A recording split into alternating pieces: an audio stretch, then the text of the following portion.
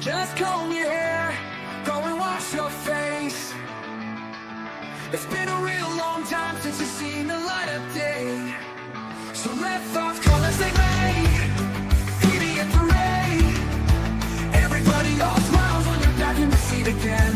All aboard the Petty Express to a beautiful darkness. It's full steam ahead to ride the rails to our next destination. Yeah!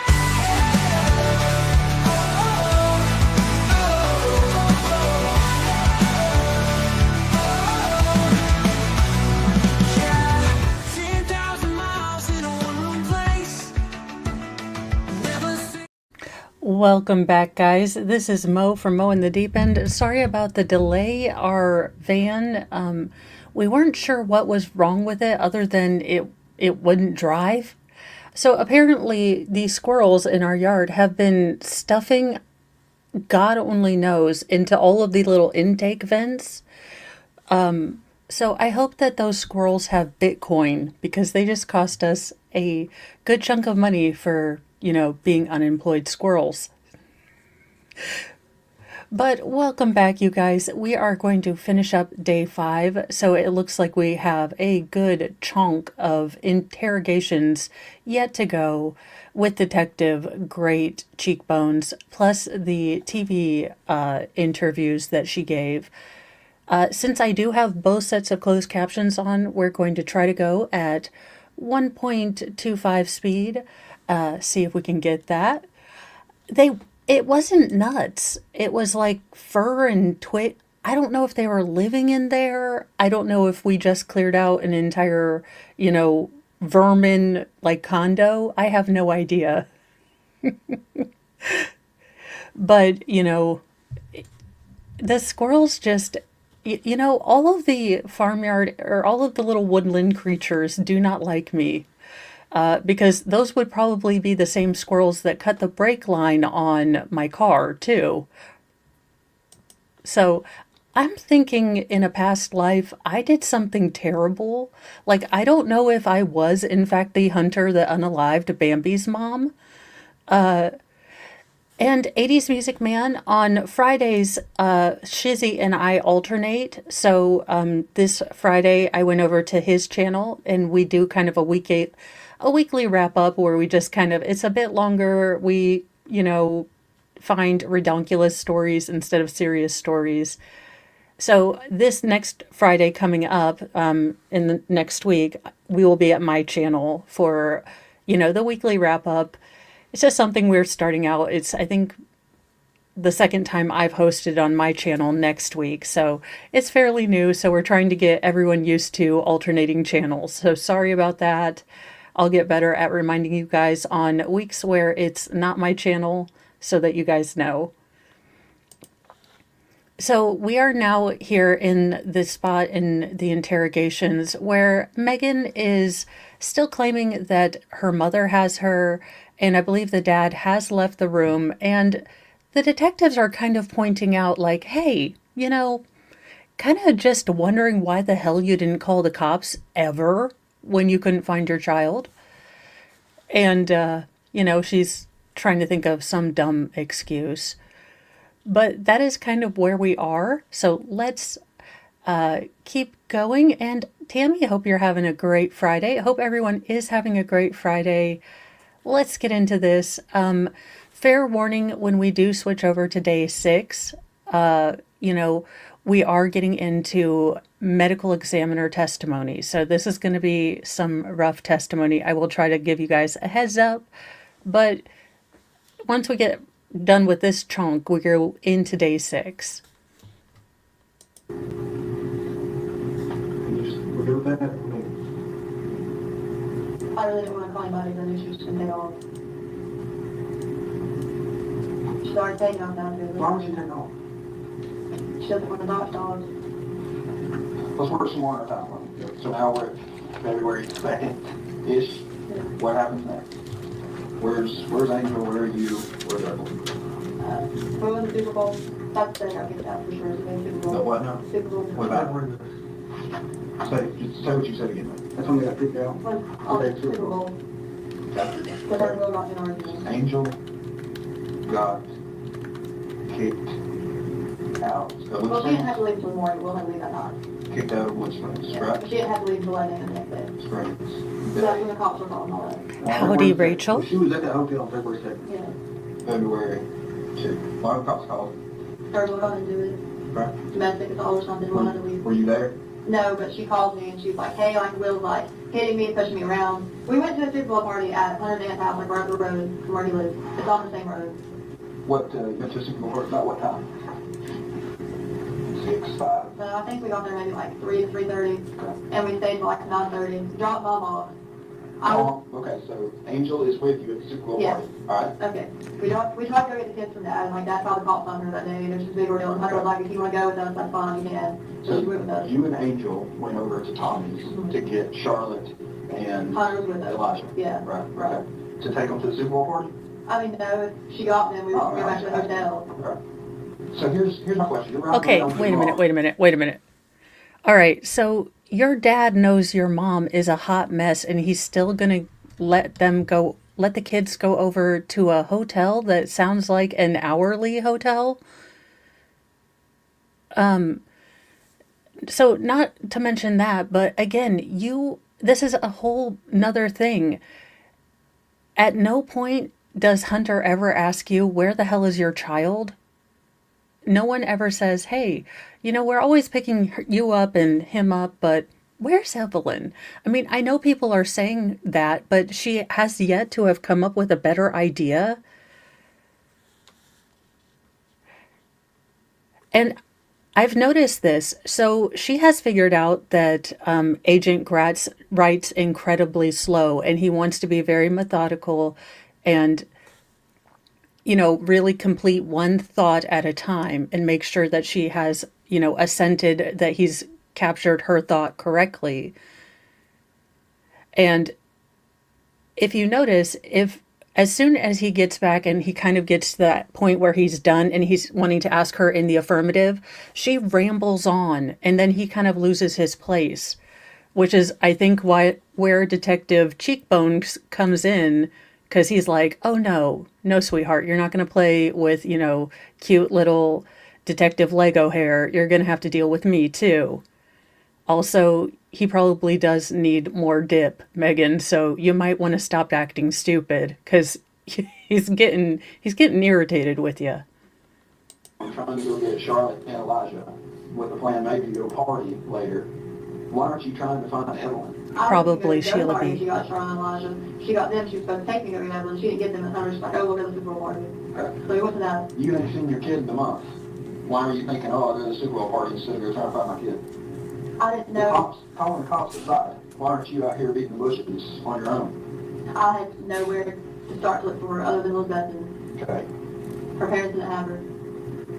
Good parents. Mom, Okay. one of David, Joan. Did you and Hunter ever have a conversation like, So what, 3 people? I mean, hearing you talk about Billy, Cletus and them, I mean, damn near everyone in Bluntville and Elizabethton. So you're telling me you had no idea where to start looking if we buy your story that you didn't know where your mother was. It sounds like you were connected to every, Tom, Dick, and Harry around the holler.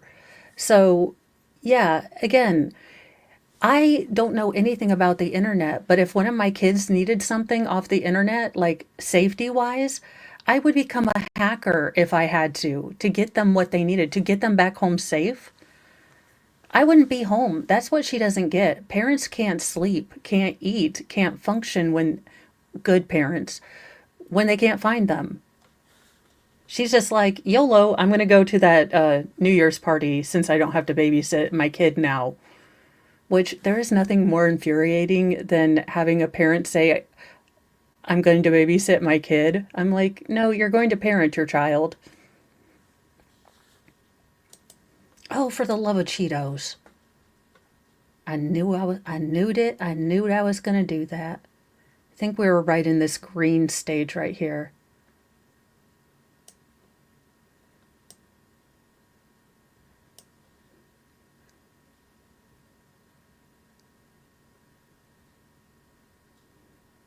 No, we're right about.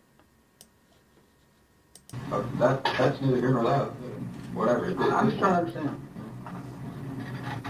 I'm just trying to understand how that you are, that you're okay with it. Well, I wasn't necessarily like okay with it, but like I said, everyone's like I have a lot of options. I'm not gonna lie to you. That you're working every day, going to Super Bowl parties, going here, going there. But I guess we supposed to go this way. I think we've established it, but I know we talked about it last night. I was getting zoned out of it. I was tired. We all are. So I guess you have a birth certificate for Evelyn, right? You're listed as a mother. No father's listed, right? We talked about that. So you would be the primary parent. You are the mother. You're her legal guardian, right? You're her natural guardian, natural mother. I know you have this extended family that loves her, but you're her go-to, right? And you have no idea about her well-being for how long? A while. What's a while? A while could be 20 minutes. The only time I saw the picture was on January. Okay. So we're talking, you have no idea about her well-being. You don't know if she's safe, alive, well-nourished, flourishing.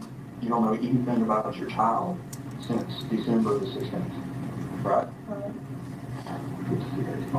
So, okay, this timeline, is there anything you've left out? No. Is there anything you've lied about in here? Just this? No. Okay. Not that you know of right Do you now. have reason to believe that Evelyn is not alive? No. Okay. Well, let me ask it the opposite way. What reason do you have to believe Evelyn is still alive? Hope.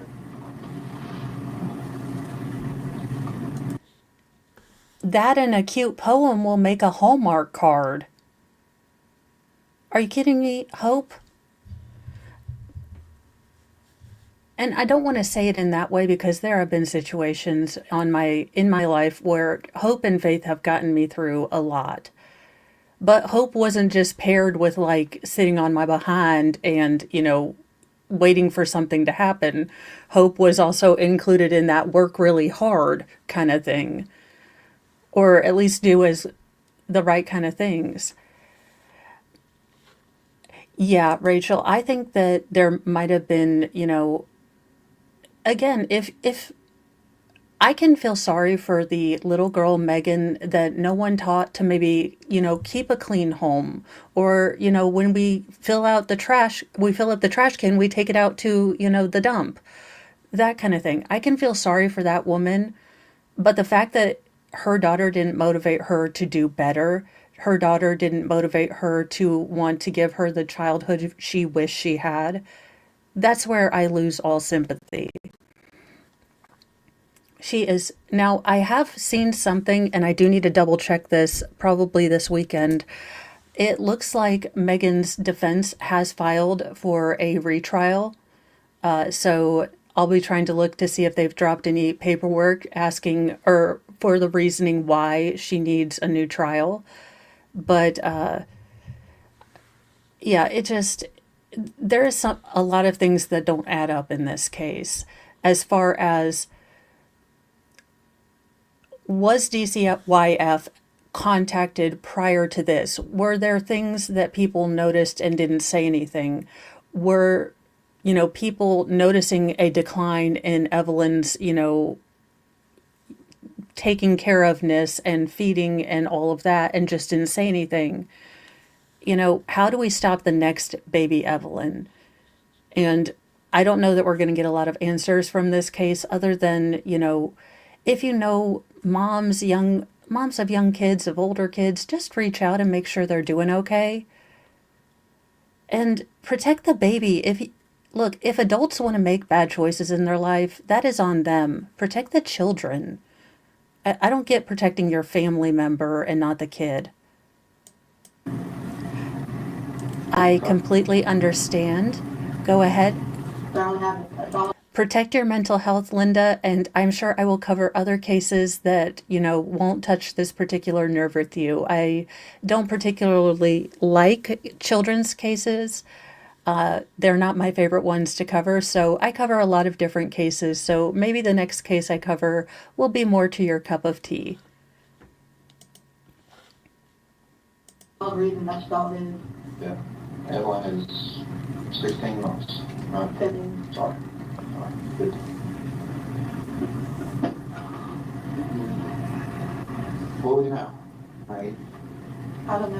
can't find you no longer.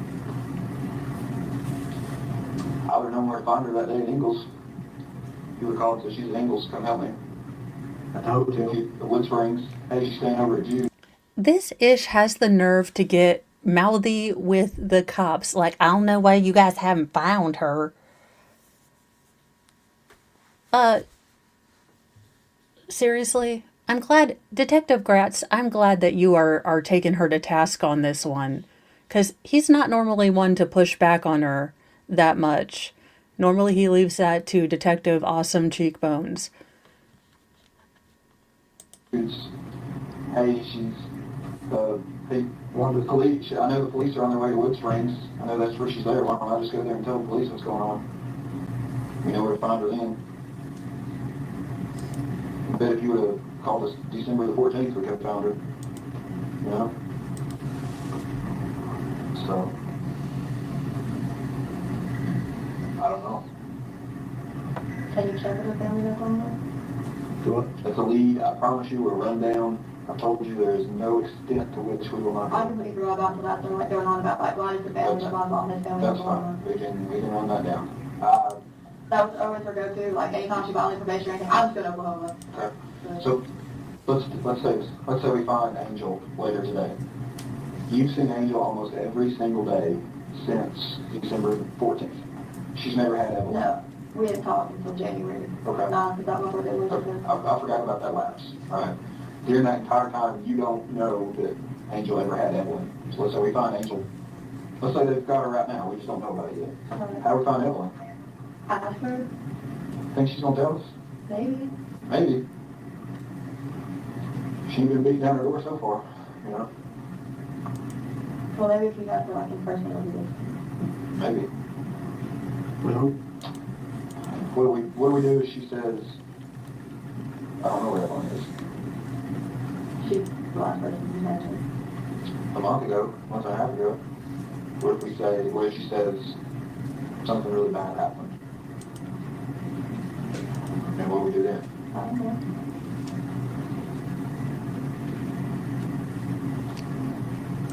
This is where if I was faced with, the thought that I might never see my child again, this is where moms start to cry.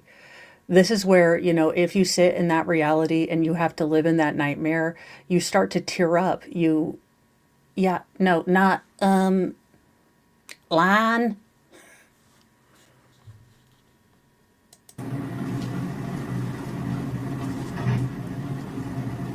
Anything else? Anything you've not told us? is that true? Yeah. Yeah. I mean, we've been around this circle, around. Well, Jill Elms, hi, all about to go to bed here. It is 2:11 a.m. and I also had a few drinks. Well, cheers to having a pretty good Friday. That sounds like a good Friday to be having. Get some rest and make sure to hydrate in the morning so you don't have a headache. Around and around and around. And we've been nothing but nice to you. Give you every opportunity to tell us. We are trying to help you. Do you understand that? I do. And when you tell us lies, It doesn't help. I know. when we've got all these resources tied up running down bullshit that you know is exactly that bullshit, like all that with Ethan. You know how much time we wasted on Ethan when we could have been looking somewhere else? You knew. You knew that was bullshit. Let me go back through it and make sure I got everything straight. So I think on the 17th or maybe the 18th, someone from Sullivan County talks with you, right? That's the idea. And that's when you give the story of, well, I left her with Ethan, right? And I'm not trying to badger you, I just want to go back through it, but at that point, you knew that wasn't true, right? Right. And then I guess you kind of fast forward, am I the next person you talked to as far as sitting down in an interview? No. You talked to someone else. Was that with the FBI? No. No, the first person she talked to was somebody else. Okay. The night we went to your house and Patty brought you up here. Yeah. You were up here with the patrolman, right? Right. That was the first night. Well, they went to the chicken shack and Hunter took me to the chicken shack. Okay, whenever, you came from somewhere down around 75 up here and talked to us. But let me ask you this, That's they good. showed up Chicken Shack looking for you, like, hey, we're here to talk about Evelyn, I guess. So you say to Hunter, hey, can you give me a ride to Chicken Shack? No, Hunter's dad called, and I answered the phone, he said, hey, let me talk to Hunter. Yeah, Okay, and then Hunter was like, oh, well, there's like a detective there, something. I already talked to him that day. okay. This was a little bit after I talked to him. Well, Hunter takes you over there to meet detectives, right? It was just one call, Well, whatever. Medical patrol program. Hunter takes you there. Yeah. How far of a drive is it? less than 5 minutes. 5 minutes. During that 5 minutes, y'all ever talk about what you're fixing to talk about? No. Hunter didn't ask. Or No. so He didn't say what the police do. Nah, if my girlfriend or whatever would have get. All he told me on the phone, no, I hear that, not on the phone. He came home from work a little bit after the second was in there, and he was like, some guy called me about your child. And I was like, I know I've already talked to him. Uh-huh. Yeah. Yeah, sounds like, I mean, just like me, when Mr. Mo calls and I have to go meet police, I generally just don't tell him why I'm going there.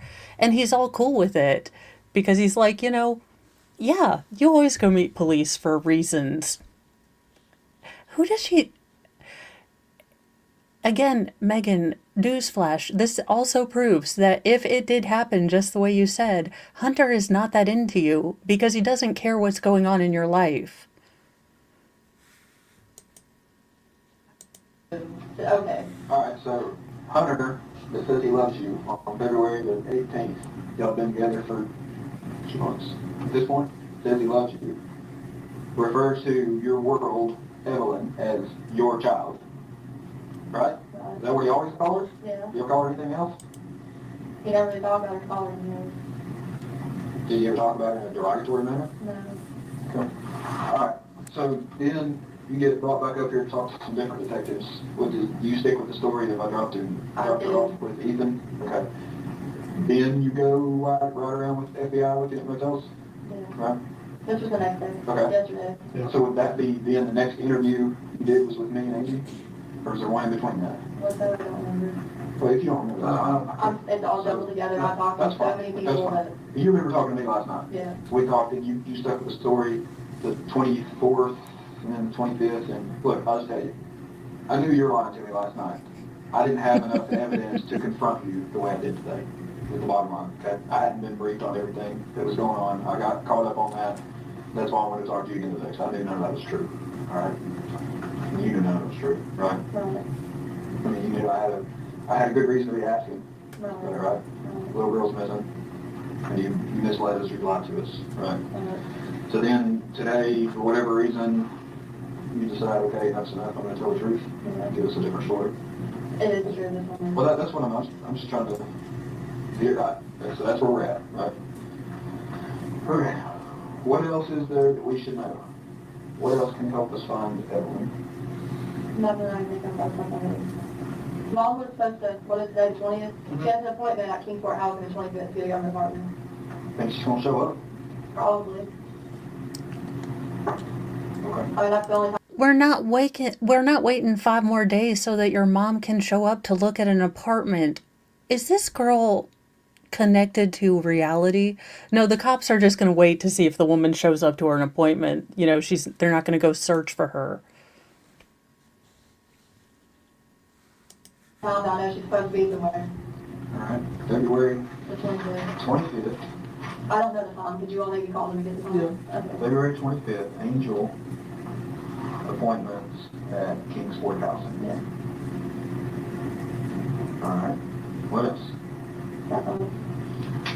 Who's Angel's boyfriend right now? William McLean. Nobody else. It's Jude's out of the picture. Her and Jude were never together. They just lived with Jude. Oh, sorry. William McLean. Seen her? Will lived with her at Jude. Okay. They paid Jude rent. I didn't know that. All right. What else? That's all. Does she like Taco Bell? Does she go to bars and sing karaoke? What does this woman do other than hang out? Hungry? No. Let's get some food. No. Water. Bathroom break. Walk out, get some fresh air. Maybe. Anything? Let's, I think we could use a break too. So maybe we'll step out over here. If you want to walk out the way this elevator works, you've probably been up there enough. You gotta have somebody go down with you. Okay, we'll give you some there, okay? Sure don't something drink? No. All right.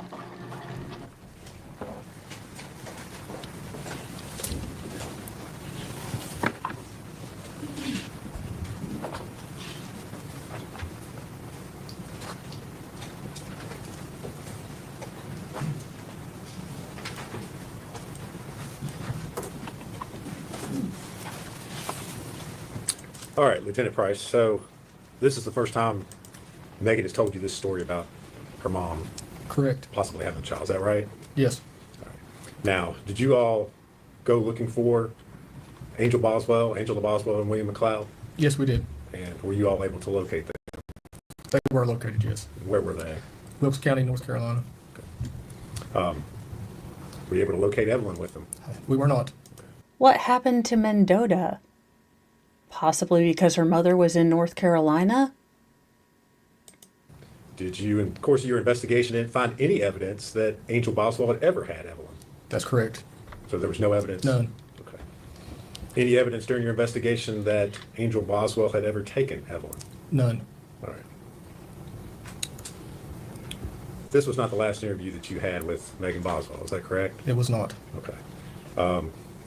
After you learned that the information she had told you that day was not correct, did you all come up with another strategy as far as how to get additional information from Ms. Boswell? Yes, we ended up interviewing her again. All right. And would that have been the next day, February the 21st of 2020? Yes, that's correct. Okay. And on that day, did you all interview her along with various items of evidence that you had collected from that Hunter's residence? Yes, we did. Okay. And if you would kind of tell the jury what you did, what your strategy was in interviewing her on that day. So we were doing our best to narrow down the timeline of the last known credible sighting of Evelyn, who, when the last time we knew her to be alive. And so she had several items that we had gotten from Hunter's house in a box, kind of like, she called it a memory box. And there were different photographs and items and letters and that kind of thing in that box. And we sat down with her and we basically asked her, when did this happen? When did this happen? To narrow down. Again, we were trying to narrow that timeline down as close as we could get to what we could prove to be the last time, Evelyn was seen alive. All right. And obviously at this point in time, you knew Megan Boswell had told you things that were not true. 100%. Is that correct? Right. And did you confront her during that interview with her inconsistencies? Yes. All right. And did you record that? You said that interview was the next day, February 21st, 2020. Is that correct? That's correct. And was that interview also conducted at your interview room over at the sheriff's office? Yes, it was. Which again is located here in Bluntville, Sullivan County. Correct. Correct. Did you all record that interview? We did. And prior to coming to court here today, did you have an opportunity to review that interview? Yes, I did. And was that what you watched, a true and accurate recording of the interview that you had with Megan Boswell on February the 21st of 2020? Yes, it is. Judge, at this time I would move to make that exhibit 221. Yes, sir. So, did you want? Judge, I would ask to publish that interview at this time, play it for the jury. No objection.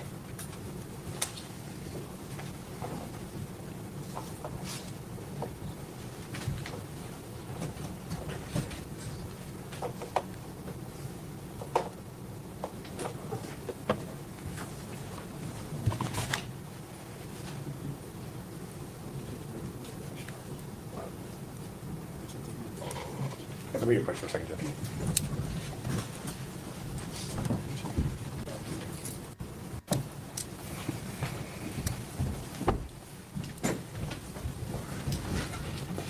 Ladies and gentlemen, they just told me this video is a long, so we're going to take our afternoon break. I thought that was the right thing. I think that would be awesome. I'll tell you about it. Everyone stand.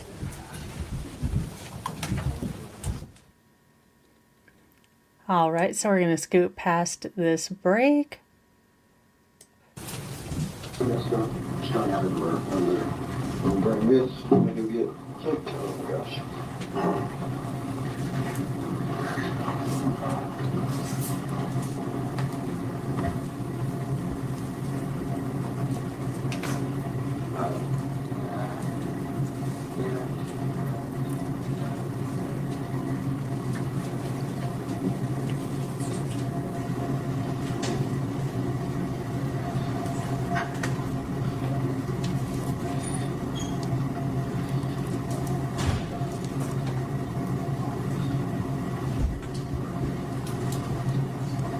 Hands off, hands off. So, we're with the pictures, we're kind of making that time frame. I'll shut the doors open. Your grandma's downstairs. She's like that. Where was that at? Tom frame pictures. Where were those pictures? They're right here. That's good pictures. These are good pictures. Yeah. I know we kept you here a while, you're kind of in a time crunch.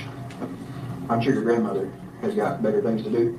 Well, I have nothing better to do, trying to find my child, so. Okay, but basically what I'm getting at is, if there's any point in time you need to get up and leave, just go. All right, you're free to leave. He's kind of in the way. Well, I just kind of wait until you're like, hey, we're done with you. Okay, I'm just saying, you're free to go at this point. So, we talked. Megan, he's not telling you because he thinks you have an appointment to go get your hair done. No, he's telling you because he has to tell you right now that you're still free to leave at any point because you're not held in custody. Like no, I decided to cancel all of my plans. Talked about the pictures. I may get into a little more questions. Are you okay with answering some questions again? Yeah, do you want me to sign the papers? I don't have to, like, I find somebody, I'm definitely more than okay with talking to you all, Do you but. care to do it just in case? Okay. I'll just follow this. My mind is scrambling everywhere. I'm still trying to figure out why these kids shoot on me. Yeah. No, don't forget to Mirandize me. Good God. This chick is ridiculous. That's weird. The newest phone I have, if I don't have a number saved, the number comes up, it's like it guesses who it is. So like if you call, it might actually have your name on there, even though I don't have it saved. I don't know how it works, but it does. Alright, well, I'm kind of getting this stuff together. I'll let you start going now. Oh no, these stuck together, I got some of that stuff on there. I'm so sorry about that. Okay. I done messed up, didn't I? Alright. Okay. Mom, Yep. 321,001. So this is in November. That was taken out of mommy's house. When? On mommy's? Grandmother lives downstairs. So, I'll let you go ahead.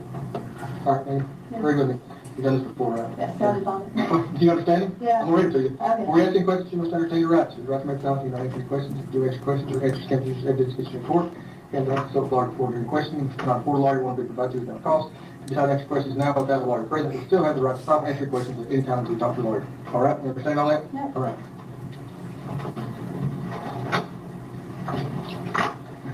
Applebee's, we don't know. Okay. Is this the same trip? Yes. They're all What day was this on? the 21st. This picture, I think, if it would have been warm in November, I think it would have been sometime in November. 21st, they're all from the same, I'm wearing the same clothes as those. Tell me again. November. I don't know when in November, but I'm pretty sure it was. The only reason I know that is because I went to Applebee's after DTS sent me money for going to school. I went to Applebee's after I got that money for October. Now that I think about it. Because I had money to go to Applebee's. Same trip. Oh, well, I'm so glad that, you know, the money that you're supposed to be using for school, you're using for Applebee's. To be fair, those riblets are pretty good, so I'll give you a good riblet basket. So those are just the same pictures for another year. Way earlier. That is from December 6, 2018. This pen is messed up. December 6th, 2018, at Wilson Homes in Greenwood. 18. Yeah. So Evelyn was less than my old. They had like a family thing for like the children in foster care. That's what that was. That's great. Wait, if I turn these around, I just realized that. This picture was taken on the day that she turned 4 months old, to my 18th birthday. So 3/21, 2019. I have some days I remember really specific. 06/30. That one comes after that one. That one's more recent. You remember that date because it's your birthday. You remember specific things about you, but when it's Evelyn, you don't really remember things. You remember them in relation to you. So it wasn't that it was, you know, Evelyn turned 4 months old. That was your birthday. Okay, nice try, ma'am. Reason if you're going from. Sorry. Okay. Yep. When was this one? My dad has the pictures. It was from sometime in February 2018. So we're like, well, this one was December 6th. No, that was in February 2019. I'm sorry. Forgive me. Because, yeah, Evelyn was with us on that trip. My dad has the pictures of like me, him, Ashley, Lottie, Charlotte, Mikey, Sarah, Evelyn. What about this one? Where's first birthday coming? That's not first birthday. That's Christmas? Christmas. That would come after that. Right there. First birthday would have been somewhere between these two. Like right, yeah.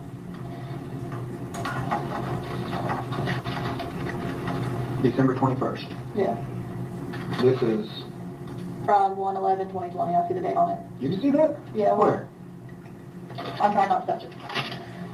Way off. That was food we picked up for Jason, the guy who lives in the basement. Jason and Jason. The set. That's fine. We're just making time to go right there.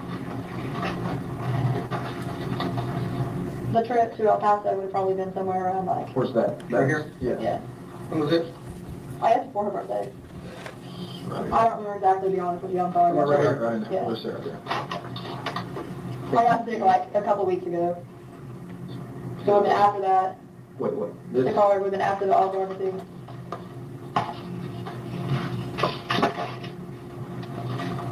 This is. 100% So just put it down here. I don't know what I wrote down there, you're gonna ask me, I don't know. We ran into it because him and his dad were arguing over chicken check clothes. Before or after? After, I cut him out as well, as probably doing. Probably add something to me. He did or you did? He did. Alright, so The ultrasounds were obviously prior anyway. prior to the pictures. Yeah, because she was in my stomach. Right. The first big way night trip, the first time I took her was the night they opened. Yeah. Which these pictures are from that, but I took her the very night they opened. It's gonna kinda go in weird order. Okay. We're gonna start way back here. Okay. Ultrasound.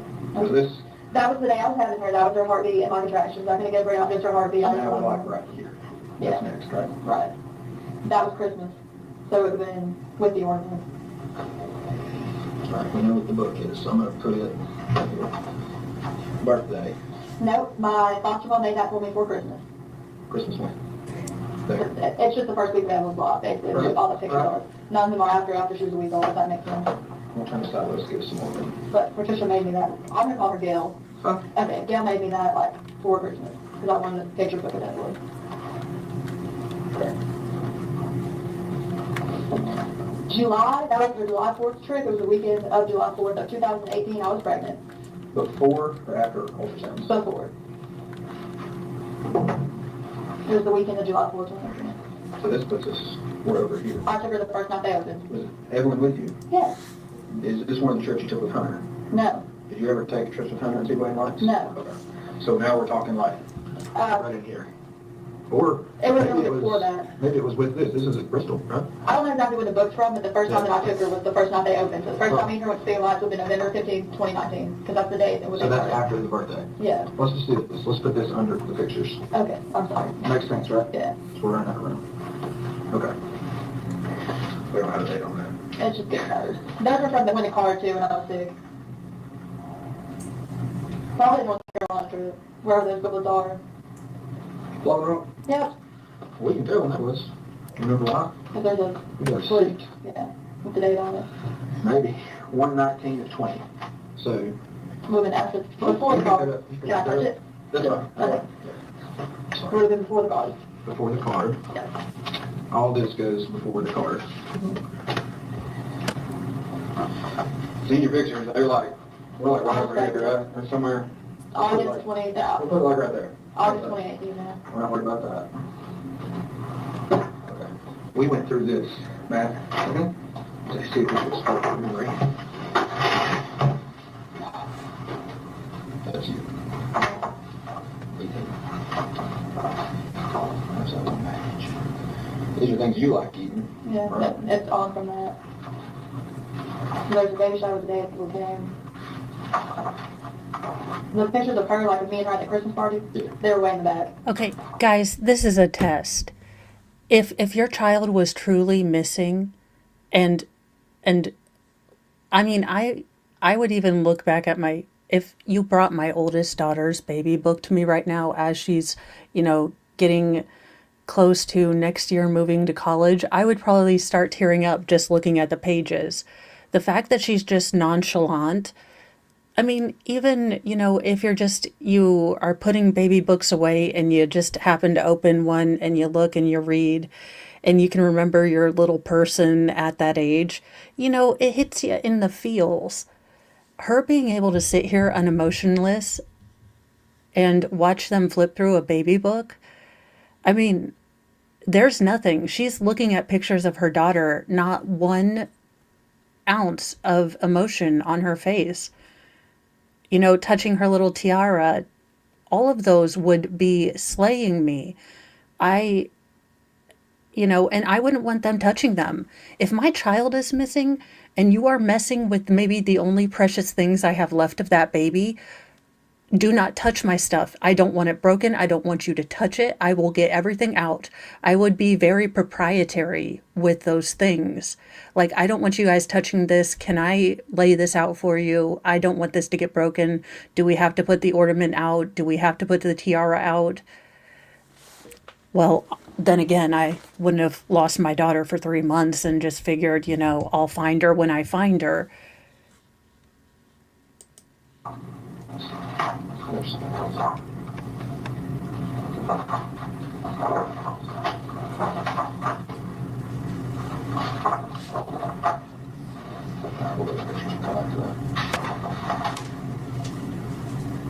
She and Evelyn, she was 6, yeah, Okay. so the same place. Okay. That is Evelyn was Santa, her first Santa. First time she met Santa, that was the same day, at the same Christmas party. Okay. At Wilson So Hall. then there's all kinds of- It started at 6 p.m. All right, well, we know you didn't have a first birthday party, really. No. But, I got her a little cake and let her smash it out like regular, but it was just me and her. I didn't mind, like, once you do one day, the other can do that day, I just couldn't every day, and I said, well, just screw it, it's my child's first birthday, I'd rather it be just me and her anyways, ranging around you all the time for her first birthday. do you want to fill this stuff in? Right now, she doesn't have a birthday party, Well, so you did the birthday smashing thing, right? I'll fill it out later. Okay. What are we gonna put here? Nothing, she's not 2 yet. What are you gonna put here? Probably pictures of her second birthday party. What do you want to do at her second birthday party? I actually have a really nice birthday party. I brought balloons and stuff. Her first one, Okay, Detective Gatz, I know what you're trying to elicit from her, and I know you're really not getting it from her, and she's not picking up what you're laying down, because what you're trying to ask her is she still here to be come to? But that would take her having the more emotional depth than, a puddle that's already dried up. So you're going to have to, you can't beat around the bush with this girl. You're just going to have to say, we know you're lying, fess up.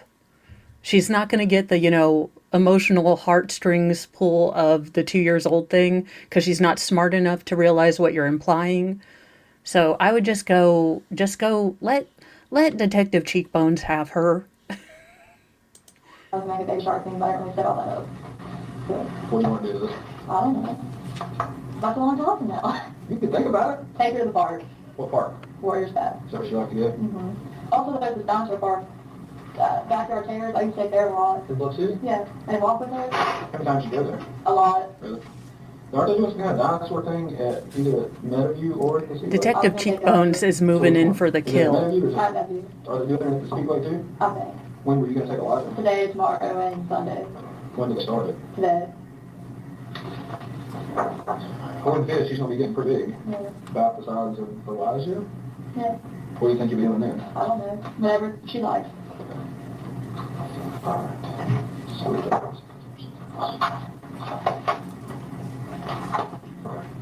So, let's go back. That was before the ultrasound. Oh, I see. Yeah, we're going this way. Okay, So we've got basically, 4th of July. wait, did you have like, oh, I never, I've got stuff to do in there. Let's look at that. Okay. So I think she was talking about 2 different parks. She really muddles up her sentences, but I think she mentioned a park called Warriors Way, and then she kind of had this blah attack. So then I think what she was saying is that there might have been a special kind of traveling dinosaur attraction that was coming to the town, and maybe she was planning on taking her little brother and siblings there. But I think she was talking about 2 different parks, I think. But it's hard to figure what Megan's talking about because, she has asked a dozen times, but I still don't know what she's saying.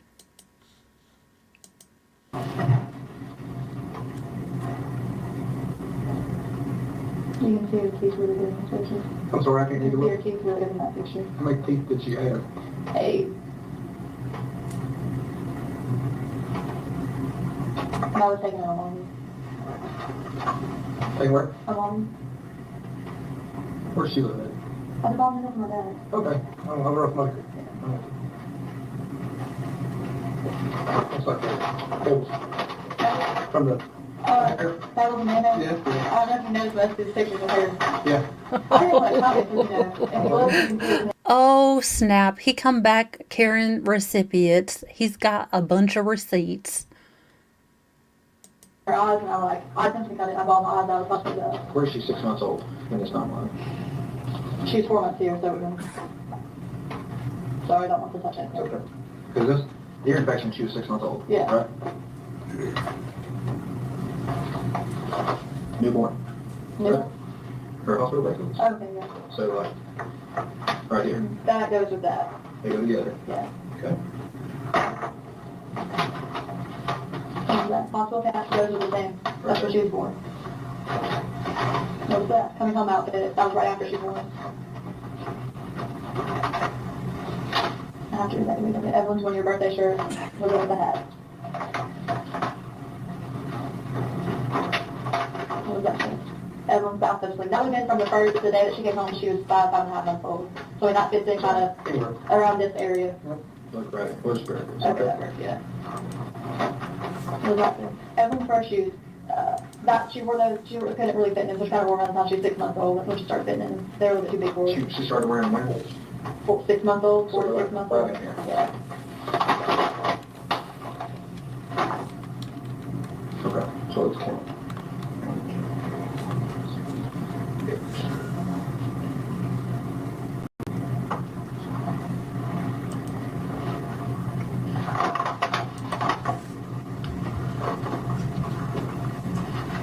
Alright. So, we'll just count this as one. So from the time we've got like ultrasound pictures, we've got 27 things that were in that box, Yeah. plus this, and we can count that as one or a dozen, whether it's 28. And let's just start the last thing. Her birthday was on the 21st. Yeah. That's kind of where this stops, Yeah. on the 21st. Did you have this birthday cake smash on the 21st? Yeah. No, it was on the 22nd. Take that back. Why? I'm just curious. Because we were trying to have a birthday party on the 21st. My dad and mine ended up being at work late. So, Yeah, no, then they wanted to wait till this weekend. I was like, no, it's my child's first birthday. I really didn't want to have you on here anyways because I want to spend it with her, to be honest. So. That's understandable. Okay. So we got like 28 some things, if you count these. Like, Both of these closed captions are doing yeoman's work, and I still feel like they're getting about 75% of what this chick is saying. Okay, Amerigroup, I don't want roofing. Stop calling me. Stop having other people call me. I don't want a new roof. like 30 something. And then this one, Those are all from one trip. Some of the pictures are the same. I meant to give those to my dad and I never got around to it. That's from the same trip. and this one was taken when? December 21st. It was after December 20th. You're so sure of that? Yeah. You're so good with all of these other dates. Yeah. So, Is that a bad thing? no, it's great. It's a great thing. So we've got all this stuff. No, he about thinks you're Evelyn lying. Leading up to December 20th. Yeah. And then it becomes, That would have been about like either 4 to 6 days after mom took her. okay. So then we got, I never put that stuff in baby box. Hang on a second, hang on a second. Okay. so we've got the trip briefly here with Evelyn. And the trip with Hunter, we've got 1, 2, 3, 4, 5, 6 pictures. Tell her. Yeah, isn't that interesting, sweetheart? Didn't think about how that was going to look when you have, almost daggum near 1/4 of the pictures, you have of your own child, you have of your boyfriend for one trip. Dang it. Yes, but like 4 of those pictures are these same pictures. Okay, but there's 6 pictures there. Yeah. Right. And then, I have pictures of Evelyn from this trip, but Dad has them. okay, all right. They're not in the baby box though, right? And then the 21st, No, that's The 11th. 11. Evelyn's missing, and you're out getting shrimp Alfredo for who? Jason. Jason. That's it. And Evelyn's missing on, this one has the receipt. Mystery. Yeah. Evelyn's missing on the 19th. You're going to Bowling Rock with Hunter, And, stopping and taking pictures. he saw state that. Right. And then you got this big long letter. Hunter wrote you this big long letter, right? Like a couple weeks ago, I was due. Doesn't mention, sorry, we can't find Evelyn, right? You mentioned, you write this letter to Hunter, I'm sorry, love you always, because you all are fighting. Yeah. You're not fighting over looking for Evelyn, are you? No, Should you be? She is not picking up the petty that you know, the nice, kind, polite detective is trying to throw out. Again, you too, she is too oblivious for subtle snark. You are just going to have to call this effer out of her name. You are just going to have to call Megan a lying liarton who lies, because these subtle things that you're throwing out there, she doesn't get subtle. She damn near doesn't get a barn in front of her face. So you're just going to have to come right out with it, sweetie. You're not ratcheting up the tension because she's too dumb to realize that you're calling her a liar. I mean, Hunter's never really that concerned about it. Exactly. Here's my point. You were all about Evelyn. You did all this stuff. You saved the bracelets. You saved the cat, the coming home outfit, Evelyn's bathtub sling. You saved this picture. You saved these little footprints. You saved this first Christmas. You saved this book. You saved the trip to Ripley's picture. Can't read upside down. The bracelet from the ear infection. You saved that. This came from the baby box. Her first shoes. You saved all that. You've got this from the first birthday party. Evelyn's 1 year birthday shirt, worn for 3 days. You can sit here and tell me you know she wore those for 3 days. What 3 days were those? The 20th, the 21st, and the 22nd of November. Of November. You know that right off the bat. Yeah. Because you loved Evelyn, right? I do love it. You love Evelyn. I just want to clarify just so it doesn't sound bad. She didn't wear that. Oh, so she did not catch his past tense, but I certainly did. Now, I don't know what she hears beyond that monkey with the clanging cymbals in the, when in her own head. But I definitely caught the past tense use of love there, but she didn't. Of course, she doesn't catch much. You loved Evelyn, right? I do love it. You love Evelyn. I just want to clarify just so it doesn't sound bad. She didn't wear that shirt for 3 days straight. I washed it every night. I understand what you mean. Okay. You may Sweetheart, I don't care if she wore the daggone shirt for a week. That is the least of your problems. No one gives two rats rah-rahs what you did with her, a while ago. We are trying to find her. I don't care if you let her wear the same, Superman outfit for a week. We're trying to find your baby, not litigate shirt wear. For the love of... made a trip all the way to El Paso for her to see her dad. You drove, right? Did you do that for yourself or for Evelyn? All right, look at all these pictures you're taking over. You're so happy with her, right? You saved the Speedway life. It stops December 20th. A minute ago, you started crying on December the 20th. What happened December the 20th? No, I was crying on the 21st. Okay. Because that was the day she would have been a year and 1 month old and Mom had her. Okay. I didn't have her with me. On That was sad. December 21st, you were upset because you didn't have Evelyn with you. What efforts did you take on that day to go find Evelyn?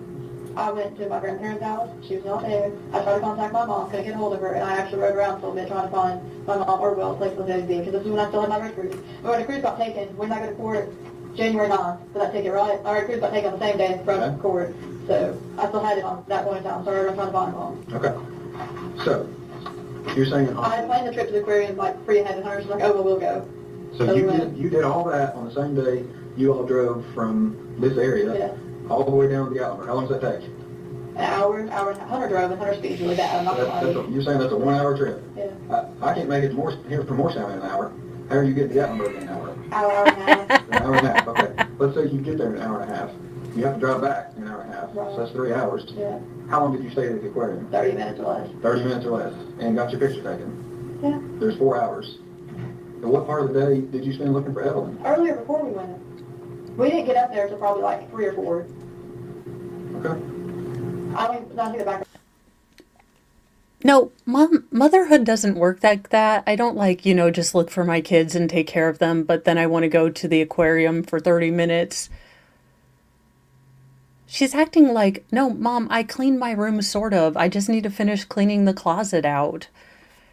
And then I'll totally be done.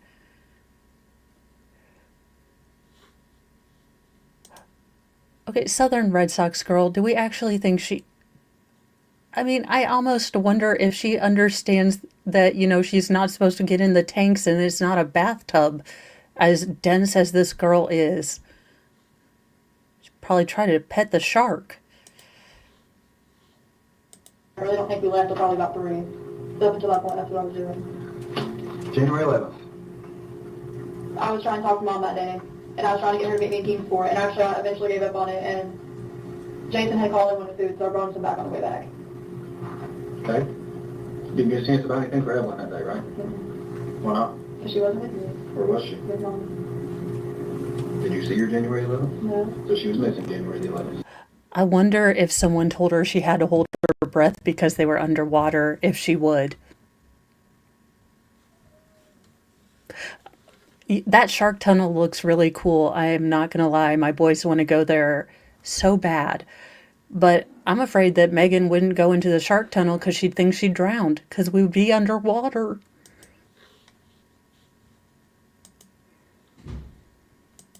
Yeah. Right?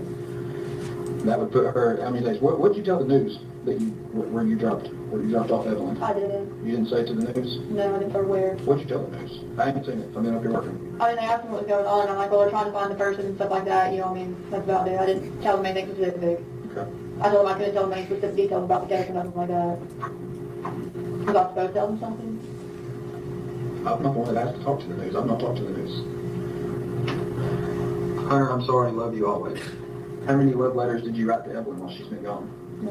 Why? Why would I write her love letters? Are you going to talk to her when she's old? Holy.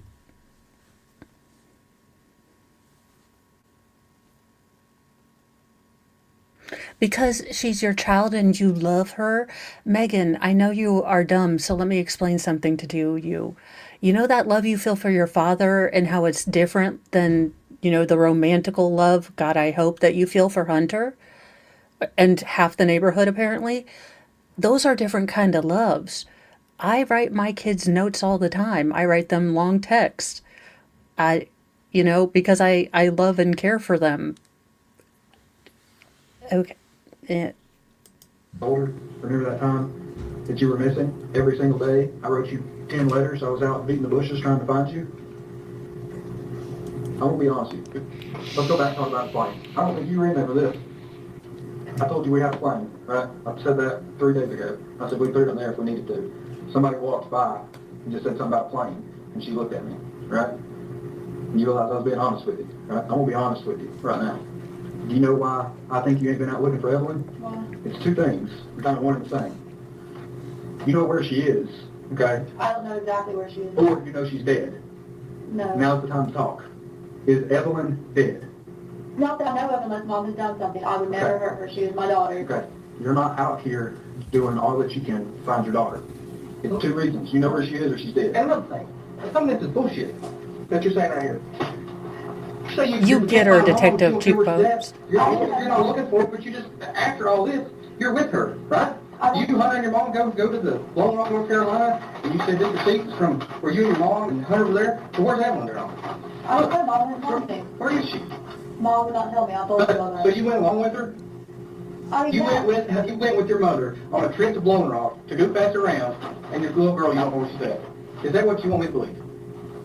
Well, she desperately wants you to believe That's that. not what I asked. You went. You've got detail after detail after detail after detail of this little girl. Her whole entire life. Basically, daily. You can tell us specifically to the day, to the hour of what was going on in your child's life until here. Look at me. Is everyone ever going to get to wear this? Yes. Well, I shouldn't have fit in it. 18 months. You know what I'm asking. Yes. No, she doesn't. She's special. There's no way. There's no way. I'm a parent. There's no way. No way you don't know. It's impossible. I honestly thought she was my mother. Bullshit. Every time I'm being honest, every time I ask my mom, she'd be like, she's in the same place, don't worry about it. I don't know what else you all want to know. The truth. It's called the truth, sweetheart. It won't set you free. It will imprison you. I'm trying to help you all as much as I possibly can. It doesn't make sense. I love how she's getting all indignical. Like, I have tried to help you. Like, it's not my fault you can't detectivate really good because my mama is my mama. And I done knowed, like, all the places where she done been. But you're the cops. You should know more than I knowed.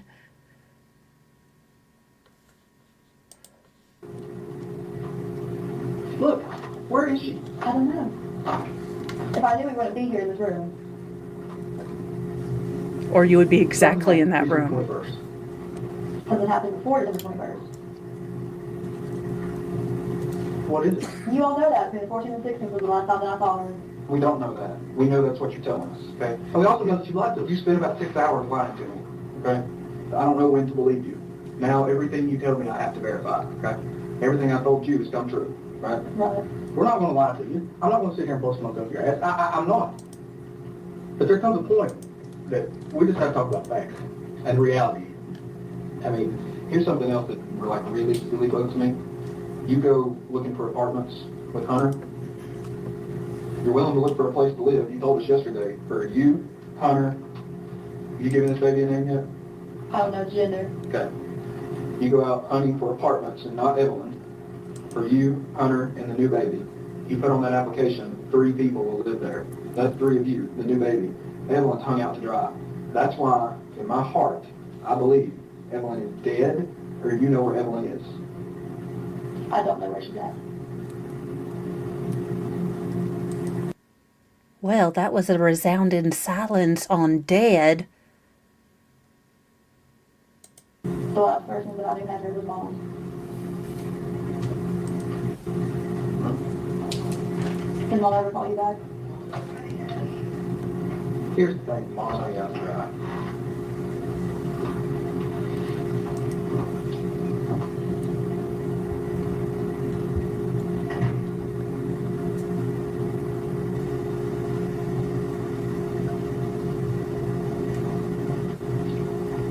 Keep it up for 10 more minutes. She's going to break. No, it's not. And I can 110% say that. I know I liked you all before, but after I started telling you everything with Mom, I've done nothing but tell you all the truth. And I don't know if you've noticed, but I've been talking more I know you have. and stuff like that. That you just, I mean, do you not care about her? I do care about her. Let me up here. What bullshit? You don't care about her? She's been gone for how long? You never picked up the phone. You never called. Preach. You just didn't know. Preach. We didn't know. I mean, we're 2 months behind finding her. You want me to be honest about why I didn't call? Yeah, please. Okay, after everybody's on talk about it, I thought you weren't any good and wouldn't do anything, so I thought I'd do better calling you on my Well, own you're here. going to blame. Maggie, that's not even believable. No. Okay, that's a lie. Okay, whatever. I mean, I know Maggie's mom, and she may not like us, but do you, like I said, do you believe everything you told me a minute ago? You didn't believe everything she told me. Not only she said that, but literally everybody else. Who's everybody? Steven, Bud, Lacey, Dana. Have you ever talked to law enforcement before in your life? No. So you're basing everything on what? 3 or 4 people that are always in trouble with the police, dopehead, drug dealer, overdose victims. Hey, guess what? Just in a second, I'm gonna walk over and grab my work phone. Christy has been blowing my phone up. She's done more to help Evelyn than you ever did. So if that excuse you just told us is true, which I don't believe, it's insane. Because Christy's daughter died, and the police investigated it, and for whatever reason weren't able to solve it, she still has hope that the same police, this man right here, can find your daughter. Do you want me to show you all the stuff she's been sending me? You want to see how many times she's called me today? I finally had to tell her to quit calling me because I was too busy doing other things. I had to send her to the 1-800 number. Christy believes in us and believes in Evelyn more than you do. And that's how they would probably have to be to me. They would probably have to say, stop calling. I know you probably saw some, little toe-headed boy walking down the street, but that's not your son, okay? You done called us about him yesterday, and that's, the Jenkins kid from down the street, So she doesn't get it, or she does get it, and she's just going to brazen her way through it. Again, let's see how that worked out for Megan. Now, I haven't skipped ahead, but I do know I did see or at least X, and it makes the rest of this trial a little more bearable, knowing that regardless of putting a bow in like an 8-year-old, I haven't seen the video, but I saw the picture. She's not going to be getting out for a long, long time. How's that gonna come out? How's that gonna look? Do you believe we can help you find Evelyn? Yes. If I didn't believe that, I would be up here every day. You're up there every day because you want to know what they know. I believe you.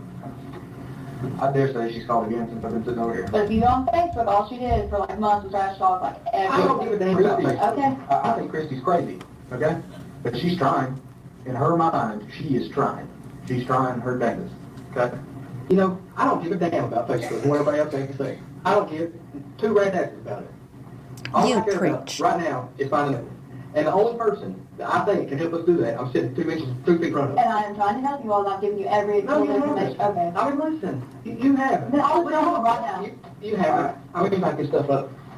There's I mean, there's nothing more we can do for you. You're gonna go home while we're looking for your baby and not care?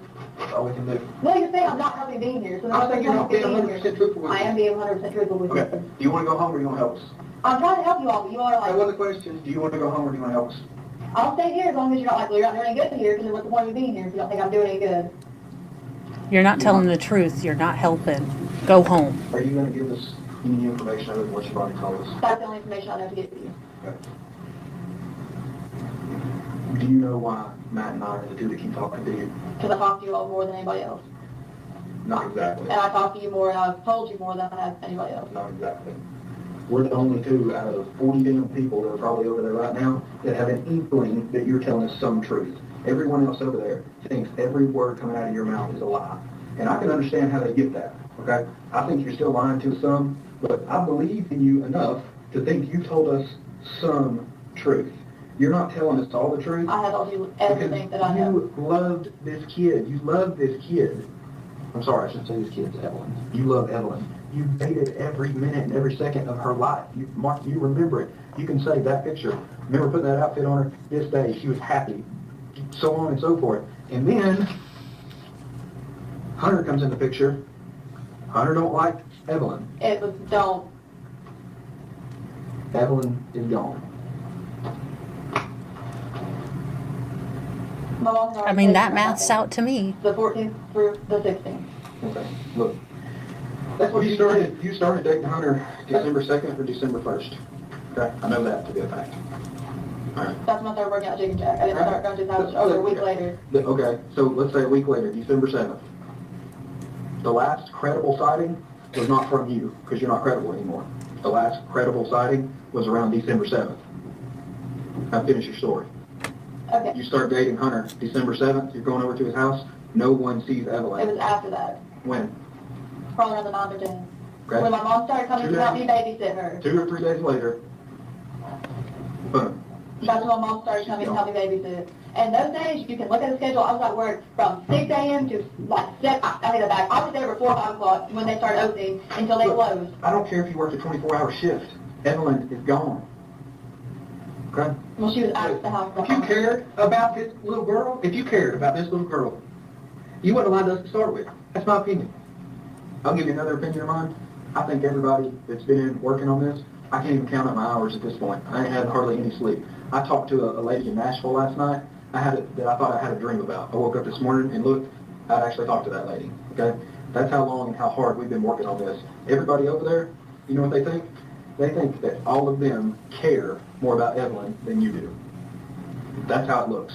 If I were to write it down on paper, that's how it looks. Your actions make it seem like you don't care. If you do care, if you want me to walk over there and say, guys, guess what she just did? She just helped us out with this, she cares. You all were wrong. Matt and I were right. If you want me to go over there and say that, help me. I don't know what else to tell you to help you. I have. Well, I mean, we can't even cooperate that your mom's the last one to see the baby. Because you can't find her. Why do you think I'm telling you, what we can prove, Okay, let me talk. What we can prove is that we, chronologically, you know specifics about this baby. Specifics. Up until Hunter. Can I comment now? I'm telling you. No. Why do you think you can't find my mother? No, the F you cannot comment. Put that shit in the back. I mean, not shit. That's beautiful stuff about Evelyn. Excuse me. Put that stuff in the box and let her take it back to her hovel. And I'm going to go talk to the people that really care about Evelyn. And I'd have walked out. Because at that point, I wouldn't have stayed to re-engage. She is wanting to fight that she is not lying. And I've made my point. She doesn't care about Evelyn. I'm walking out. They are continuing to engage with her, and maybe they're going to get something. Why? Yeah. I have no idea. You tell us why. We've tried our best. We got a freaking plane up in the air trying to find them. Okay, and I feel like that should tell you all something, because people, if I did something, I would be up here talking to you. I would have been like, I'm a lawyer for come up here. I wouldn't say anything. Tell me that I would not. Okay. That's the reason why I will not talk to you all. Why? Because she knows she took her. You know when Dad was sitting here and Dad was like, oh, she got told me she's gonna have to leave, she can't come back, she can't have to leave, she can't come back. You remember that? There has to be a reason for that. Do you not agree with me on that? I agree. Here's where we disagree. I think you know more. I think don't. these guys over at the Sullivan County Sheriff's Office, they've worked and lived here all their lives. They're familiar with your family, okay? I'm not trying to be derogatory towards you. They're familiar with the Boswells, all right? You know what they told me this morning? The Boswells are a tight-knit family. They won't rat on each other. I think that is where this is coming from. I think you are doing what you were raised to do and not rat on anyone in your family. If I wasn't going to rat anyone in my family, I wouldn't have told you anything about my mom. And you know what? I did that first. And then I talked to Dad and I was like, hey, you need to tell them what happened.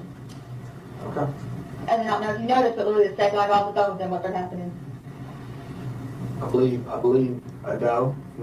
It was a little bit after I got off the phone. You told us your latest version of the truth, and then I got up to take a break, and you said, well, you call my dad, but don't tell him what I told you. You told me that story before you talked to your dad. You didn't want him to know you had told, because he raised you I not to called tell. him that morning. Okay. But you told us, don't tell Daddy what you told us. And you know why? Because he went and told everyone on mom's family, hey, they're looking for Angel. He's trying to help us. Right, but he told them why. And I thought everybody was supposed to know. Did you think we put out an Amber Alert? No, I mean, he specifically called and said, hey, I know she has the baby. Tell her to come give me the baby or take her to the sheriff's office. You think people aren't going to figure that out on their own? No, we're not smart enough, remember? I guess. Okay. Well, no, but I mean, I don't That's what you said. We're not smart enough. I can't even fathom that. You didn't come to the police because we're not going to do nothing. That's bullshit. Christy knows what it's like to have a dead baby.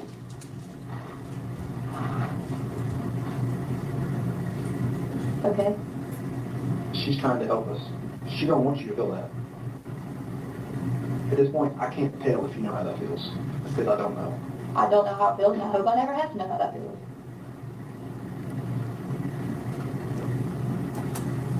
And that's what we call foreshadowing.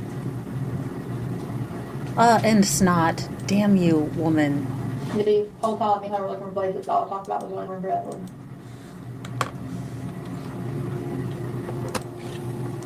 How do I feel about that? He just didn't really comment on it, but that's literally like, if you talk to the lady at the apartments we looked at, you can ask her. You think we ain't already done I talked about my daughter. She knew that. She said she had 2 kids. that? Do you remember us showing you that card that Yeah. we filled out? I Yeah. think we got that. From her. Well, still. No extent, we ain't gonna go. And look, we're not trying to be mean, hateful, jackass jerks, but Oh, I am. But that's okay because she is a hateful cahoon. So that's really the only language they understand. And yeah, we all are. Like, don't talk for all of us. We are trying to be. Don't try to apologize for us. We are stuck here in Pettyville, and we will stay here. I don't care if you want to leave. Just don't talk for all of us.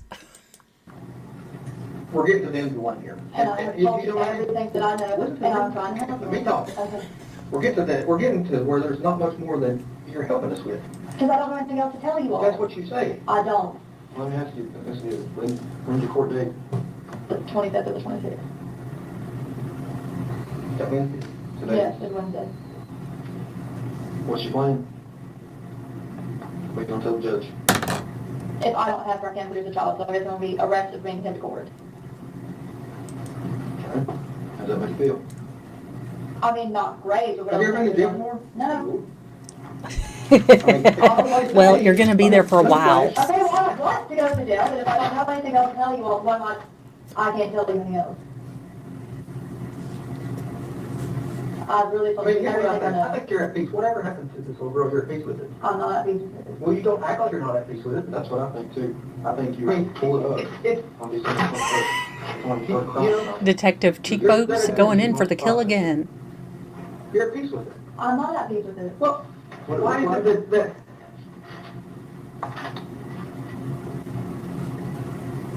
whatever Evelyn is, whether she's alive or whether she's dead, you're at peace with it.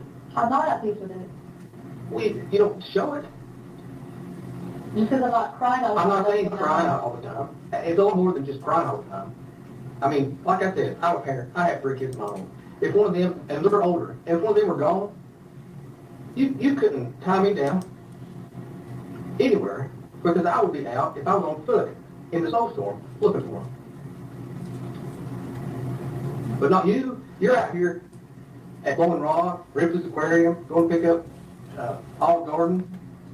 Life is normal for you. She's gone, and you're at peace with it. I mean, that wasn't exactly Yes, normal. you're at peace with it. You're with Hunter. You're with him, doing anything with him, running around here, going places. That does not mean I was at peace with And it. Ellen's gone. That doesn't mean I was at peace with it. How does it not? Because you were there. Not here with her, not looking for her. You were there with him. Are you at peace with it? No, What are you not at peace with? I don't have my child. We know that. I'm just sitting here trying to figure out what looks, what, of all of this, what looks the worst? I All can't of it. tell if it's the fact that you're going to Ripley's a week after your child's been missing 5 days, or the fact that you're picking up food provided for somebody else, some random dude, basically. No, he gave me the money. But you're going to get You it. got it for him. I was in Kingsport. Whatever, you ain't got it for him. Could have been looking for Evelyn. You're providing for somebody else. You're coming care for somebody else now. Bowling Rock, however long you spent there, you got Hunter's insurance in that box, in your baby box. I had to keep that in there. And nobody else knows. Nobody else knows. You're hiding it too. That's the other thing that I can't understand. You're hiding it. You don't know where she's at. You're making excuse after excuse after excuse for people to ask you about her. Well, she's here, she's there, she's here, she's there. I know this. The Facebook messages, we've been there too. I mean, we're not, we've got all that, right? Yeah. Okay. And telling everybody in the world lies about where she's at. Lies we can prove they're lies.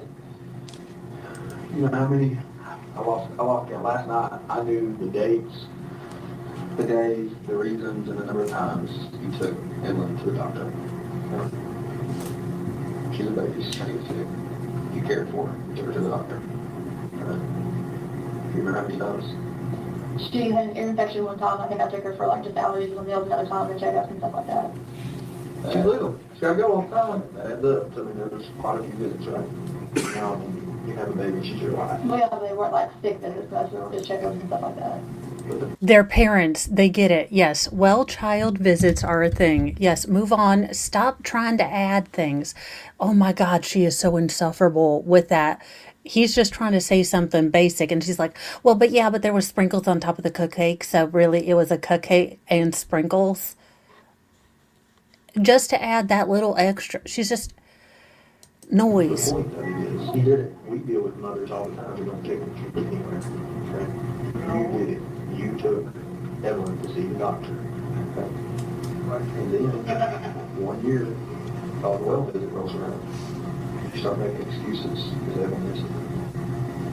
We know you rescheduled it. We know you told them that you switched pediatricians.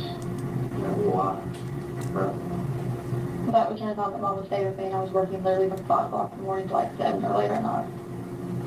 And the only reason I got a job was so I could have the money to take care of Evelyn. Okay. Where was your mom working? Nowhere. Okay, there's my point. Your mom's not fit to be having a baby. You left your mom, you left Evelyn with your mom. Now you're telling me you had to reschedule these appointments because you were at work. I was at work on those days you can work. The point, I believe that part. The point of it is, your mom wasn't at work. She was quite doing dope, right? And your child is missing well visits. If, it's a big if in my mind, if Evelyn is still alive, she ain't safe. your mom wouldn't even take her to a well visit, okay? So again, we're right back to you're caring for this baby, doing everything that a mom can do. You're getting a job to provide for her, because her daddy ain't, right? Okay. When, poof. Evelyn vanishes. I mean, really, she vanished. The last credible sighting we had. I mean, basically Thanksgiving. I can't wrap my head around how you go from never did this. This was after Thanksgiving. Look. My balloon release was after Thanksgiving. Listen, that's not credible now, because it only comes from your mouth. I have no way to verify that, okay? Swimming in lots of cameras. Look, that stuff erases. Have you talked to Bailey? Who's Bailey? She went with me to Evelyn Speedway Month. When's the first time you told me that? Look, none of your friends are co-signing any of this, but nice try. And Bailey isn't the one that had dagger eyes for you, but I mean, honestly, Bailey didn't help you out either. Just freaking now. Don't think that's important? Did we not tell you 1,000 times you got to tell us everything you know? Here's the point. Bailey Hawkins, when it was, she was there in this picture second, she was, I touched that, can I touch it? Look, She was there at Applebee's, I guarantee you Bailey will be able to help us find this baby, right? But we're gonna track her down. she can verify that. Okay, She what can is- verify most of what I'm telling you. Look, I can verify that Evelyn's alive in that picture. I ain't doing us no good right now. Okay? Let's go back to what I'm trying to wrap my head around. You do all of this stuff for your baby. You go above and beyond. You're as good a mother as there ever was. Okay? And it stops. Something happened. I had told you why it stopped, but I'm not repeating that again. Okay? I would stay in here, right here, sit right here in silence, or talk, or play music, or whatever, for another 24 hours or 24 days, if I thought we were going to be able to find Emily. But I don't think this is doing any good. You agree with me? You do? Is there anything else you're going to do to help us? I told you everything. If we need you, are you going to let us, will you answer the phone? Yeah. Can we go down with you, get that phone number? Well, I mean, I couldn't stop you, but I mean, I'm not gonna say no. We didn't what? I couldn't stop you, I'm not gonna tell you no. I didn't stop it. Yeah, You I wanted to go did. down there. Oh, I don't know, we need to get hold of you, can we call you? Yes. Okay, you gonna call us? Yeah, I didn't have a card to call you on, because I don't have one, without a shelter, but I'll get you one. Actually, you're gonna program it into that phone, where's that?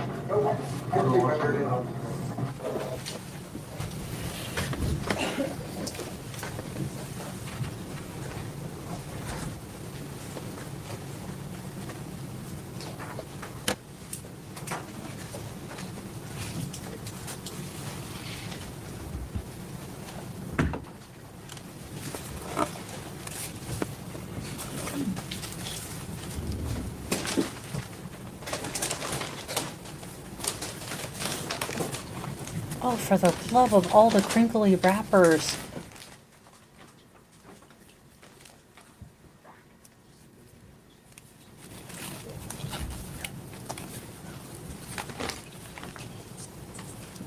Detective Price, no, earlier I had you identify various items that you all collected the night that Evelyn's body was recovered there from the scene. Got a few additional things. It's part of your duties and as part of your role in the investigation. You were aware that other items were collected as part of this investigation. Is that correct? Yes, that's correct. All right. I'm going to hand you one of those items and ask you if you can identify what's contained therein.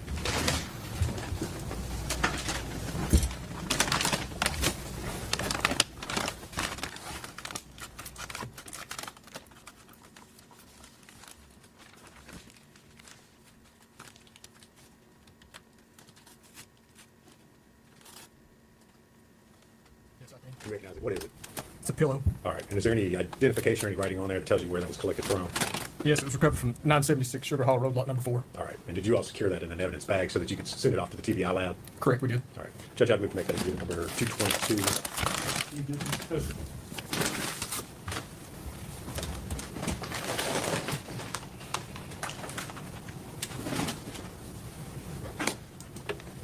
I'll hand you another item, ask you if you can identify that.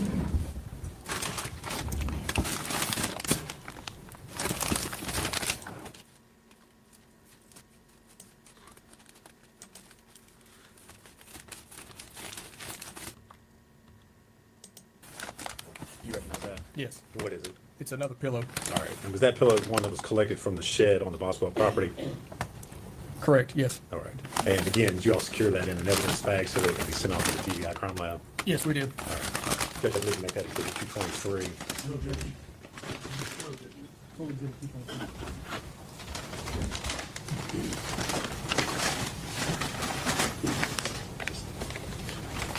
I got one more to take, Lieutenant Price, if you would, take a look at that and see if you can identify it.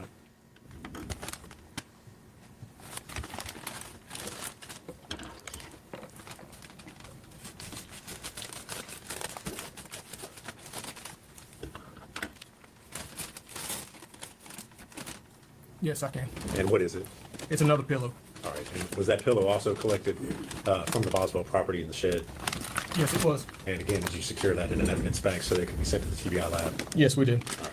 Judge, I'd move to make that exhibit number 224 at this time. Any objection? No, sir.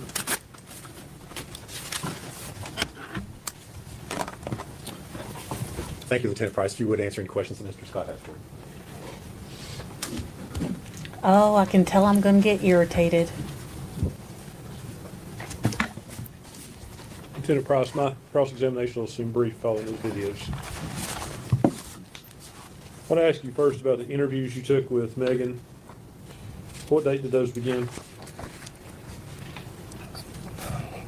I think it was the 20th of February. And on the 20th of February, how many times did you talk to her? Twice. How far apart were those interviews? There was probably, from the time we left the room and came back, there was 15 to 20 minutes. Okay. Would it be fair to say the second interview is a continuation of the first interview? It was another interview. We were still trying to find. Continuing the interview about the same subject matter? Fair Correct. enough? I'd agree with that, yes. Are you sure it was only 2 times you talked to her, or was it 3 that day? Without looking at my notes, I think it's just twice that day. And the last interview we just did was the following day. Okay.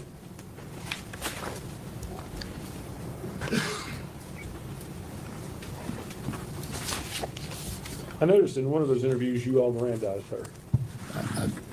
I think we Mirandized her every time we talked to her. Okay. Do you think that, or do you know that? I have it all written out on my notes, yes. Okay, do you She have was it? Mirandized, I don't have it up here, but yes, she was Mirandized every time that Agent Gratz and I spoke with her, yes. Okay, it wasn't on the videos, that's why I'm asking.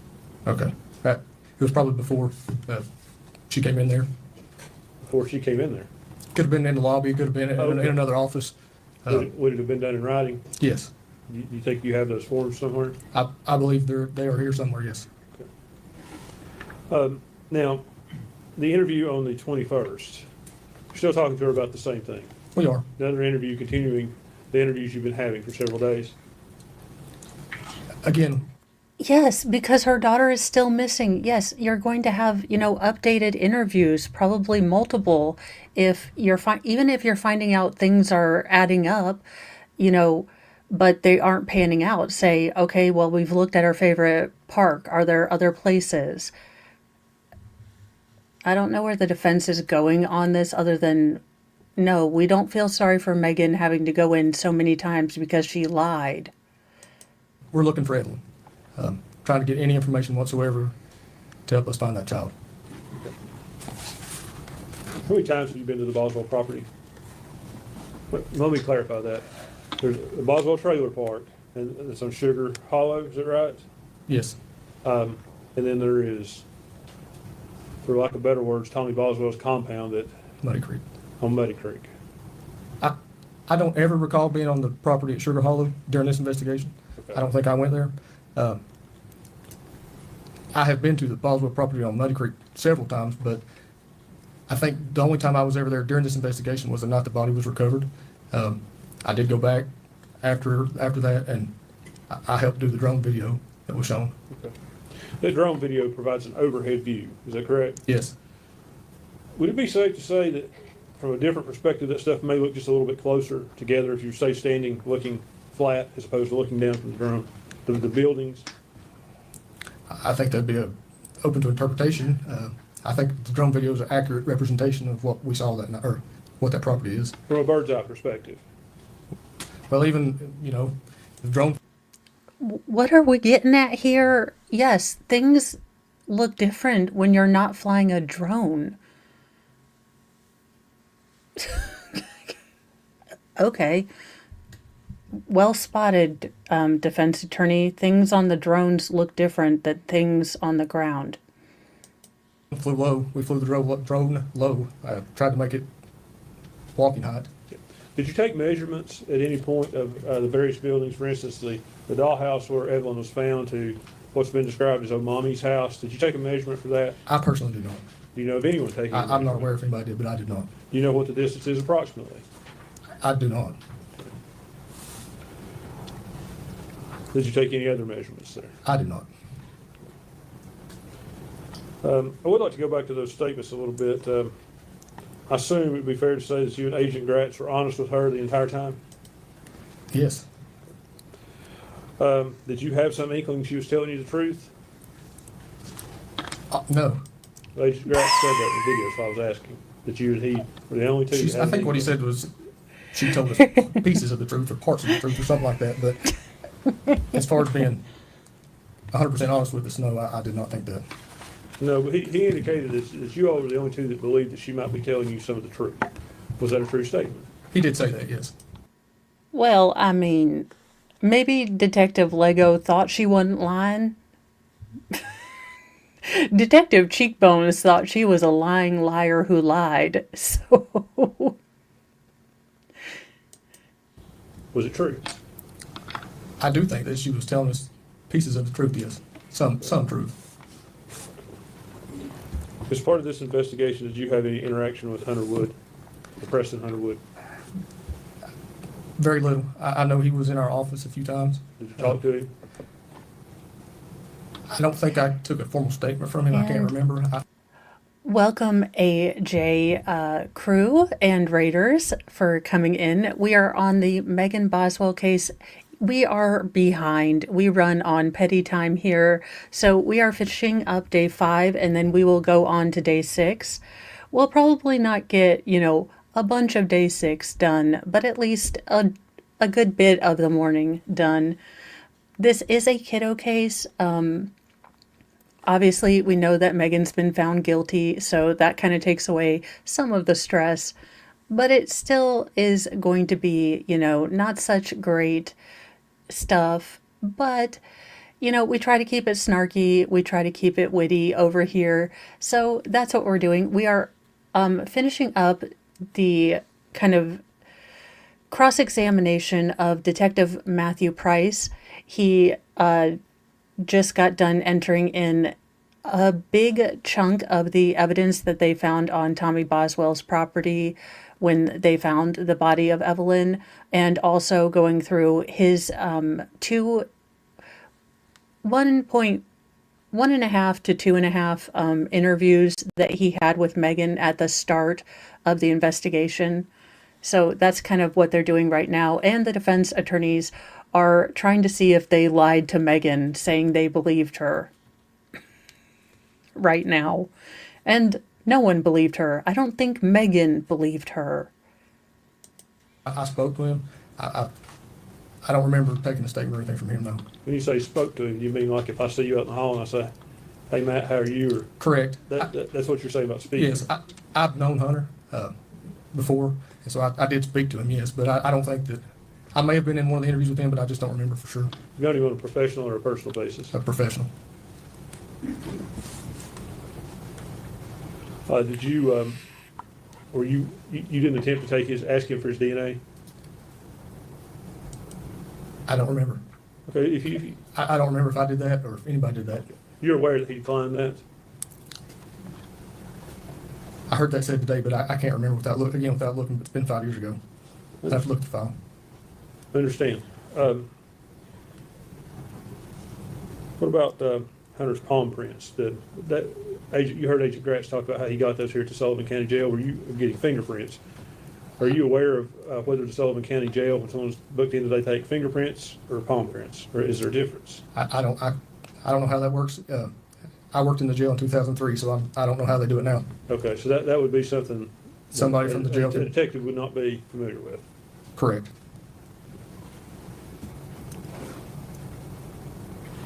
At some point, did you in this investigation, you were active in this investigation, is that a fair statement?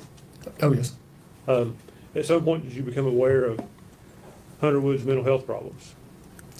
I swear to goodness, y'all, if he brings up tinfoil hats again, one more again, you know what? You know what? I'm going to need this, so I'm just going to have some chocolate, because I swear to goodness, if he brings up, the tinfoil hat thing one more time to try to implicate Hunter, I am going to lose my ish. I don't know if it was actually during the investigation or after, later, at a later time. Okay, well, whether it was actually what you call the actual investigation or later, if you did become aware of those mental health problems, did you do anything to look to see if that would have affected your investigation into this case? I spoke with our district attorney's office in reference to it. They were aware of what was going on, and that was pretty much the extent of it. But you made no independent investigation other than speaking with the district attorney's office? No, I did not.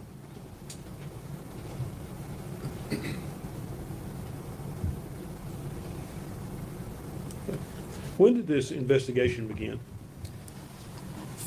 It was in the evening. I think it was February the 18th, 2019. So it did not, the investigation in this case did not begin until February of 2020. 2020? Yes, I'm sorry. Okay. Yes. So prior to that, there was no pending investigation? There was- About a missing child? Yeah. No. There was no investigation whatsoever? No, as soon as the DCS referral came in, that was our first knowledge of it, or my first knowledge of it. Judge, if I could have one moment. No, we had this, we knew Megan was going to be a bad mom. We had this in the background.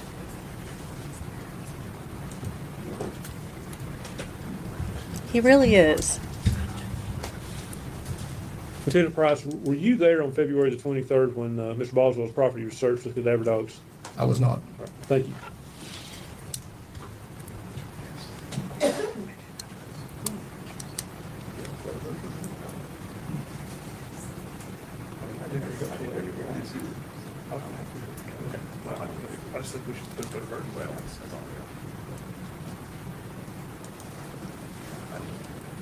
Number of investigators. Lieutenant Price, I know there were a number of investigators within your department and with other agencies that were working on this case. Mr. Scott asked you about the distances that between different buildings on the Boswell property. Yes. One of your specialties, one of your areas of expertise is in computers and use of computer sciences. You also work, I believe you mentioned, with the drones at the sheriff's office. Correct. Is that correct? As part of your all's investigation out there, did you all measure the distances between the various buildings? I don't remember if we did. All right. Let me pass you a document and see if you recognize it.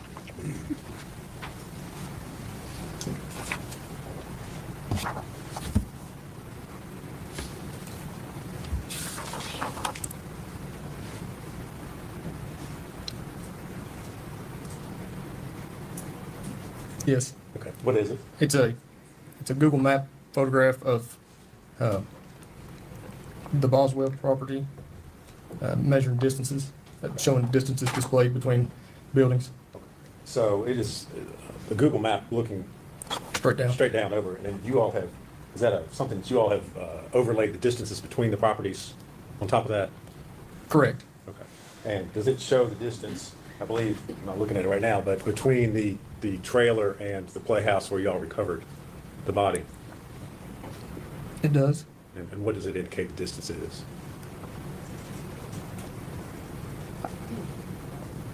50.34 feet, I believe. All right. And in your work, have you found the information that's contained? I don't know why the defense is asking. It might be, again, just to show that maybe the police didn't do a thorough investigation. Maybe they were just looking at things that they thought that the police hadn't, written down. So they were just asking, did you take the measurements? So, how can you call this a thorough investigation when you didn't even take the measurements between the outbuildings? So that's kind of where I'm guessing that the defense did this. Now, it looks like the discovery in this case was voluminous. So the defense team might have missed this piece of paper, or they might have been banking on, detectives for getting, key evidence and when they say, I don't know, I don't remember, it's been 5 years, then, if the state didn't have this right pulled up, they could say, well, did they do it right the first time? Because there's probably thousands of, hundreds of thousands of pages that they have of reports from different agencies. So I think that was just it. I think it was to have the defense be able to say, oh, well, they didn't do a really good job because they didn't measure things. I think Google Maps to be accurate. Correct, it's very accurate. All right.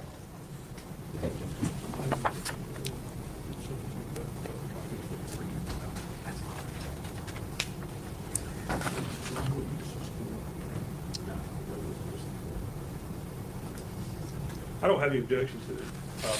It's just hard to read. I would, Judge, I would make that exhibit 225. Before exhibit 225.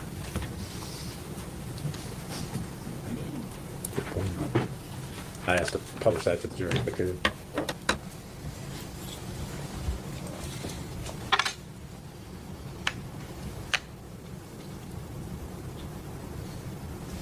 You have the laser pointer, Lieutenant Price? I do. All right, if you could, I know it's kind of tough to see, but if you would point out where the trailer is, I believe that's where And that's- Mary Boswell lived. Correct, right here. Okay, And then- if you would. Playhouse is over here. All right, and there's a distance there of 50.34 feet. Is that between the corner of the Mary Boswell's trailer and the playhouse? Is that what we're? the Yes, that's distance correct. measured There, okay, all right. Thank you. I'd like to ask him a couple more questions if I can.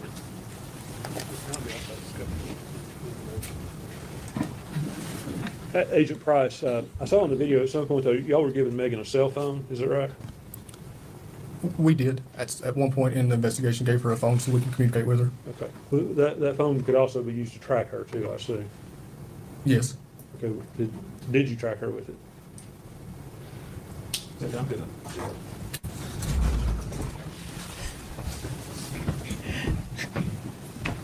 Why would you take a phone from the cops and not expect it to be tracked? I mean, seems like a Megan dumb to me and not a them dumb, but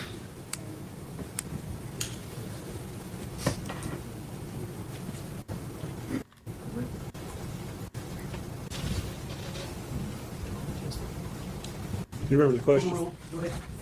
We ask it again. Yes, I'll try to ask it the same way. You all gave her a cell phone that she could be tracked with, did you not? It had the possibility of we could track her, yes. Did you all do that? I personally did not. Do you know if anyone did that? During that whole investigation, all the cell phone stuff, the technology stuff was being handled through Technical Services Unit out of Nashville, Tennessee. They were assisting with that. I don't know if they did or didn't. So,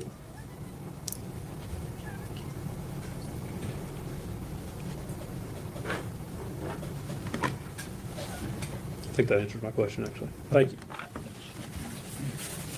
Nothing further to it. please tell me that they gave Megan a decoy cell phone just to track her, and she went exactly and showed her the area herself, because that would just make my day.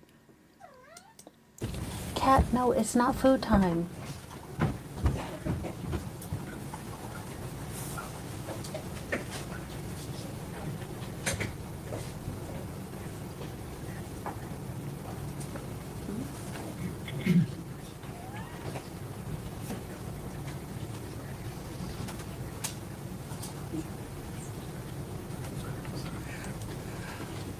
Well, so our cats are a little disagreeable because we found out that they've figured out a way to all work together with their murder mittens, and if they mess with the lid of our food storage container enough, they can pop the lid off. Because we were wondering why we were going through cat food so quickly. Well, it was because they were opening it and eating all of it. So now there's weights placed on the top of it. So, they can't get into it, and they're all pissed. They're like, no, we need third breakfast. We told you we needed third breakfast. We ready, Judge? Statement called Jay Quaintance.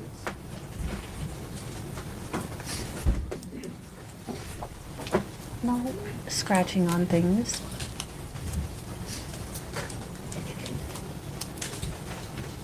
Make sure you have him spell his last name. I will.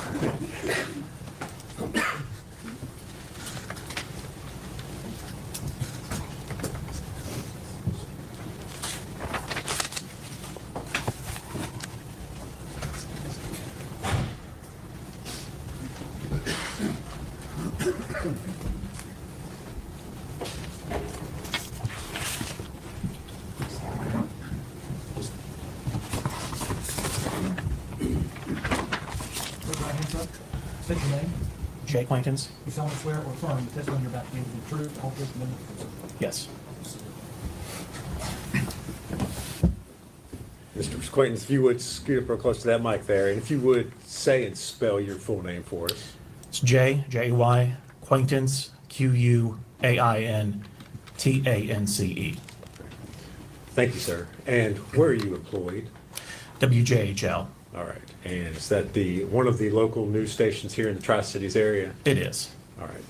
And you, of course, are familiar with the story and the investigation into the disappearance and the subsequent recovery of Evelyn Boswell. Is that correct? That's right. And this occurred back in February of 2020. Did your news station cover that story as it was happening? We did. All right. And on February the 24th of 2020, did one of your reporters interview the defendant, Megan Boswell? We interviewed her. I don't recall the exact date, but we interviewed her. All right.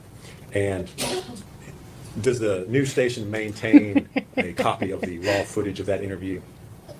We do maintain a copy for a time being. All right. And at some point in time, at the request of law enforcement, did you turn over a copy of that video to law enforcement? We did. All right. And would that have been a true and accurate copy of the interview that you all recorded with Megan Boswell? Yes. All right. Judge, I would move to make that exhibit number 226. Full exhibit 226. And I would ask that Oh. I be allowed to play that for the jury. Go ahead.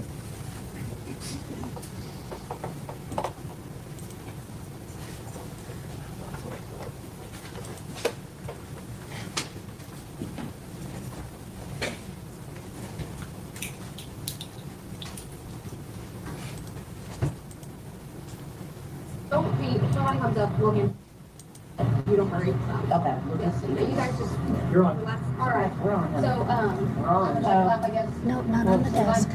I'm looking at yours, I'm looking at her, just say hi for me. Hello. Hello. Go. All right, perfect. So, please say and spell your first and last name for us and tell us your religion. It's Maggie Boswell, I'm her mother. Before we get into these reviews, and I'm sure we're back to today. I mean, Megan May. So we're gonna take a photo really quick. They want us to send us back to the station, and then we will start immediately. Well, legally my first name's Megan, I go by Maggie, does that matter? Her middle name's May. Would you want us to put you super? So we have supers, and would you want us to put it as Megan or Maggie? It doesn't matter Okay. either Well, way. we'll go with wait, I'll put Megan and then do Maggie and Nancy as Boswell. So this is your last name is Boswell, right? And it's B-O-S-W. W-E-L-L. Perfect. All right. All right. So obviously today we are seeing videos of Evelyn. Mhm. First off, tell me what kind of little girl she is. She's very sweet. She loves everybody. She's never been mean ever. Which I'm very thankful for her. She's just a really good-hearted baby in general. Like textbook how you want a baby to be, like has every milestone early, you know what I mean?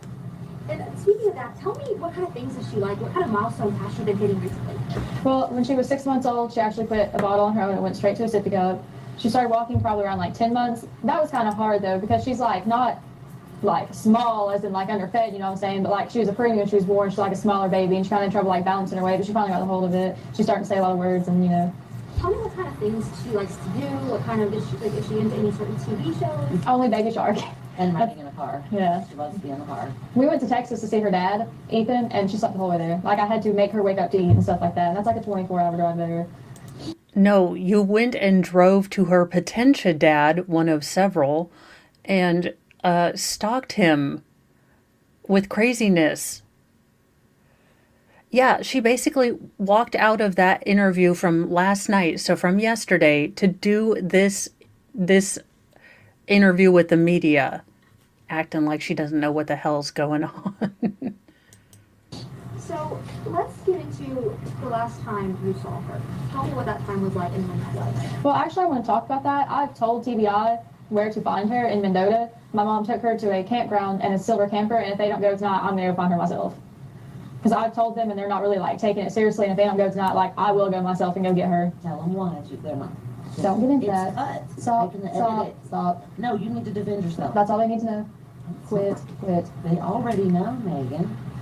So let's kind of go back into. Sorry, No, so it's sorry. okay. Can you edit that We out? will. Absolutely. Okay. Yeah. We'll take care of it. So tell me about the last time though that you saw Evelyn. Tell me what you guys did and when that was. We went to go out to eat, and then my mom came and got her. She was wearing a little hot pink tracksuit with a matching bow and little matching shoes. And was this December 20, like right after Christmas? A little bit before Christmas. So this was before Christmas. Okay. So tell me what you know about the situation. Obviously, you just revealed that you know she's where your mom took her. So tell me what all you know about that situation. That's really all I know. My mom, like you can ask her, is a very vindictive, manipulating person, and she basically like threatened me the whole time that she was gone. She's like, seriously, I don't care to say it.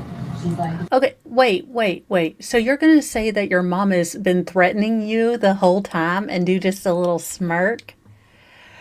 Well, Alice, we finished up with the detective and we are on to the interviews that she gave the public, those works of redonkulousness. However, we are getting to see the unedited version, so the raw footage that she did, where she's calling her mother the biggest psychopath that she's ever known, and talking out of her behind how she's going to go find her daughter, she's going to go down to Mendota. Yeah, no.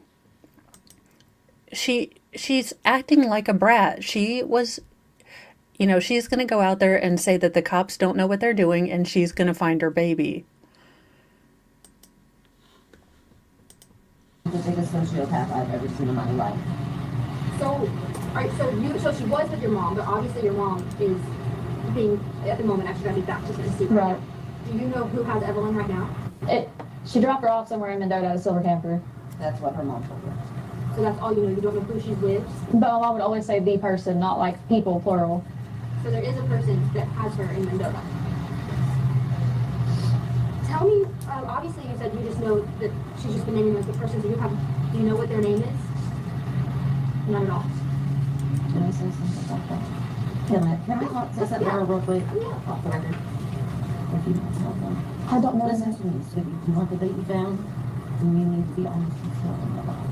They're not taking you seriously because you've been trying to protect you. They're not taking me seriously, TBI isn't, because I've not fully told them. I've been like, hey, like my mom camped out in Mendota, you want to go check them out, but I've never been like specifically, hey, she's like your silver camper, because my mom did threaten me, like, if I told anybody. I'm not going to get that, but she did. So your mom has had You Evelyn just got into that. or the whole Or time. the person that is in Mendota has had her the whole time. So you believe that your mom took her to Mendota. Tell me why let your mom take care of her? Did she take her from you that night? And Well, she was just supposed to babysit her because I was going to work. then when did you know that something was wrong? Well, whenever, like, she picked me up Wednesday, and I told her, like, hey, they're doing a press release about the Ambler thing, and then she freaked out, and that's why they couldn't find her. Like, nobody talked to her for days until they arrested her. She was kind of poof, gone. But she kept trying to take me to Mendota, and I kept asking, I was like, are you taking me to Evelyn? And she would never tell me yes or no. And I was like, well, if you're not, I'm just calling somebody from the police station, come and get me, like, I'm not playing these games with you. And so tell me the day that you dropped her off with your mom to let her babysit. That's what she said. Tell me that day. what Oh. was there anything off about your mom that day? Did you have any suspicion that she was going to take your child? No. So what they're wanting to know is, and this is where the confusion comes in, is when you came home from work, sweetie, and the baby was gone, like, what did you do and what was your reaction? Well, I called her. And she was just like, oh, she's safe, like, that kind of thing. And then she started threatening me, which, like I said, I'm not getting into. No, we're still confused. We've heard this story 1,100 times because it's the one that you stuck on the longest. But no, everyone is kind of confused because what you're saying makes not one lick of sense. And whoever Grandma Helpful is back there, just don't help this woman. This woman is, no. Like everything she threatened me with, you know, because I'm just not, but. But she has made very bad threats in the past that I can validate. So when you went to go, were you going to pick Evelyn up that night after work? Yeah. So when you went to pick her up, was your mom gone? She wouldn't answer. And you just couldn't get into the house to get to Evelyn? And so, obviously now that you, I believe you know who has her, what do you have to say to them? To just bring her back. I just want her back, that's all I want. I've been so long without her, and I know lots of people are like, oh, why didn't you put it missing earlier? Because my mom threatened me, and I just want her back. That's all I can think about, how much I just want her back. I can say watching her grow up, she has tried, Megan has tried repeatedly to have a relationship and trust her mom. And her mom every time let her down. This girl's been raised to be like a maid, a cleaner. She was a babysitter for her younger siblings. And Angela is only out for Angela, not the grandchild. And talk to me about when you had the indication that she was missing and something was seriously wrong. Just when she left and took off and just didn't answer her phone. And obviously your dad is the one that made the report. Talk to me about why your dad made that report. Because he was talking to my mom the night before and he was like, oh, well, if she doesn't come home, I'm going to call. And she was going on, well, you're going to regret this. Like, I'm going to have to leave and never be able to come back. You will regret this. And so obviously, you know, was there a reason that, you know, that you didn't make the call and it was your dad? Because mom kept threatening me if I made the call. And when did you realize that there was going to be an issue Hopefully. with your mom? You know, obviously you said that you had some issues with your mom in the past. Was there a reason you decided to let her babysit her that night? I know that, you know, you said you had. Well, she's my mom. I wanted to trust her. Sad. And, Well, I mean, I want to be able to eat, an entire box of Pop-Tarts and have a washboard stomach.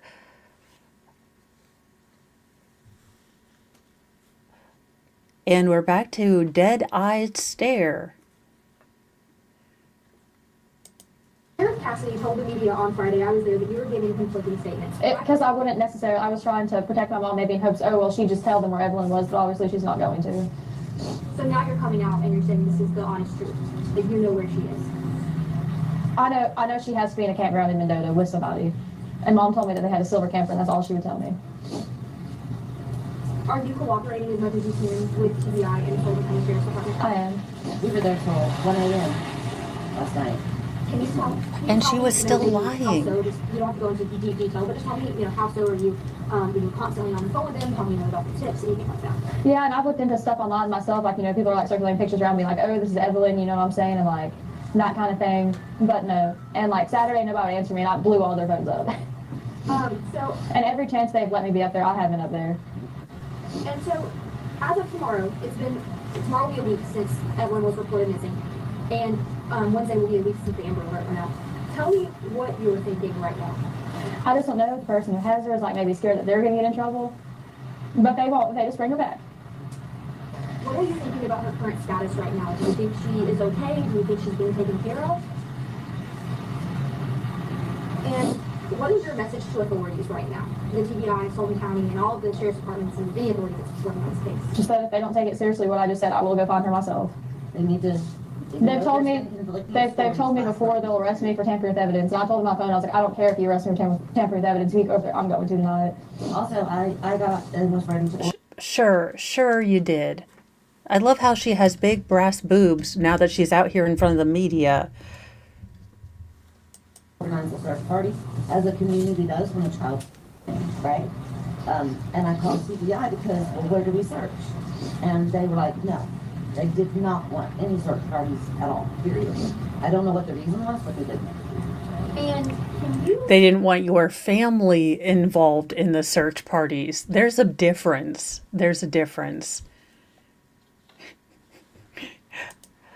Jim, I do say, you know, I have been known to destroy a box of Pop-Tarts in my day, but now they're a special treat. And, you know, one little package is enough. Tell me, Oh, do you have a message to the thank public? you. Obviously, so many people are, sharing photos, sharing these videos of your daughter trying to bring her home. What is your message to those people? Don't stop until she's back. Please, there's a reward out there, That's over $50,000. but this false Information, yeah, like, like, they need to stop reporting, like, psychics, for one, like, come on. You know what I'm saying? Because that just wastes the TBI's time, and they could be actually trying to find my daughter. Instead, people are like, oh, well, this lady did tarot card reading, like, you know what I mean? I feel like that just takes away from the time of, like, Don't act like you didn't call in saying you'd done a tarot card reading. Don't tell me you didn't call in and pretend to be Miss Cleo, Megan. Also, with all the dumbness in your entire life that you've done, and you want to look down on someone for calling, or possibly believing in tarot? Okay, them actually searching for my daughter. But let's also turn the table on the other side. There's a large amount of money that you just mentioned that's Yeah. being donated as a reward in efforts of finding Evelyn. There's also been a huge outpouring of support from the community. We've seen several prayer vigils and things like that. Talk to me about how this makes you feel. I'm just happy that people are coming together to try to find her. Because the main important thing right now is the baby. And people across the nation are talking about the story and looking for your daughter. How does that national attention make you feel? I'm just happy that people are trying to find her.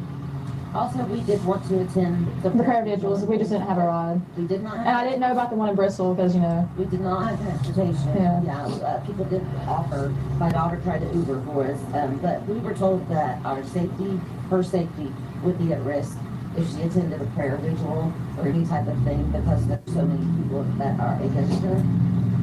So, you mean people that can look and smell something something about this is wrong? This doesn't smell right? Are you telling people would ask her hard questions and maybe be a little bit mean, asking how her daughter could be missing for 2 months before she said anything?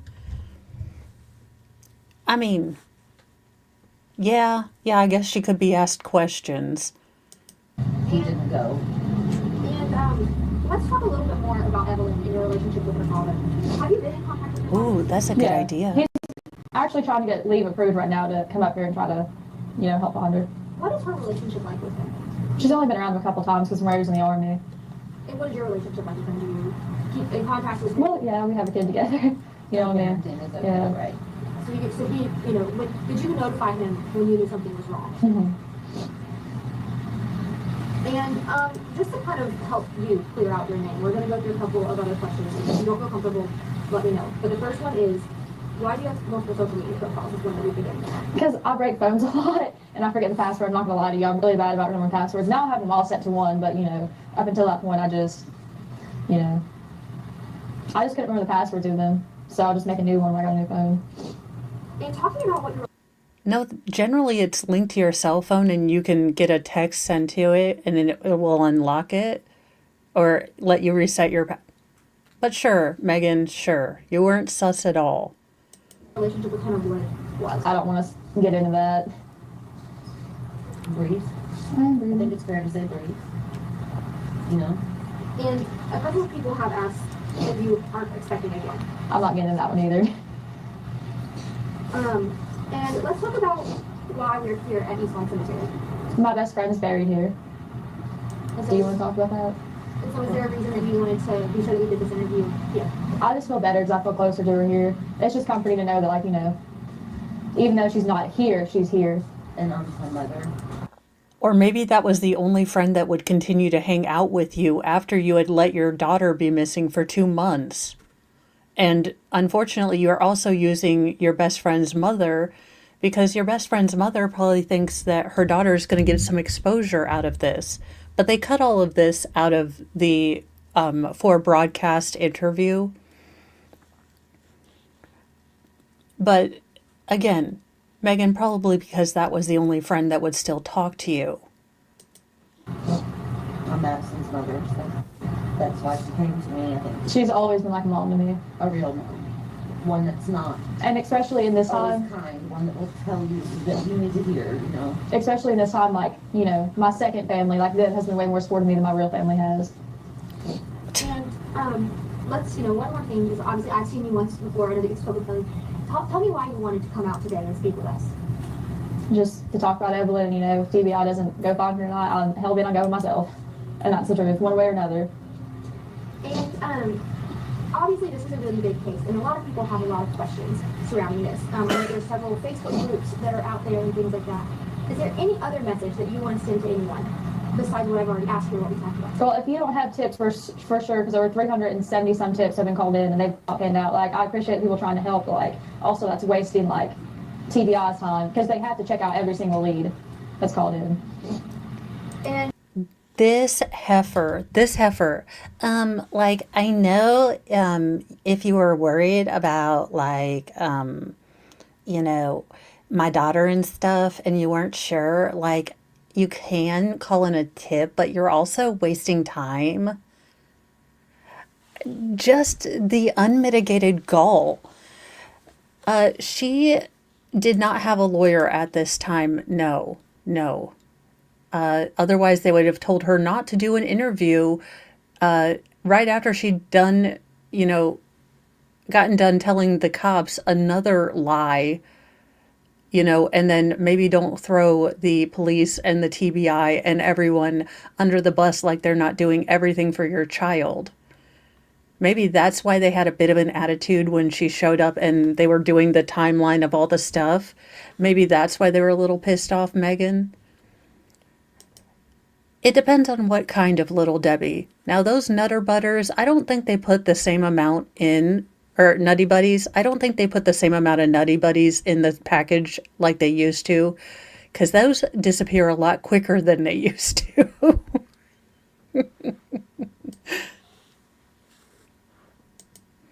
would you say that, how would you say that you feel with the way authorities are handling this case? Do you feel like they have, obviously, you know, they've lost a lot of time. Do you feel like they're handling this to the best of their ability? I do. And is there anything else about the time frame that you wanted to talk about? Obviously, it's been a long time since you've seen your daughter. Are you worried that you've missed out on anything with her? Are you worried that that could hinder the case at all? A little bit. Do you think you've missed out on anything with her because she's been gone for so long? I mean, I'm sure I have. Yeah, like stuff like that. Have you all seen the video for walking? I think I sent it to you all. You know, she doesn't want to pick her feet up, so whenever she's learned to pick her feet up, I'm like, I miss that. You know what I mean? Like, that just sucks because like she is my child. I love her. I don't want to miss stuff like that. And you know, obviously, it's been a long time since you've seen her. Are you worried about that? About reuniting with her? No, because I love her. I know she loves me. And do you think she's been taken care of well in the time that you've missed with her? I hope she has been.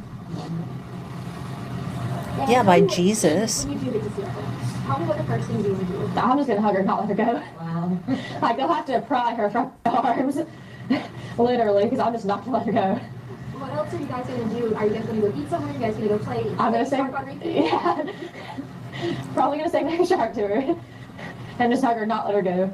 My favorite thing is the first time she kissed me, Lord, I cried for over a week because she would pull my hair and I would just let her do it, you know, because I love her. Like, I didn't want to make her cry or be upset in any way. And she would pull chunks of my hair out. And she was in her walker one night and like she dropped her sippy cup and I bent down to pick it up and I thought, oh, she's gonna pull my hair. She brought my face closer and she kissed my cheek and I just like cried about it for over a week. So I was like, oh my God, I'm the first person that she's kissed. Well, you know what she I'm saying? is that. Just like, Oh, stuff like and that. I snot. love her to death, and I would hate to have missed out on anything, especially because of my mom. And obviously, you know, you told me to talk to your mom a couple of times throughout this. And each time, did she give you any update on Evelyn? Tell me that she was safe. So when was the last time you talked to your mom? Like physically just the two of you on the phone or? Wednesday, the 19th. Yeah, whenever the Amber Alert went out. I think that was Wednesday. I'm sorry, my days are running together. Tuesday, wasn't it? So Tuesday was when she reported missing, Yeah. Wednesday was when the Amber Alert. Okay. Okay, yeah, then yeah, it was Wednesday. So Wednesday was the last time you talked to your mom. Mhm. And if you don't want to, you don't have to give, can you tell me any details about that conversation? I mean, she was just going off on me. And Mendota, and I kept telling her, I was like, if Evelyn's in Mendota, just take. Yes, this is being played in court. These are two interviews that she had given to local media. Now, these are the raw sort of footage, that not what they put up on broadcast, because some of the stuff is stuff that I haven't seen before. But these are being played. Jay Quaintance is either the television local media producer or someone who is involved with the storage and archives of their footage. And welcome, Eon. take me to her. I will take her up there. We can just end this right now. Like, let's make this simple. Just give me my child back right now before this gets blown out of proportion. And she would never be like, oh yeah, I'm taking you. She'd just be like, you don't need to talk to them. I don't want you going up there, and like stuff like that. And I was like, okay, well, if you're not going to take me to her, pull over, and I will have like somebody on Sullivan County's end come get me to go over there and talk to them. What is your biggest fear right now? I have a lot of them. Just that I don't know that maybe they won't find her tonight, or maybe they don't find her tomorrow, maybe it's weeks from now before they find her. People aren't going to be like, oh, well, like, I'm not giving her back because I kept her for 2 months. This is my child now. They can't do that. Well, still, I'm just worried they're going to be angry about that. You know what I mean? As long as the baby is okay. That's all that matters. Sorry they're mad, but it's not their child, right? She just needs to come home. Exactly. She's been away from her mom for long enough.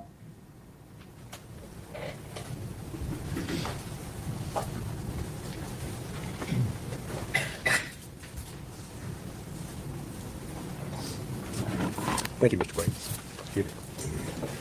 No questions. I see where you go. Yes. Yes, Judge. Mr. Williams, thank you for your testimony today. Here's at least your subpoena so before we go. All right, Nick. Statement called Keith Weiss.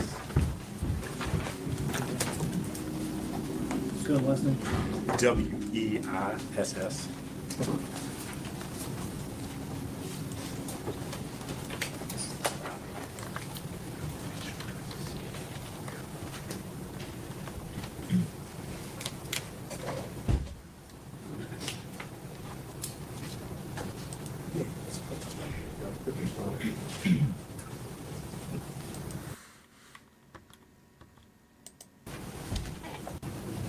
Raise your right hand. Just take your name, please. Keith Weiss. Mr. Weiss, you solemnly swear affirm testimony you're about to give be the truth, the whole truth, and nothing but the truth. Yes, Your Honor. Thank you. Good afternoon, sir. Good afternoon. You're Keith Weiss, is that correct? Yes, sir. And Mr. Weiss, where are you employed? WCYB TV. All right, and that's one of the other news stations here in the Tri-Cities, is that correct? Correct. We provide news for the NBC affiliate. We're the NBC affiliate for the Tri-Cities region, and also produce news for the Fox affiliate here. All right. You are familiar with the story regarding the disappearance and subsequent recovery of Evelyn Boswell, is that correct? Yes, sir. And was that a news story that your TV station covered back in February of 2020? Yes, sir. And as part of your news coverage, did one of the reporters there for WCYB interview Megan Boswell? Yes, sir. And that was an interview that took place over here outside the sheriff's office, is that Yes, correct? it did. Yes. And do you at WCYB maintain copies of the news footage that you all record? Yes, we do. And did you provide a copy of that footage to law enforcement at their request? Yes, we did. All right. Judge, I would move to make that exhibit number 227. Any objection? No, sir. Full exhibit 227. Judge, that is all the questions that I have for Mr. Weiss. I don't know if Mr. Scott has any. Only the other thing I have to do is play the video. No questions, Judge. So I don't know if you want to excuse him or if you want him to sit and. No, he should sit here while you're. Okay. Since the exhibit came in for you. That's fine.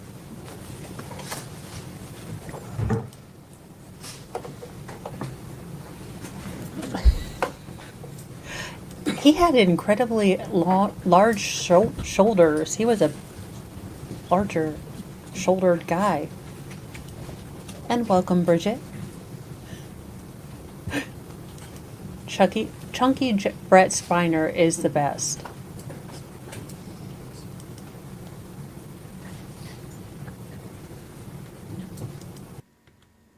As I know, like looking on TV and just kind of seeing a picture, it's a lot harder to, envision a baby. Like her favorite food is like sweet potato. She's really sweet. She loves to give people kisses. Favorite song is Baby Shark. Just like that kind of stuff. Can you tell me, what's her favorite toy? She has a little Baby Shark puppet. What would y'all do then? Well, she loves to take baths. That was her favorite thing. She had little shark toys that swim in the bath and stuff like that. How old is she now? She's 15 months today, actually. Can you tell me a little bit, so you said she's very sweet. Is she sweet with everybody or just? She is. She loves everybody. Can you tell me a little bit about how you're feeling? Do you miss her? Are you worried? Of course I miss her, and I can't tell anything about the ongoing investigation, but I'm sure you all released an article about the car and stuff like that, so we have a pretty good idea of who has her. I mean, if they're watching, I just want you to bring her back. Is there anything you'd like to say to them if they're watching? I just want her back. That's my child. I'm sorry, I know this must be hard.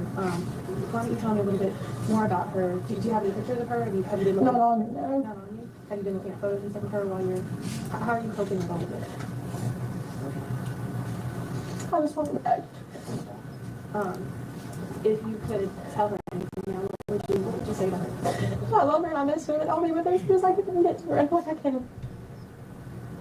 Is there anything that you can tell us about like, what kind of baby she is? I know you said that it's hard to see. She's a happy baby. She hardly ever cries. She wants to wave and talk to everybody. She No, walks funny. this She doesn't know how to pick her feet up, so she kind of wobbles. Is she talkative? She is. What, she giggles a lot. You'll smile at her, she'll just start giggling. She's very happy. And so you said she is talkative. Is it full sentences? Like what milestone did she met? Like is she a smart little girl? She is. She hit every milestone early. She's not. She can almost say I love you. She's not fully got the sentences yet, but she does say a lot of words. You must be so proud of her. I am. When Baby Shark plays, she tries to like dance with them and sing it. You said that's her favorite song. Do you do that puppet with her a lot? Mm-hmm. And I know all of this is very hard. Can you tell me like how you're feeling? I just want her back. That's all I want. Are you feeling worried or anything along those lines? Yeah. Can you tell me about that at all? Well, the reason I didn't report it or anything is because I knew the person who had her, and I didn't want them to run away with her. As soon as they thought anything was going on, they just kind of vanished. Mm-hmm. So I'm just worried about, you know, like where they're at, what they're doing with her at this point in time. So you do know who had her? Can you tell us that as you know? I can't release anything further about that. I'm sure they will at the press conference, but further than that, I can't say anything. Mm-hmm. And so you do know who has her. Are you worried about her safety? Well, now I am because they won't answer phone calls. They just kind of disappeared.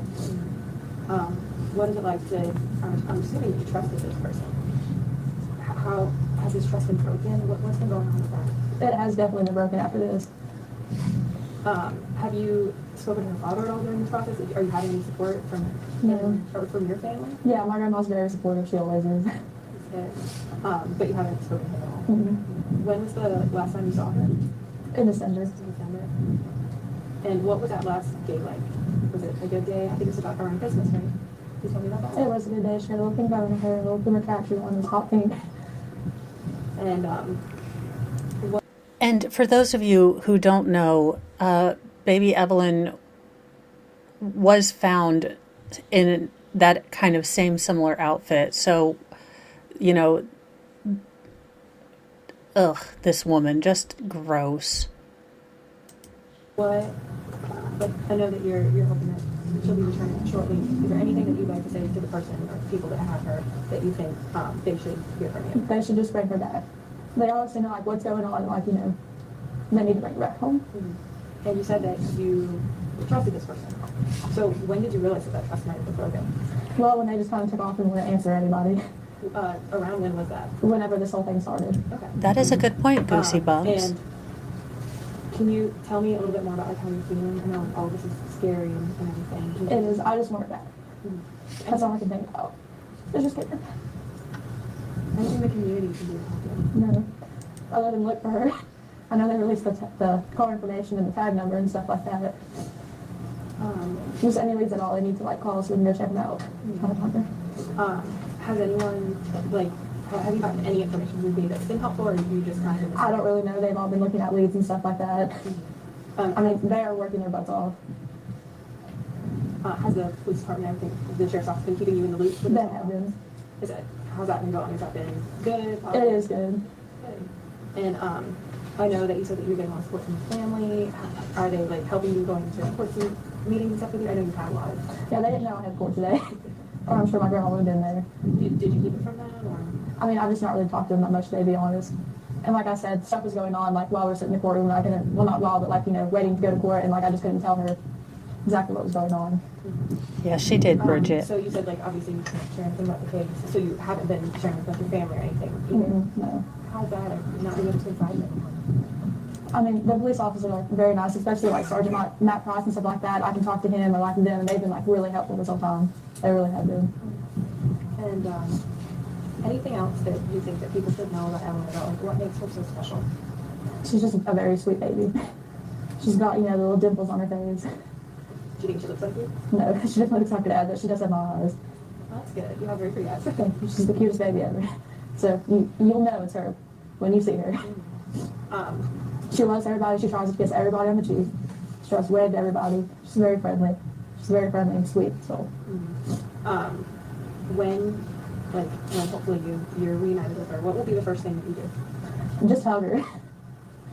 I know it sounds weird, like I miss how she smells and like her laugh and like everything. I just want to hold her.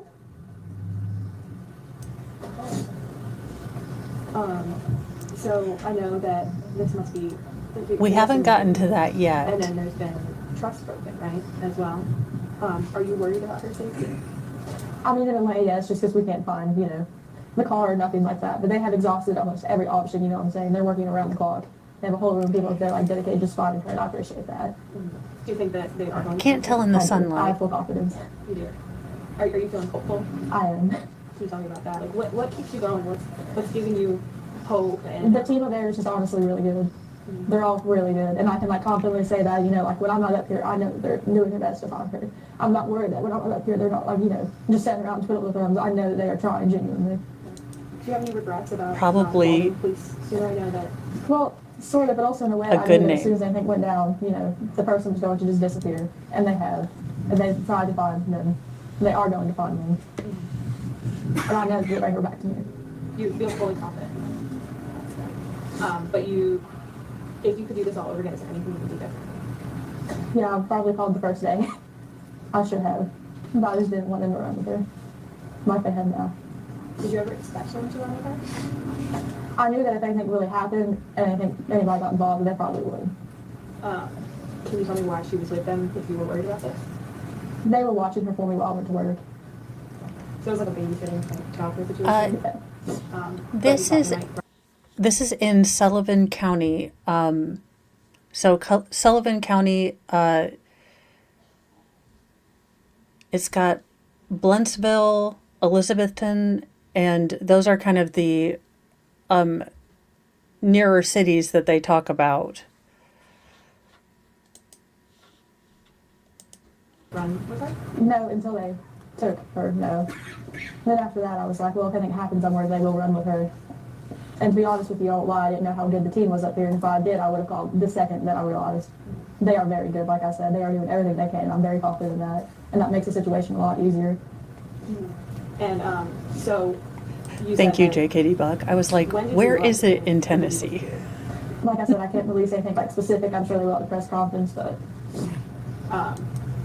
So anything else you'd like to add? Anything that you want to tell me about Evelyn? her favorite food is sweet potatoes. She's allergic to carrots. She's allergic to carrots. What else does she like? She also has little applesauce pouches. Yeah. She's very smart. Like, even, she quit her own sippy cup at 6 months old. Or not a sippy cup, but she quit a bottle, I'm sorry. And went straight to a sippy cup. And, like, I would leave her snacks in the floor, like, in the little containers. And she'd open them up herself and, like, get one at a time. Like, she's just a very smart, very good baby. And I just want her back. You just must be so proud of her. I am. Is there anything that Wait a you'd like to minute. say to her? I saw pictures of that trailer floor. You left her snacks on that disgusting corroded trailer floor that you had. Ew. Ew. She probably got one out at a time because she knew if she got more, it would be gross. Oh, Anders. Well, there you go. You know, right around that area. Yeah, the Muddy Creek.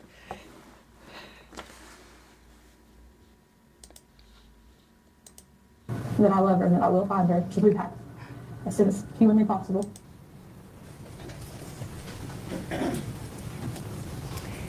Well, I mean,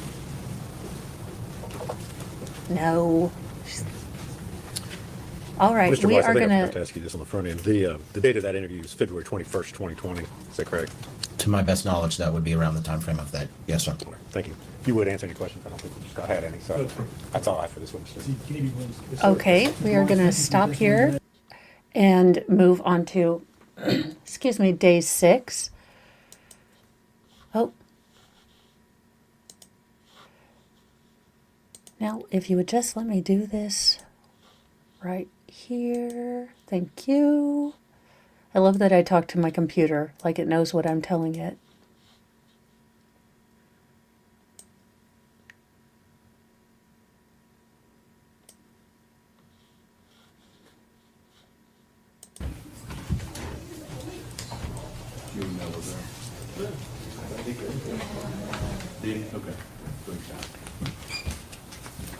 Oh, Bloutville.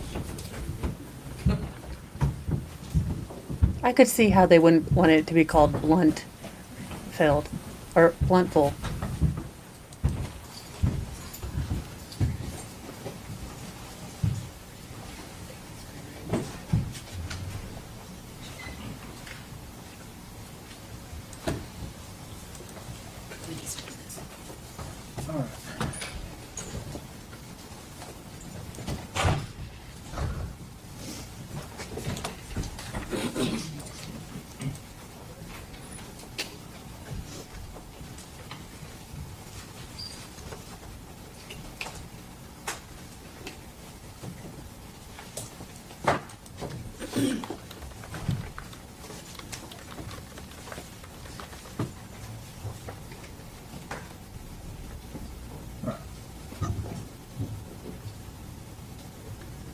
Turning to, this is day 8 of State versus Megan Boswell, S 72869.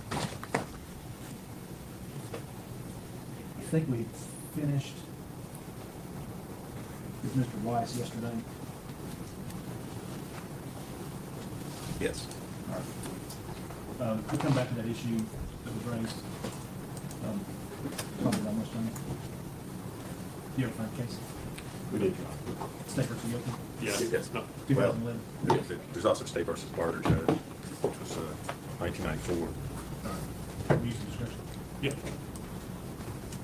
Not much other guidance. Other than Correct. Well, Barter talks about the fact it's rare and it's like, We'll take that up. When we get back from lunch. Okay, thank If you. you all make me copies of the cases, or email. Do you prefer an email? That's fine. okay. Email's fine. Okay. Is the state ready to proceed? We are, Judge. Defense ready to proceed? Yes, sir. Actually, if you have a copy of that agreement, I don't have Barter. I have the, Oh, do you want? well, for the judge. Oh, I said I'll be. No. Just may I approach? Yeah. Oh, but Bailiff Mosey was going to take it, taking his job away.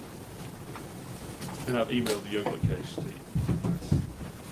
I'd like to get it 2 or 3 times. I understand. I called Susan Jones. That's the case she thinks. The law in that area does not seem to be very well developed. Well, it's a use of discretion. Unless I Judge, do we want? really screw them. Well, I mean, that's the truth. That's the truth. That facts are wrong with the law. That's the truth. Before we go to jury in, I almost have the second draft of the charge ready. It's been my habit over the last 10 years to define the words that have to be defined in a definition section. And I think that's fine.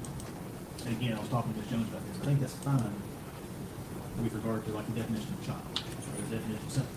But when it comes to mens rea terms, knowing, you know, for the homicide counts, I have to define those within the count.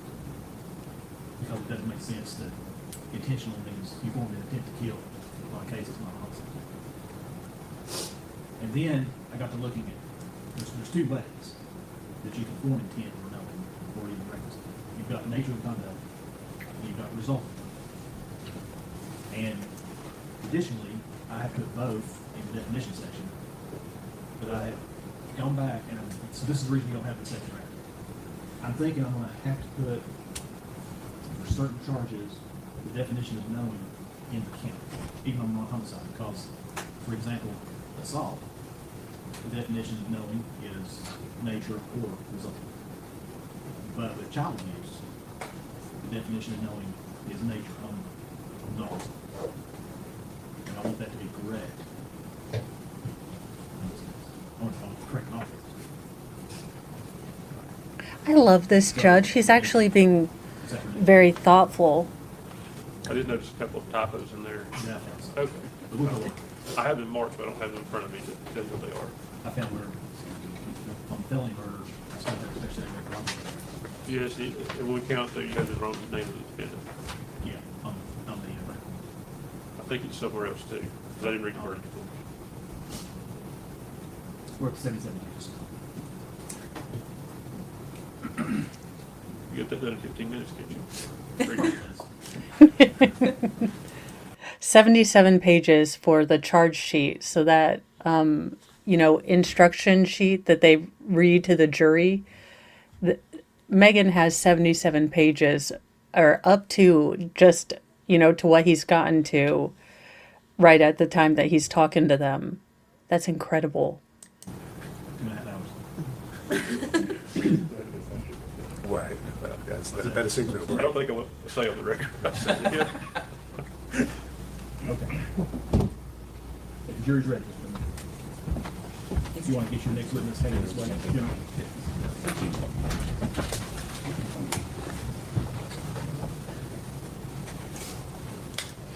Everyone stand, please.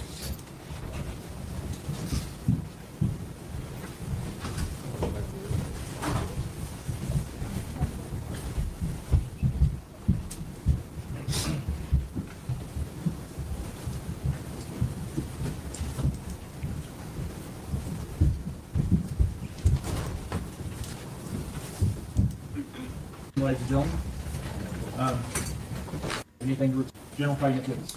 Say we'll call Christopher Wilhoit.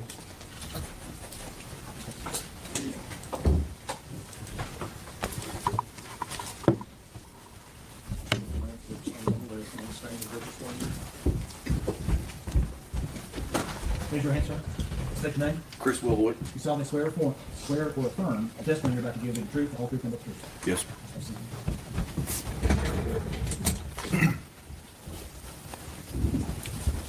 Good morning. Good morning. You are Christopher Wilhoit, is that correct? Yes, sir. And where are you employed? I'm employed with the Tennessee Bureau of Investigation. And what is your position there? I'm the Assistant Special Agent in charge of the Johnson City Criminal Investigation Division Okay.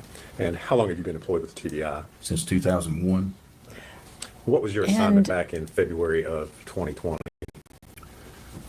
Same assignment. No, this woman right here is the state's attorney. Now, they'll go over to Megan, but she's in a blue button down with her hair unbound again. And I think she's wearing brown glasses, possibly. I was the Assistant Special Agent in charge of that unit and working on the Evelyn Boswell case. Okay. You anticipated my next question. So you did in fact assist the Sullivan County Sheriff's Office in their investigation into the disappearance of Evelyn Boswell? Yes, sir. All right. And what was your role as far as within the TBI or in that investigation? Just participated in the investigation in any way possible. We also had a case agent that was assigned to the case, a number of agents that also worked on the case, and I was here to, for lack of a better term, lend a hand and help in any way possible. All right. Specifically, I want to draw your attention to February the 23rd of 2020. Did you encounter the defendant Megan Boswell on that day? Yes, sir. And did you have an opportunity to speak with her? Yes, sir. All right. If you would kind of tell the jury what the circumstances around you talking with Miss Boswell. So I was at the Sullivan County Sheriff's Office that day. Miss Boswell had been interviewed that day, and following her interview, she left and went downstairs. I walked downstairs, or I guess I took the elevator downstairs, and went outside where she was located, and merely asked her if she was waiting on a ride. And at that point, she began talking to me about Evelyn. So I asked her if she wouldn't mind coming back inside and if I could take a statement from her. All right. Now, where all this occurs, this over here at the Sheriff's Office? Yes, sir. Sullivan County Sheriff's Office. And Right as you walk out the front door there, it's kind of a ramp that goes down, and she was standing against those bars there. Okay. That's right around the corner from where we are right now here in Blumpville, at Sullivan County, correct? Yes, sir. Okay. You mentioned that she began speaking with you. Did she know who you were? I don't know. I at some point in time, I'm confident she knew that I was with the TBI or that I was law enforcement. Okay. Did you identify yourself to her? Yeah. At some point in time, I told her, that I was Chris Wilhoit and I was with TBI. All right.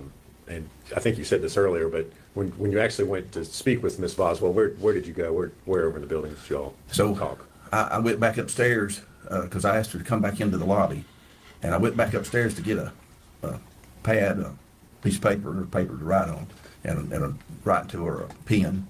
And so I came back downstairs and I sat in the lobby and talked to her there. Okay. So this was downstairs, not upstairs in the interview rooms. Is that correct? That's correct. Okay. Kind of tell the jury how this interview process went about. How did you conduct the interview with Miss Boswell? Well, I don't know that it's I don't know that this is the correct term, but I call it a cognitive interview. And so what I try to do is just ask her kind of what happened, and when I do, I try to get the details to the nth degree if I can, just to find out, just so that there's nothing missing, just so we can find out what happened. Okay. So did you write that down as you were speaking with Miss Boswell? I did, sir. All right. And Okay, did you but record this interview?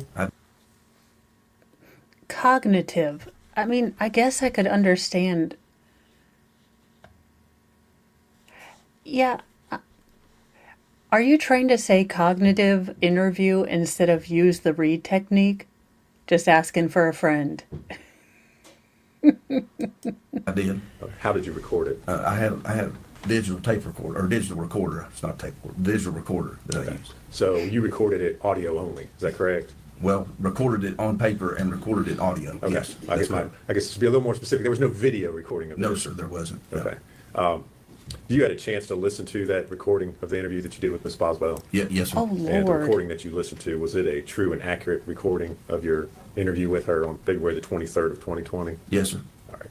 Judge, I would move to make that an exhibit at this time. No, sir. Be Exhibit 228. Audio recording. Yes, Judge.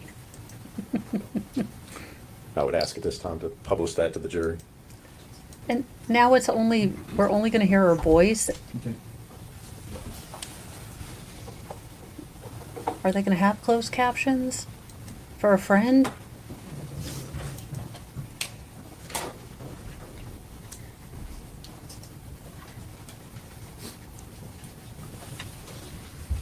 Are we ready? Yep. February 23rd, 11:22 p.m.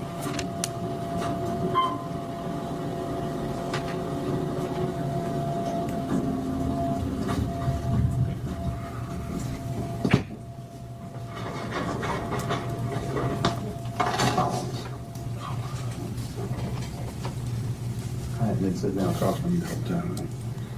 What's your full name? Megan Nicole Boswell. And then A-G-A-N? Yeah. N-I-C-O-L-E. I-C-O-L-E? What's your date of birth? 3/21/01. That girl that hung out with my mom went missing the same time Evelyn did. What if my mom gave her to her? What if you find her and she doesn't want to get Evelyn back? I'm just trying to make sure, you know, I'm just being honest with you. Because do you know that's what happened? I didn't know, but they went missing like around the same time. Who did? That Steffi girl, I never knew her name, just like I would see her in the car with my mom sometimes. I'm pretty sure they did drugs together, to be honest with you. Okay. My mom doesn't really hang out with a lot of people. You told me, right outside here.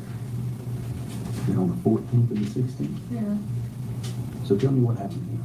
Okay, I just wanted a break. Because I kept Evelyn for. So did you call your mom? Mhm. Okay.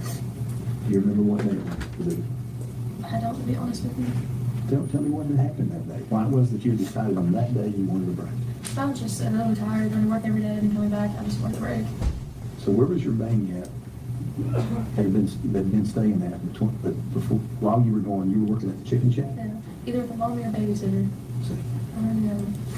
What babysitter? Because you don't have a babysitter. But, okay. Well, I mean, you had one for about 3 days, and then you refused to pay her.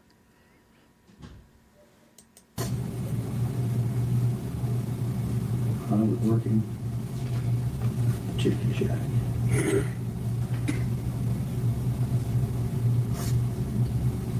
My mom, or my Oh, mommy. old mommy. No, I mean, I'm mommy for the first one. I'm a babysitter. I'm sorry. That's all right. Old mommy, or babysitter. Yeah, I think she did. I won't lie, there's a couple times when I did watch Evelyn just because I couldn't really remember go. And the child.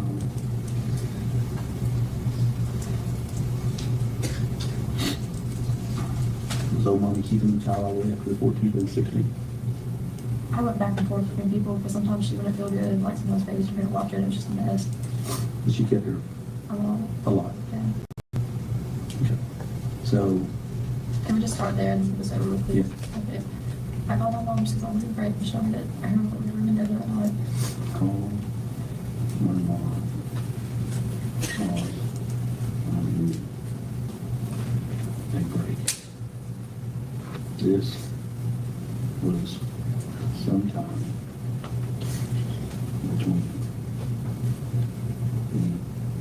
between December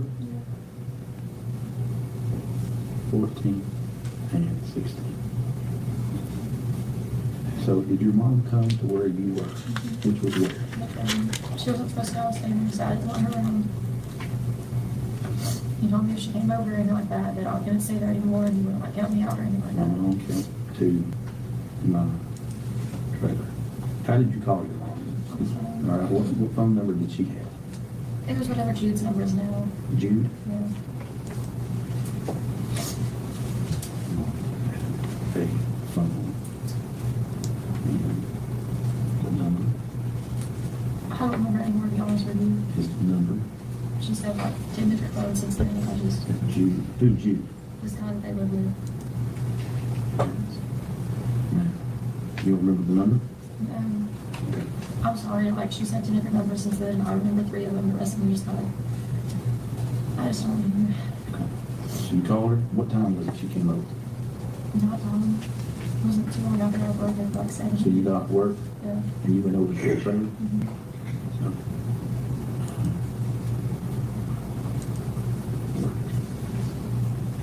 To the trailer. What happens to all find Evelyn? We're gonna get her back for the person wants to keep her. Let's work on finding her. Okay? I will. I'll do my best to find out what we can do. I got off work and went to the trailer. That's where you called your mom from? I called her on the way to work. My car, well, the crews had The way like home from work? Yeah, they had like a touch screen where, you know, you could just hit like phone, contacts, whatever, like you didn't have to like pick up your cell phone. You know what I'm saying? You had the number that you had back then. What was the number? My 575 number. Howdy, Slinky.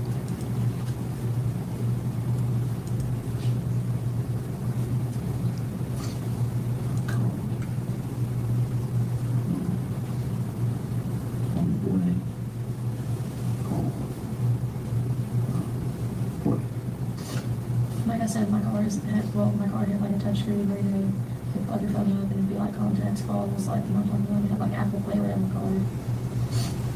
Yes, we understand how a phone that hooks up to this car stereo works.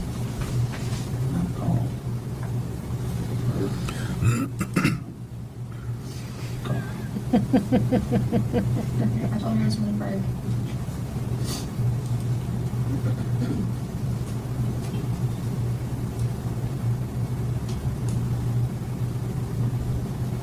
I was supposed to get one next week. You mean you're supposed to get her the next day? Supposed to pick her up next week. From your mom? So mom comes over there.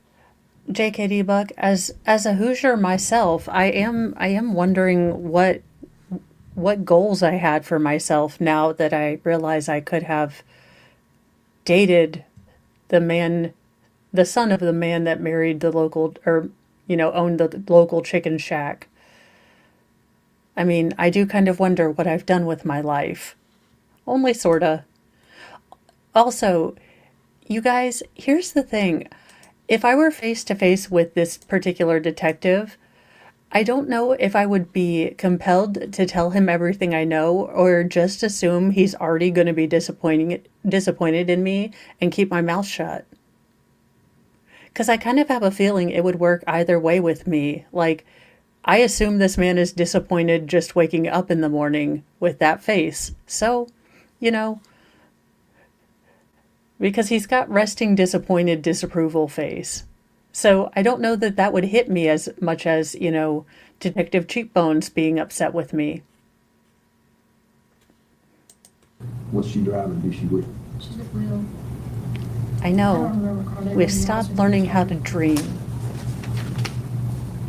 It was a little sedan that matters to me. Who's with?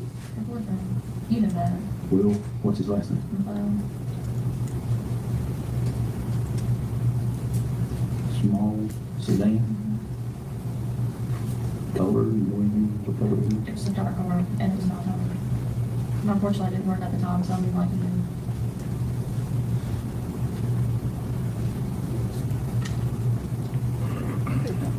Welcome, Carolina. Maybe like 10 seconds, handed Evelyn to her, and then went back in. it? Your mom didn't come in front of you?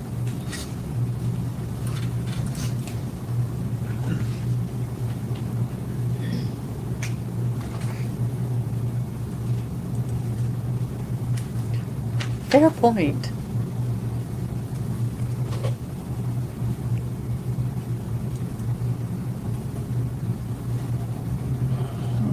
So what was Evelyn wearing when she went with your mom? I already told you what I was doing. I wasn't in there. It's a little hot pink tracksuit, the matching belt and shoes. So Puma tracksuit. Had you been wearing this all day? I'm just asking. Does that make it bad that she's wearing it? No, no. No, So, she's wearing it all day. Evelyn was wearing She can get dirty and change a small, A Puma. a Puma her tracksuit. It's hot pink. track suit. It's hot pink and she had really match. I need shoes. That does sound like a pretty good dream. Shoes were pink. They were Puma shoes. They matched the tracksuit.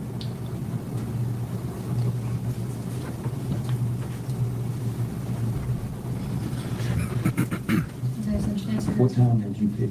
So had old mommy had her that day?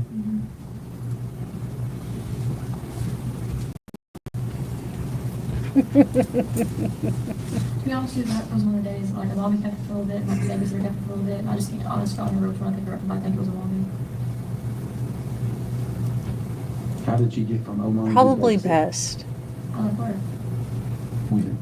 I don't remember, to be honest with you. I'm sorry, it's tired, I'm sleepy. Who was the babysitter? Sue.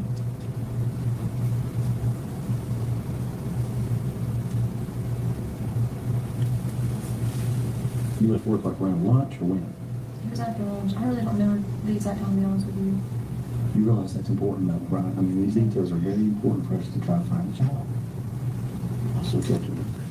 I left work sometime. Yeah. No problem. We'll be waiting. Okay, so mom picks her up. Hold on.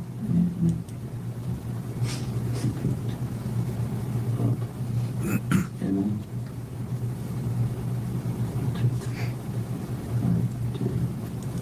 Sue's trailer, house, what's she living? I think it's a double wide. I think you consider it a double wide. Home.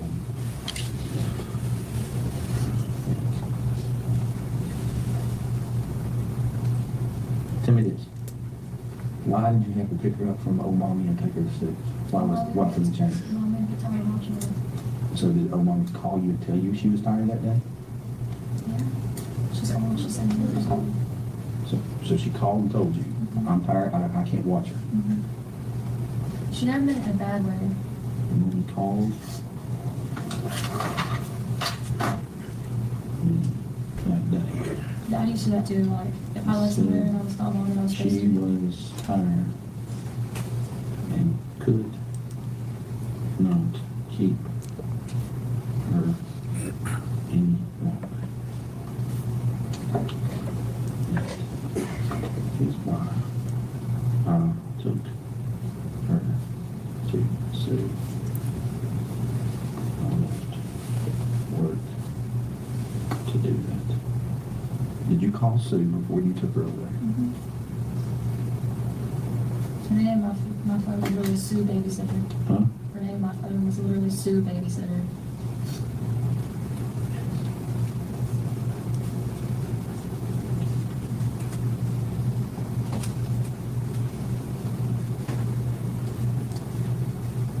So, you think so then you must have picked her up from Sue that day. Like I said, I really don't remember who had her first and who dropped her off. I know, but at this point, we're confident that old mommy had her, that you picked her up and took her to Sue. You wouldn't have taken her back to old mommy at any point in time. Yeah. Right? Okay, so you went and picked her up from Sue on that day. Can you get that time on? We can as soon as we get this finished out. Okay. All right, so what time did you pick her up from Sue? Whenever I got off work.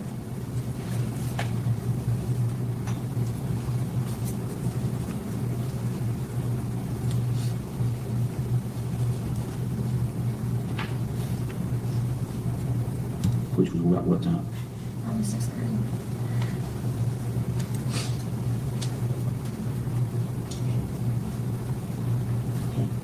So you picked her up at 6:30. Anybody with you? It's you. Nobody at 6. I don't know if her husband was there or not. I didn't see him. Sue still has everyone's back and play. They said we taking some of her clothes. From that day. Yeah. I went back and forth. So you had taken that from old mommy's to over there that day? My mommy never kept it back and play there. Okay, so did Sue have this that day? She already had it? Yeah, but it was everyone's back and play. It's like pink, but I was on it. Well, like the insert of the bed playpen is pink and it's got like the edges of it's like white. It's got pink roses on it. Okay. Like, have you seen it back in the day? Mhm. I'm assuming you have a kid. Okay. You know what I'm talking about? Yeah. Like the design or whatever around it. Yeah. On the very He top gets part, what you're like that saying, part, like Megan. the back and play, it's Yeah. white, pink roses. Yeah, but Sue, More details on the daggone GD pack and play than where her daughter is. Like, it's the pink one from the Walmart in, the town over, not the one close to us, but the good one, the good Walmart. He doesn't care about the pack and play. No one cares about the pack and play. They care about your daughter. Already has back and play. It's lifted for yeah, it's enclosed. so she had caught some, Yeah. but, And she maybe had but you little had toys. dressed Evelyn that day, right? Yeah. In this Puma outfit. Yeah. So she didn't change clothes or anything like that? Well, no, Sue still has clothes that I dropped off there for Evelyn. No It's not problem. changed. So you pick up Evelyn, Yeah. right, 6:30. Did you call your mom from when you were going from Evelyn's house, or Sue's house, to your trailer? Mhm. Okay. Tell me this. Were you or were you not living with Hunter at the time? On and off. On and off? I wasn't necessarily like living there, but I'd stayed a couple months there.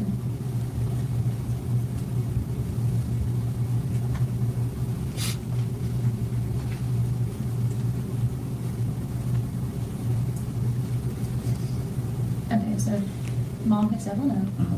You know, we go to Mendota. I'm like, okay. So wait a minute. So your mom doesn't come inside. So is this a conversation you're having with your mom? Is it standing at the door? She's like, we're going to Mendota. I'm like, here's Evelyn's stuff, Bob.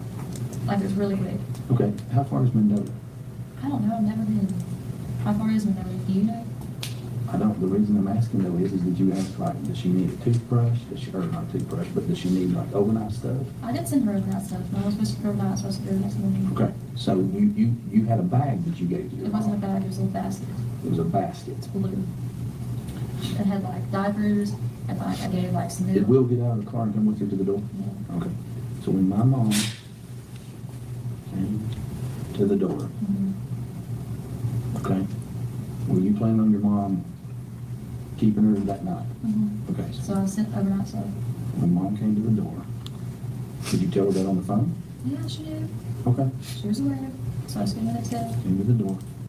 The gall of this woman to have an attitude like, yeah, she knew. I mean, like he's asking a dumb question. You are again making this out of the thin ether. And then when he asks clarifying questions, you act like he is the dumbest human ever to human. I gave her basket It was a blue basket. Does that matter? that was blue. Does that matter at all? Sure. It had overnight clothes. Yeah. Well, anytime I ever take Evelyn anywhere, I sent with extra clothes. Because babies get dirty. Overnight clothes Diapers, milk. and extra clothes. And also had You were really thorough. apples and milk. Yeah. What kind of milk? All milk. Whole milk, not any kind of formula or anything like that. You just drink whole milk. Yeah, around 9 months old, like, she started spitting formula back up.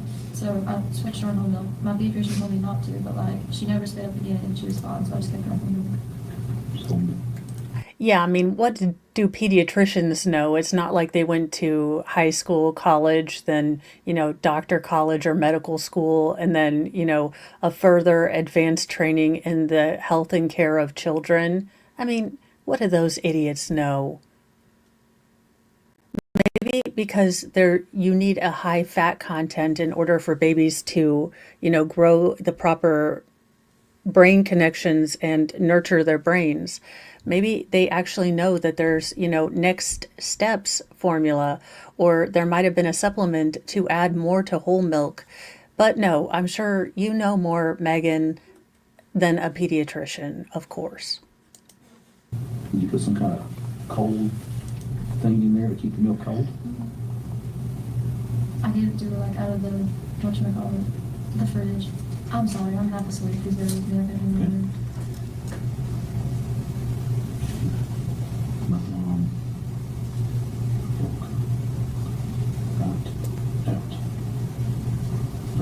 Should I not have done that? I don't know. I don't know where she was going or what the deal was. So what did your mom say to you when she left? That I didn't get involved with the girl. Okay. My mom said, I didn't get involved with the girl.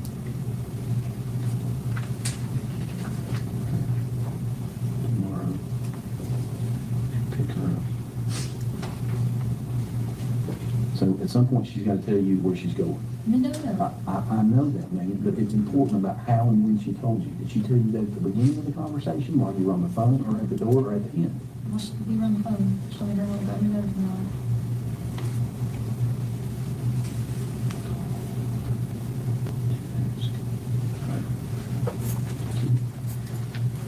And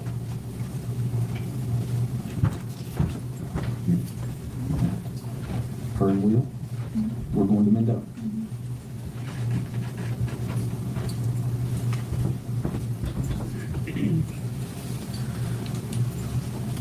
Okay. Now, did she say we're going over there to camp or to see somebody, or what did she say? I never just assumed camp, I'm not gonna lie to you. They always camped out there. Will has a camper. At Mendoza? What's it look like? I've never seen it, to be honest with you. It's just a camper. I think it's at Jude's now. Or was it Jude's? It's just a camper. What kind of camper? A camper. I've never laid eyes on it to tell you that it was camper. Like what kind of camper it was or anything like that. I'm sorry. Did your mom say we were going camping? I don't know how else you could stay in the note. I understand that, but what else did she say? That was it. I was literally like, here's Evelyn, here's your stuff, see you, Bob. It was a quick exchange. She's taking your child. You're like, I can't handle this right now.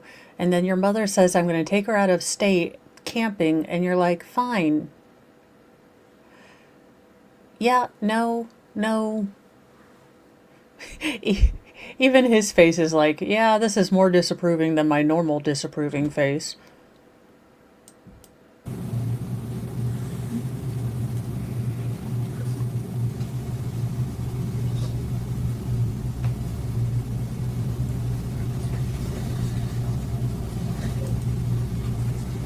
It's like along like Wholesome River, I guess. That's what my dad told me. How'd your dad know? Because my mom got like a trespassing charge, so she like walked over property one day, like in Scott County, but he was like, that river flows through Mendoza. You know what I'm talking about? Mm-hmm. Well, he knows what he's talking about. I guess. What time is it? I'm not really sure. So, your mom leaves. The next day she comes, and she's mad. What time? In the morning. I mean, were you still in bed? No, Alice G., I don't think she dislikes him. She has that sort of same bratty mentality whenever any of the detectives. I haven't seen her interact with a female detective or beyond that sort of quick one they had with DCYF and I think the responding sergeant really, really early. But I think, again, if you've noticed her, every time they caught her, even in a blatant lie, she would still have an attitude about it. It's just insanity. Bed? No, it was on the other, was getting ready. You're getting ready for, Where? so what day was that? Huh? The 15th of December.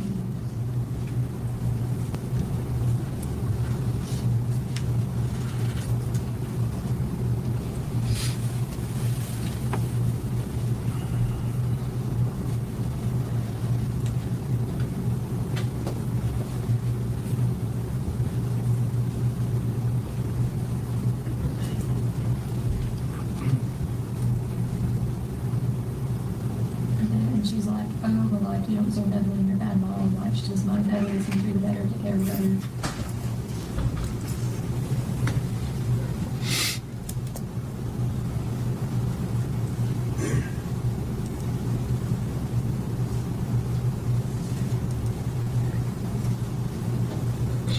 Yeah, Lady Tammy, she has the attitude of being annoyed at having to have had to report her child missing.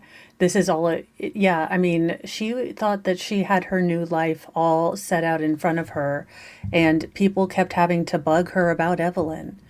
And then her dad, couldn't just let it drop. He had to bring in the police, and now she has to, come up with different lies.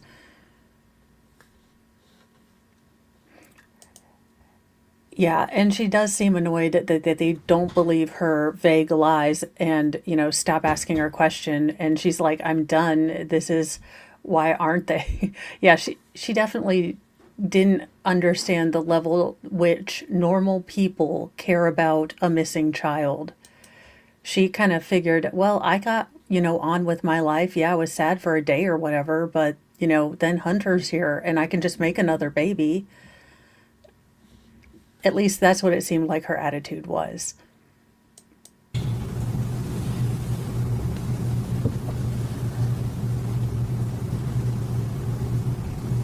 She kept telling me stuff like, oh, like, it was over. I said Evelyn was with. Somebody would take better care of her. She'd be happy with it.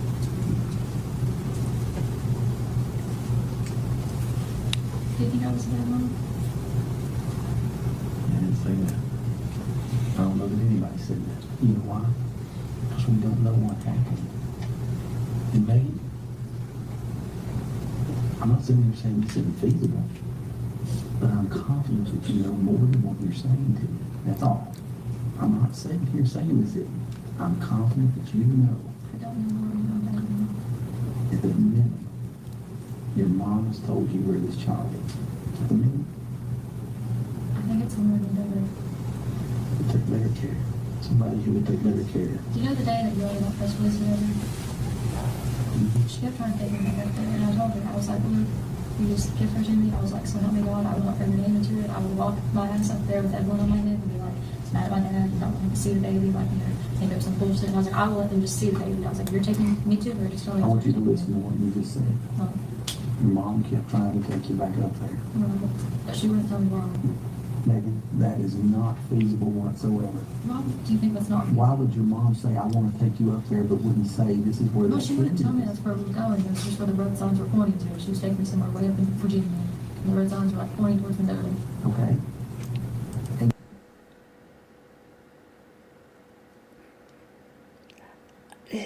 She is married on this Mendota, and I don't know if she just picked it out, saw it one day, thought it was a cool name, for a city or a town. But she is married to this. Now, it could possibly that she was married to anywhere in Virginia since her mother was in North Carolina. But yeah, none of this makes sense. You didn't go? No, because she wouldn't tell me. She just kept telling me that I don't need to talk to you all, that I need to go with her and just leave the whole situation and stuff like that. And she told you that you needed to know where the child was. No, she never mentioned. Why else would she be taking you? She wouldn't tell me. I kept asking if she went else. That makes no And then I sense. told her that if she didn't take me, drop me off back up there and talk to you all, she was in the press release, I was going to call and be myself and something. She told me that somebody who would take better care of, Evelyn was with somebody who would take better care of the child. She told you that next morning there. No, What? that I didn't deserve that one. That was a bad mom, I didn't support her.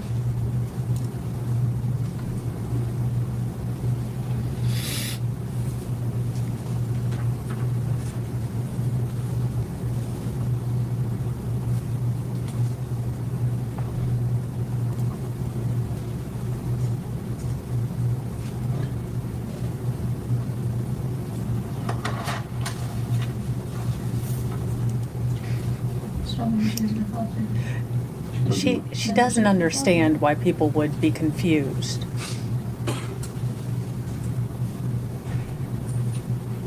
The person or the people? The person she would have her.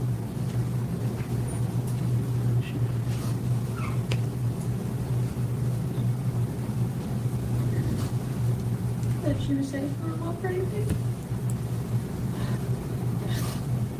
Then if I left my child, I'd let her have that water.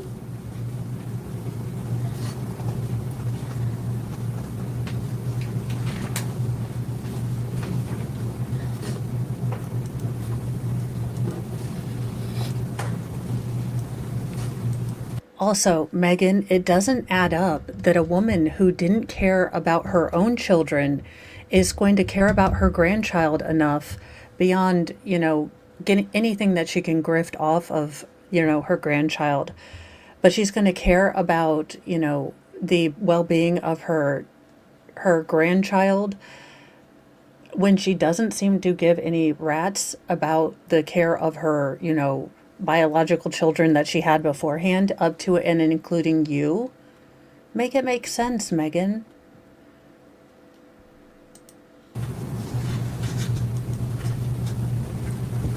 I love my child. He does. That should never be.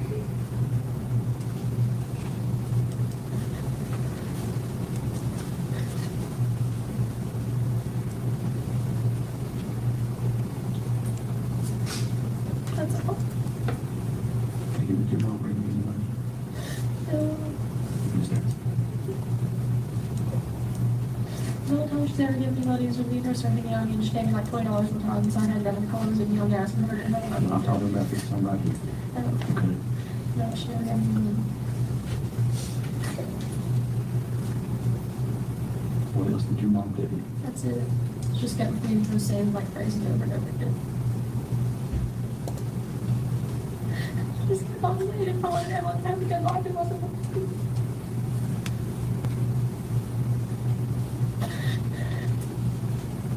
Sorry.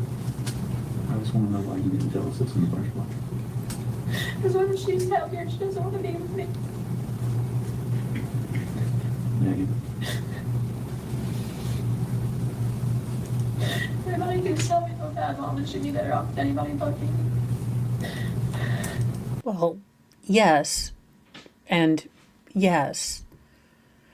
Now, I do have this thought that Megan's mom might be her internal guilt to whatever level she's able to feel guilt. But the only way she can process it is by having it be like the mean things that her mom says. Because at some level, she has got to, feel the very honest and real, truth in that statement. And I do wonder if her mom being mean to her is really all those things she's been telling herself when she has attacks of conscience. Again, this requires her to have a conscience, to have an attack in one, and I don't know that she does. But that was something that did occur to me.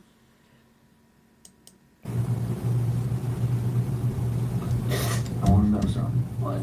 Do you think Evelyn is alive? You do. Are you confident of that? You're shaking your head yes. Does that mean yes? Yeah. Megan, Just don't know what it is. Megan, I want you to know something. If Evelyn is alive and she's okay, it's okay. Okay? And I even go back to the fact that if she's not, and something just accidentally happened, it happens. It's sad, but it happens. I can't go out here, though, and find this child, no matter how it is, and turn around and make it okay if when I talk to the people, they say, Megan knew this. Do you understand that? And I'm telling you, that's more feasible than you don't know at this point because I've already told a couple of different stories. If you know where the child is, I need to put my hands on it so that I can help you with this. You need to tell me, honey. I don't have an exact idea. I just think someone had known that my mom was out with us. That your mom hangs out with. Tell me who your mom hangs out with. Nobody else ever knew about mom. Or even, What names do you know? you're gonna have to give me a second to think. There's like Travis, Tristan, Julie, Christy. These are all people you know. No. I don't know anybody that she knows even know them. My mom has a lot of like sketchy friends and they move around a lot. And Will has a lot of sketchy friends and they move around a lot.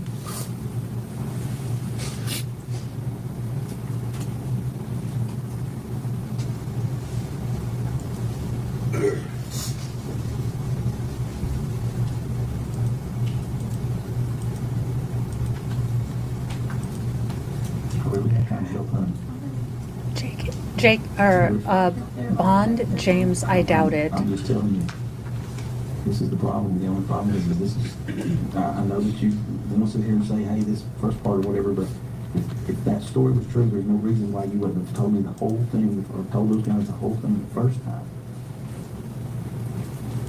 I need to, before I get up from this chair, I need to know every bit of this. I'm telling you, I'm getting my head. Even when we started hanging out again, that's just all she would tell me. You do realize, Megan, that I know that you sat in that seat up there and you told those guys the last time that was everything you knew. But it wasn't, was it? I'm really big on Jackson, so I think you box you. You schedule me, I have to come get me on the right, so I'll take me. What are you going to do that shows that you're not being truthful? What are you going to do? I know that more. See, I'm not sitting here and believe you, huh? I also believe that you feel confident that your child is still alive. Was that a bad thing? No. But what the bad thing is that you have an idea of where it's at and you're not telling me. I know a general area. Where? Mendota. That's the general area. You know what I mean. I know, I don't know exactly this section of Mendota, like that one. I feel pretty confident that your mom probably would have said, she's here. Or she's with so-and-so. She never gave me a name.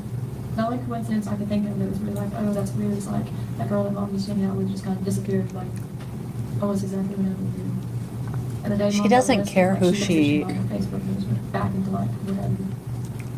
Well, Stephanie, wherever you are, whoever you are, hopefully you know that you dodged a bullet, because Megan was just going to pull out names like Melissa, Amber. I'm sure she was just going to pull out all the names until she found one of her mom's shady friends to pin it on that time, until another shady friend was needed.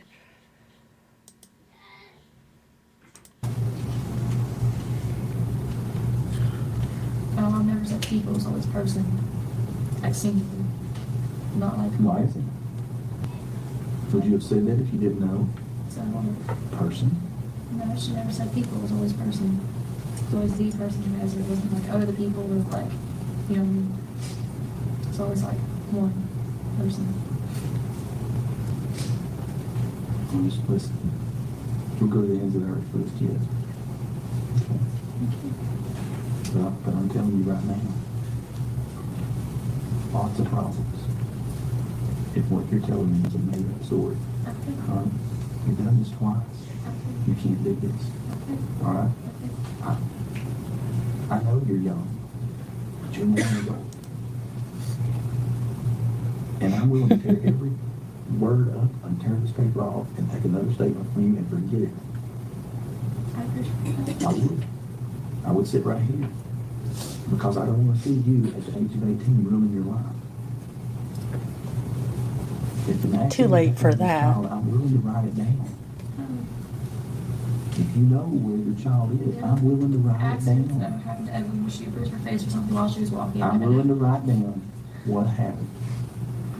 And if there's more that you know, I've got to know. There's not, I just have theories and I told you that. And this is it. That one girl that went missing around the same time Evelyn did, like my mom hung out Do with you her. know the child to be with that girl? No, but don't you think it's weird they were missing around the same time?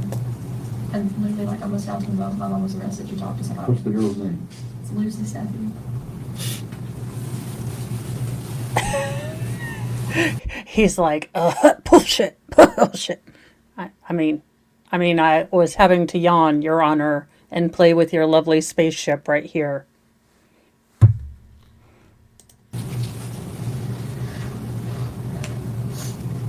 Do I need to find a ride home for me, Christy? Thank you, Lord. The nerve to sit there and lie to these people that are busting their balls to try to find, your daughter. And then for you to also ask them to give you and your friend a ride home. Wow. Wow. Like, please take people away from searching for my daughter to make sure I can get home.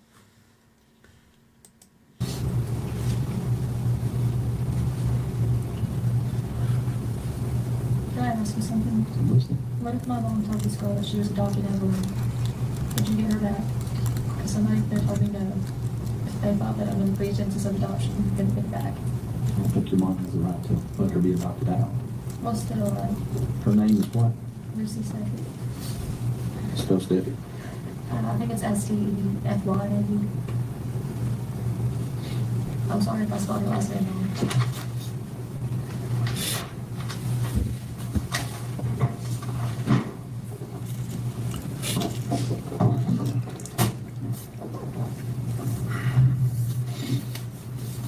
I was working at the chicken shack.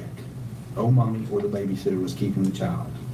I called my mom because I needed a break. This was sometime between December 14th and 16th. My mom came to my trailer. My mom had a phone, and the number is the number that Jude has And it's now. always Jude's phone, she just used it. Does that matter? They shared a phone. It was Sorry, I didn't catch that one. always Jude's phone. Wait, why does the mom share a phone with a dude that's not her boyfriend, but a dude that she's living in the same double wide with? You know what? I don't think it's meant to make sense.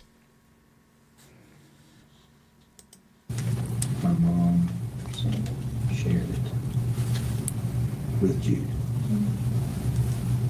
Right? I got off work and went to the trailer. I had the 579 number. I called my mom on the way home from work. My car had Apple Play, and I called her from the car. I told her I just wanted a break. Well, then like calling from the babysitter's house, but to me that's stolen away from her. So if you get down here and you're like, oh, we called from Sue's house, like, that means the same thing to me. But you called her from the car, right? And on your phone? Right. Okay. I told her I just wanted a break. My mom came to the trailer with Will McLeod in a small sedan. It was a dark car, and it was dark outside. My mom did not come in the trailer. I handed Evelyn to her while she was outside. Evelyn was wearing a Puma track suit that was hot pink with a bow to match. The shoes were pink Puma and matched the suit. Old mommy had kept the child that day. The babysitter, Sue, also kept her that day. I left work sometime in the afternoon and picked up Evelyn. I took her to Sue's home that I think is a double wide, right? Well, I don't know what you call it, it's just like double line. But it's not as long as the wrong. We don't need this. Initial right here, so that I don't add anything to your statement. Right here. Yep. And you see where I've marked this out? Yeah. Initial everywhere where I marked that and that out. Above it? Yep.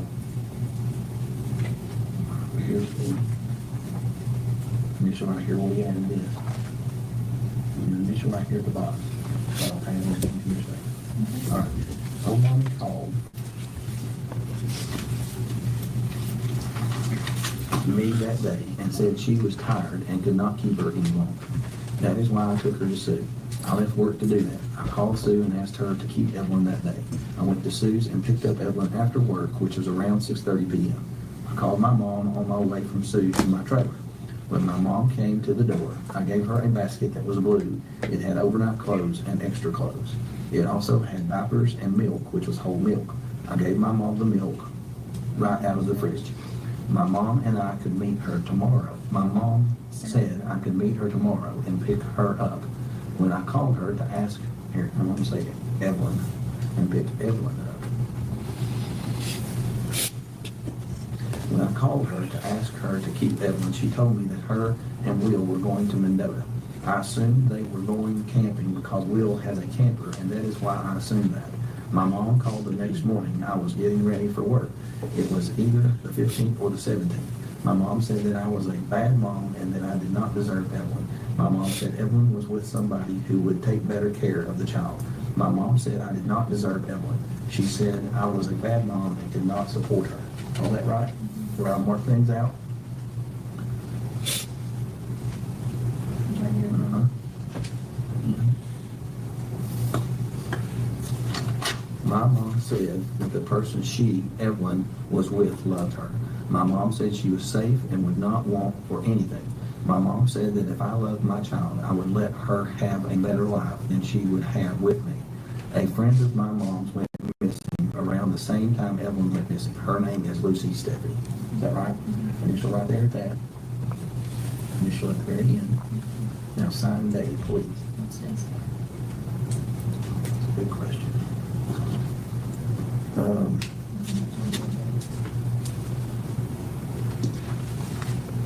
24.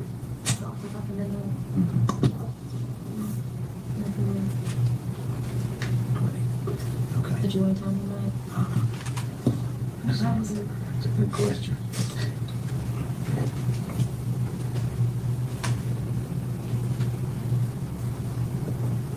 Twelve 08 a.m.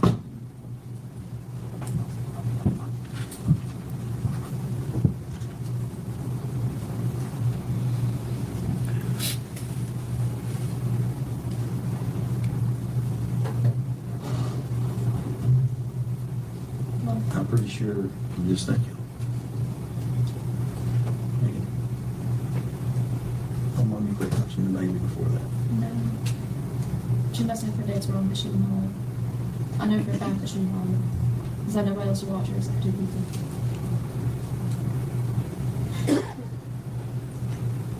Mom is also 78 years old. And calls me the wrong name almost every time I see her. I mean, I call my kids the wrong name half the time. And That my doesn't mean dad. there's anything wrong with my And then mind. when I was going in and out of there, my dad's like, oh, I hadn't seen her after Thanksgiving. Like, he literally like actually has pictures of her after Thanksgiving. Or she used to, wherever that one that she had. I don't want to get up from this chair and miss any opportunity. I've got an 18-year-old daughter.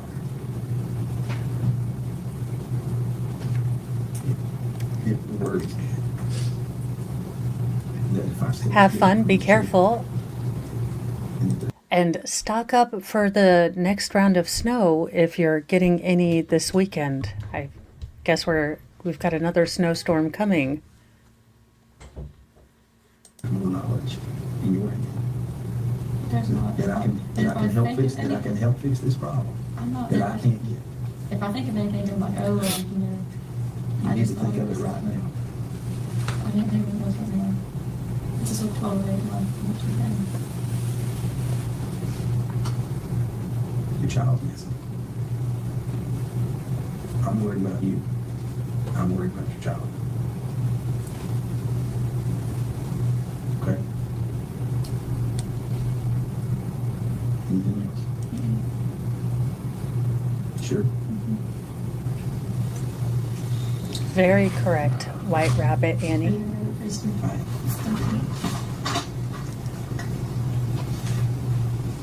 Are you taking this home or something? I'll either take you home or get somebody. Give me just a minute. Is it gonna be like a swab bug in this home? Hold on. Like, We'll make it a good, safe ride home.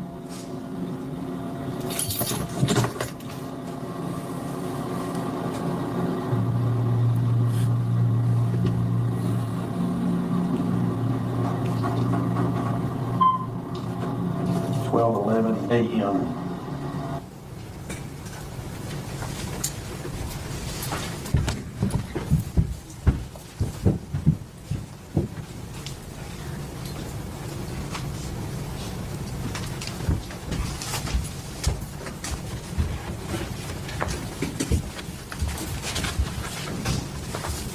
Agent Wilhor, we could kind of tell as you were speaking with Ms. Boswell, you writing that statement down? Yes, sir. On a pad? Okay. Did you go over that statement with her? Yes, sir. Did you allow her to correct or make any changes to what you were writing down? Yes, sir. Okay. And is that indicated on the statement as well? Yes, sir. All right. And at the end of the statement, did you have her sign and date it? Yes, sir. And did you sign and date it as well? Yes, sir, I did.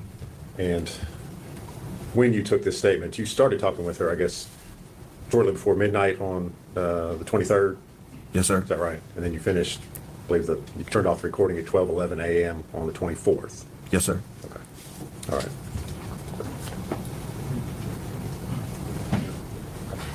Objection.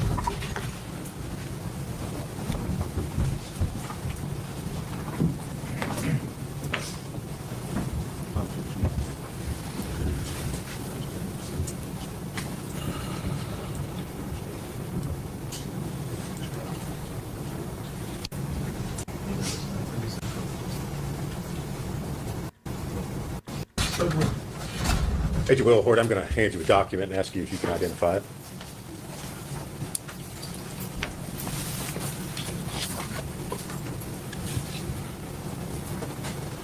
Do you recognize it? Yes, sir. Is that a copy of the statement that you took from Megan Boswell on the February 23rd into February 24th, 2020? Yes, sir. All right. And you recognize her signature at the end of that statement? Yes, sir. And do you sign that as well? Yes, sir. Judge, we'd move to make that Exhibit 229. The full exhibit 229 over the consent objection.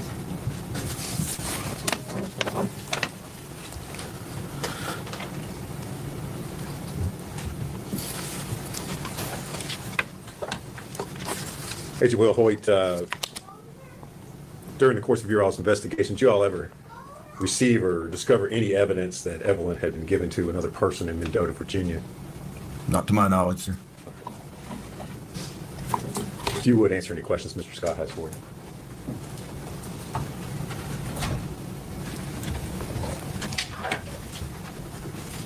Good morning, Agent Will Hoyt. How are you? Fine, sir. How are you? Good. Thank you for asking. You took this statement on February the 23rd. It appears it started up into the night. Is that a fair statement? Yes, sir. How long had Megan been at the sheriff's department that day prior to that statement being taken? Do you know? I don't. Did you Mirandize her? No, sir. The subject matter of the statement, obviously you're aware that several other statements have been taken from her. Yes, sir. Okay. You're in charge of the field office in Johnson City, basically, right? Yes, sir. So that means you review and sign off on everything that's done in every case. In the field division, yes, sir. So everything that Agent Gratz is doing, you're reviewing and you're signing off on. Yes, sir. Okay. So you were aware that she'd been interviewed several times prior to your interview. Several being, I guess, I don't know, but yes, she had been interviewed prior to that, Mr. Scott. You are correct. Okay. And your interview was essentially a continuation on the same subject matter of the prior interviews. Can you repeat the question? Your interview was a continuation of the subject matter of the prior interview, being the disappearance of Evelyn Boswell. There would have not needed to have been Well, it was a different continued interview, interviews but if I your guess client wasn't a liar. I was questioning her about Evelyn, which I think was the subject of every interview. Sure.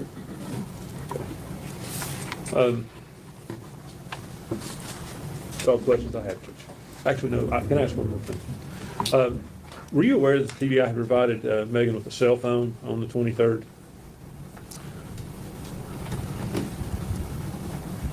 I apologize, Mr. Scott. I can't recall that. I believe that was the case, yes. But I don't know. I don't know the details of that. I'm sorry. So you don't know that cell phone could have been used to track her to see if she'd went to the location after the 23rd where the body was found? If you know. I don't. That's all the questions I have, Judge. Thank you, sir. Redirect. No, Your Honor. You see where you go? For the state, yes.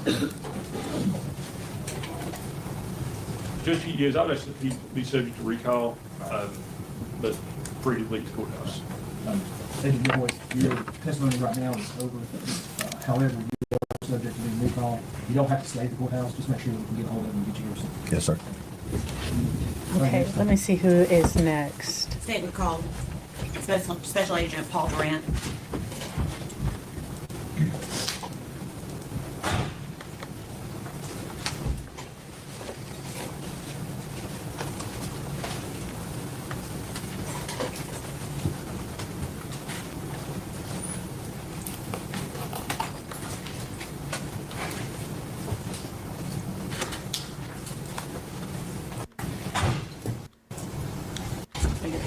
First one is testimony about the truth, the whole truth, and nothing but the truth. I swear.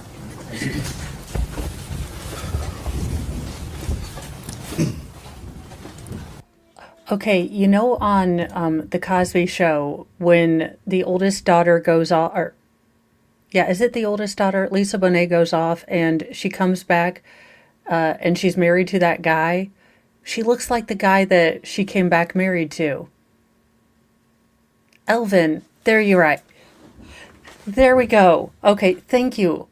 KLF, I'm glad it wasn't just me. But like before, being with Lisa Bonet had destroyed his soul. So this would be clean cut Elvin right when they first got married.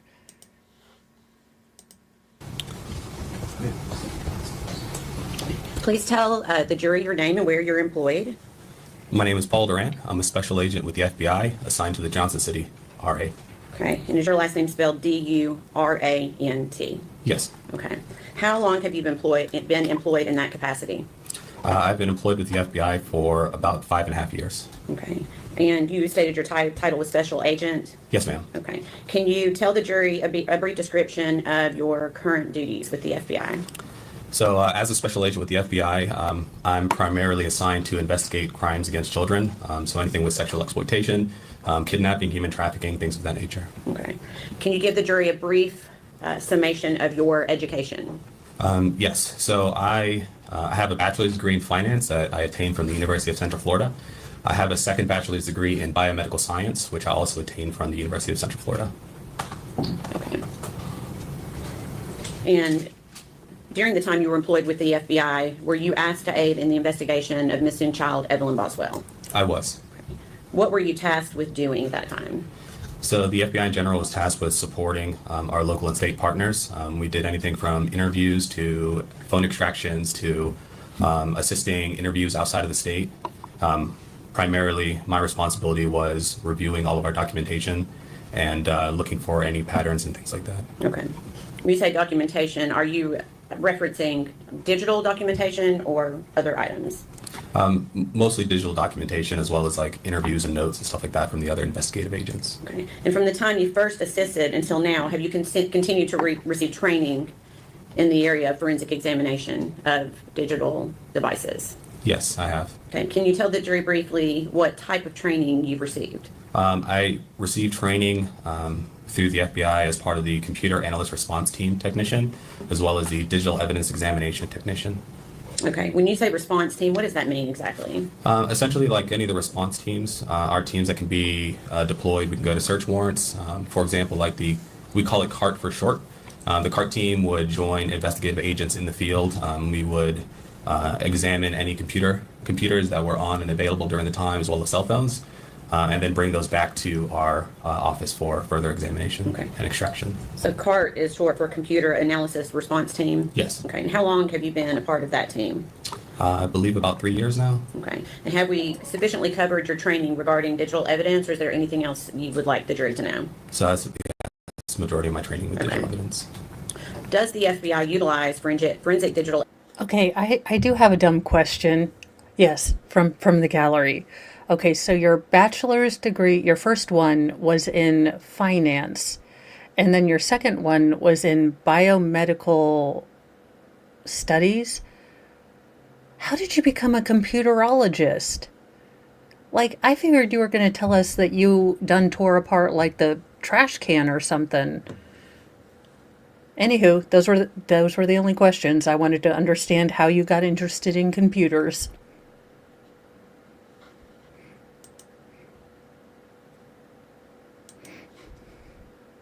Evidence equipment to aid you in your investigations?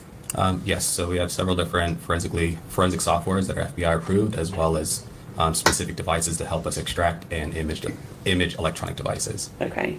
And we'll briefly go into what the FBI utilizes. When it comes to cellular devices like telephones, what would... I don't know. Possibly not being told to just brush your hair. I mean, if you're a kid and you don't have to do this, that, or the other, then you're not going to do it. Like if, a regular 7-year-old isn't going to brush their teeth unless their parents make them, unless they're fastidious. But probably, I'm guessing that would be the reason. I don't know. It could also be depression. I mean, if you get into a extremely depressed mode, you can, stop caring for yourself. I don't know. But it sounds like a very chaotic home life. So I have no idea. A digital analysis entail regarding cell phones? So regarding cell phones, we do what we call extractions of cell phones. So we use a forensic software to extract different data from the cell phones. There's several different extraction methods that you can use. 3 main ones. The first one is kind of a logical extraction. Essentially, what that does is we ask the cell phone, what can you provide us? And the cell phone will provide us X data. The next analysis that we can do or extraction that we can do is called a file system extraction. That's kind of where our software goes into the cell phone and then tries to pull as much data as we can from that cell phone. The last extraction that we can perform is called a physical extraction. Essentially, that is a bit-for-bit copy of whatever that electronic device is. Okay. And just so we know, when you say extraction, do you mean taking the information off of that device to be able to utilize what you're looking at? By extraction, yes, we don't take anything physically off of that device, but we make a copy of those items on that device and put it onto another, like electronic storage media. Okay. So we're not changing anything on the device. We have different methods that ensure that we have made a what we call a forensic copy of that device. So it's essentially a copy of what was on that device. Correct. Okay. Can you, and you've done this a little bit, can you tell the jury how that's done? How does a technician take that copy from a cellular device and put it into another place? Yeah, so we'll connect that electronic device up to like our computers and our forensic extraction software. We use things like write blockers to ensure that no information from our devices or our computer is transferred over to the cell phone. Once the data is extracted from that device, we'll go ahead and ensure that a copy has been made, a forensic copy. We do that through hash verification.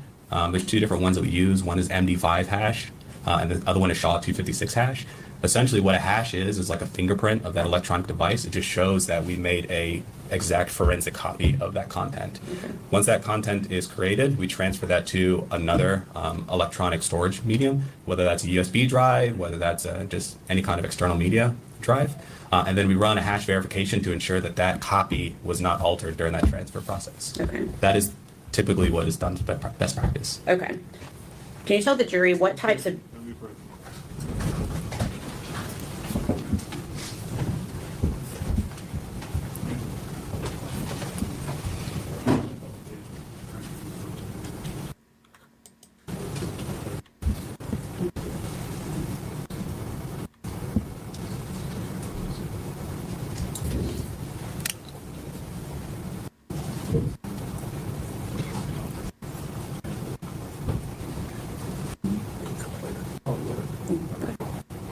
Agent Durant, have you previously performed digital analysis of cellular telephones? Yes.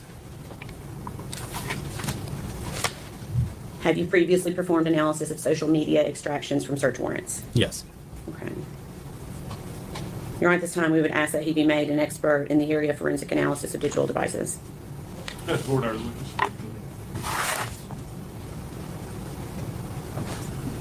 Sir, how long have you been employed by the FBI? I've been employed by the FBI for about 5.5 years, since September of 2019. And in that time, how many times have you been qualified as an expert in court? Or have you? I don't believe I've been qualified as one as per a digital evidence extraction. So I've been qualified in the areas of child investigation, like child crime investigations. But as far as digital forensics, you have not been qualified previously? No, I don't believe so. And if we could go back to your training, if you would go over that again with me, specifically as it relates to digital forensics, what training do you have?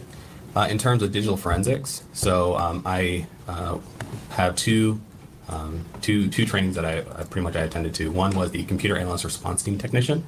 Essentially, that is the one that I explained that you kind of go out there and you're able to collect the electronic devices and then kind of take them back, prepare to do like the digital extraction portion. Okay. And how long was that course? So that course was 2 weeks. Okay. What other training do you have? So I also am authorized as a digital evidence examination technician. Essentially what that one is that's the actual like extraction process of being able to extract the data and search through the data for information, evidence of crime. Did you go to a course for that? Yes. How long was that course? It was about 2 weeks. About 2 weeks. Yeah, Oh, so for- both courses were 2 weeks long. The FBI is giving month-long training classes. So are we saying that hypothetically Mo could be a data extractionologist? Now that should terrify every single person that lives in the world. But FBI, this is the guy that you could get this dude, not like guy who has I don't know, 173 years of experience. You had to get, Steve Urkel. You have specialized training in the software you're using? In the software? Yes. Yeah, we were shown how to use the software, and we use that software in our cases. Okay. When you say you were shown how to use the software, what type of training do you actually have with the software? That was part of that training program where we actually get the software, we review what the software can do, and then we use that in order to extract digital evidence. And your formal education background is a degree in finance and a degree in biomedical science? Yes. Do you have any formal education as far as college or anything like that as it relates to digital forensics, downloading phones, so forth? No college experience with that, no. Y'all, I am pretty sure I was training longer for my job at a frozen custard place. Oh dear Lord. This is going to get ugly. Thank you. Good person.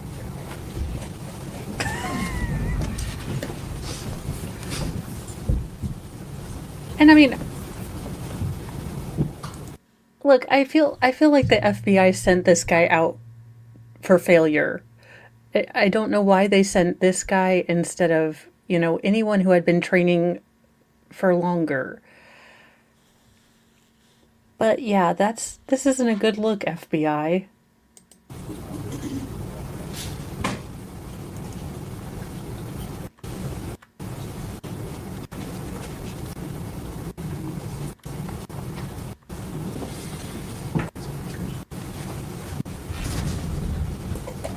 Agent Grant. Yes. During the course of your career, how many of these digital forensic analysis have you performed?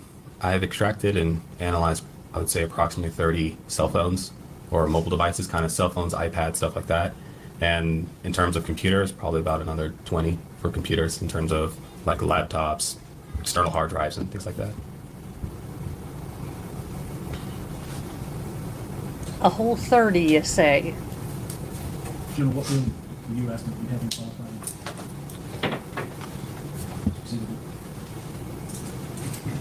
In forensic analysis of digital devices.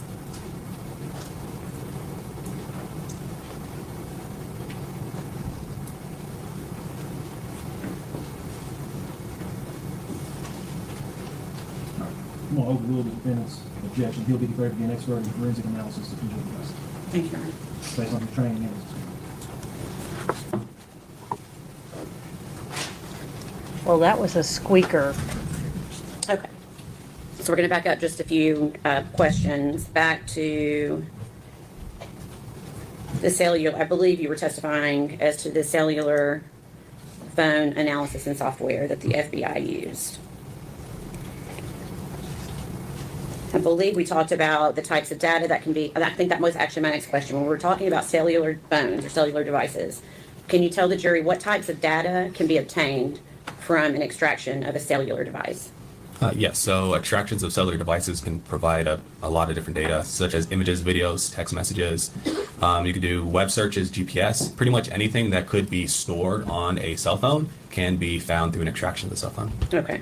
And is every cell phone the same, or are you able to obtain duplicate copies of, like, say, two individuals have Facebook on their phones? Do you always get full records on each device, or can that be different depending on the device itself? It really depends upon the device, depends upon what the software update is. If some have older software versus newer software updates, there's a lot of different factors that can play into what can be extracted from an electronic device. In terms of social media, when you're extracting social media information from the device, it's only the information that is found on it. So a lot of social media companies will store stuff in like the cloud or off of your cell phone. So when you do an extraction, you may only get a couple of days of social media conversations. You may get more, you may get less, you may not get any at all. It really just depends upon the extraction method used and the data that was stored on the actual electronic device. Okay. Do you also, as part of your training and experience, also analyze social media extractions based on search warrants? Yes. Okay. Do those tend to offer more information than pulling social media directly from a cellular device? Yes, so information that you obtain through a search warrant for a social media company is going to have a more complete record of the conversations and the activity on that account as opposed to one that is pulled from an electronic device. Okay, and can you tell the jury why that is? So kind of like I stated before, the information that you're going to get from extraction of an electronic device is only going to be the information that's found on that device when you do the extraction. So, so one of the things that we do when we do an extraction is we put, like, for example, the cell phone in airplane mode. And in airplane mode, the cell phone is not able to communicate with any of the servers, the social media servers. So it's just whatever's on that device at that time is what you can get. However, when you do legal process through social media, they have access to all the information that they would store. All that information that would be on a cloud account can then be provided to law enforcement through legal process. Okay. You may have already asked this when the judge asked you these questions. Have you previously performed a digital analysis of cellular telephones? Yes. Have you also performed analysis of computers? Yes. And what about social media extractions from search warrants? Yes. And were you provided with digital extractions in the case we're here on today? I was. Okay. Do you know what types of digital extractions you were provided with? Yes, so the two main ones were a few cell phone extractions as well as social media search warrant returns. Okay. Were any of those directly linked to the defendant, Megan Boswell? Yes. Okay. What were you specifically asked to do with the information that you were given? I was asked to review the social media search warrant proceeds from Ms. Boswell's Facebook account and Instagram account. Okay. And tell us what proceeds are. Proceeds, so when you submit a search warrant to social media companies, essentially what they send you back is the proceeds of that warrant. So when I say search warrant proceeds, I mean all the information that's Facebook or Instagram or any social media has provided the law enforcement officer. Okay. And were you actually able to perform an analysis on the defendant's social media that was provided to you? Yes, I reviewed both the Facebook and Instagram accounts. Okay.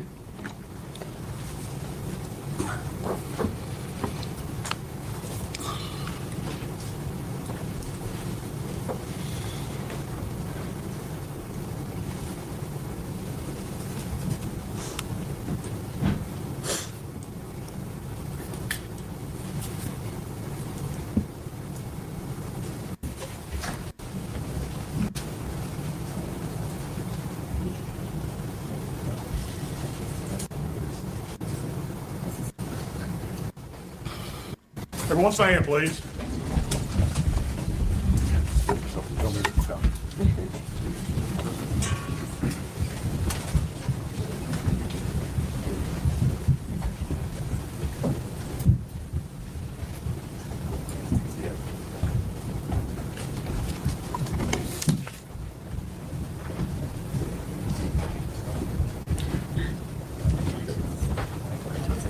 You may be seated. Thank you.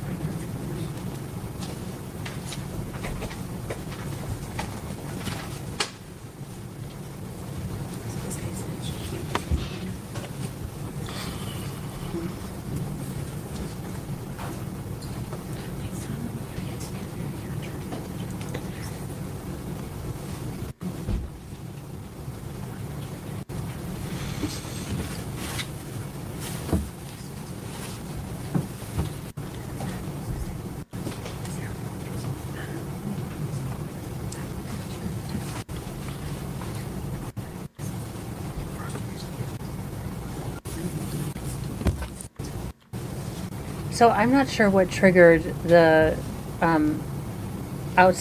them being outside of the jury's presence, other than if they need to do a ruling on whether they're going to allow the cloud evidence in.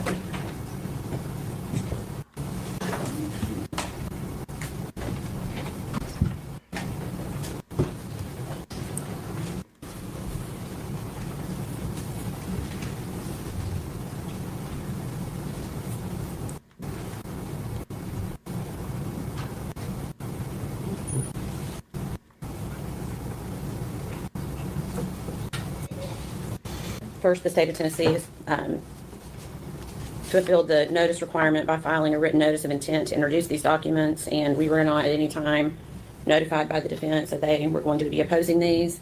But also under Rule 902, it falls under self-authenticating documents because it is records of regularly conducted activity, and the case law is clear that a self-authenticating affidavit is sufficient on being able to bring these records in.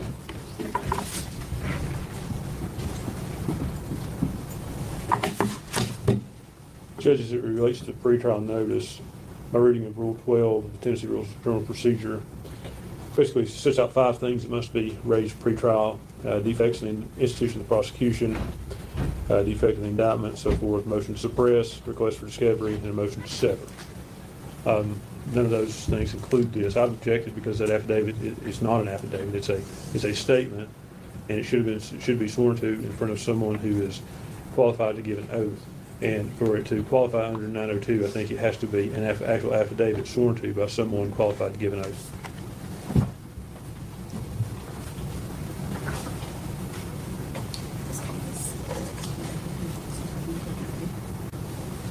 This document to be. If you would like, we would be happy to provide you with the case that allows for this document to be sufficient.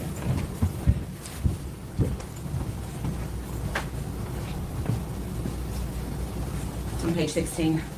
Could I see it? Yeah. So you got a copy? You have a copy of the defense? I'm trying to find it. Yep.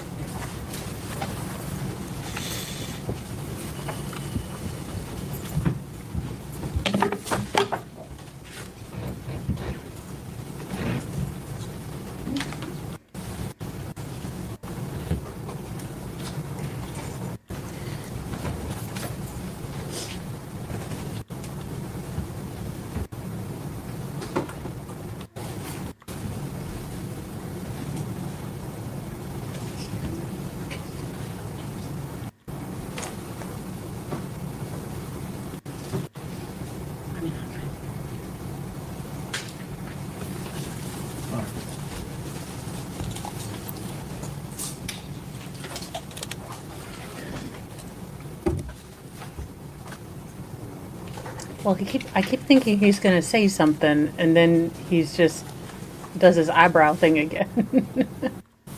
General Harper says it was given notice.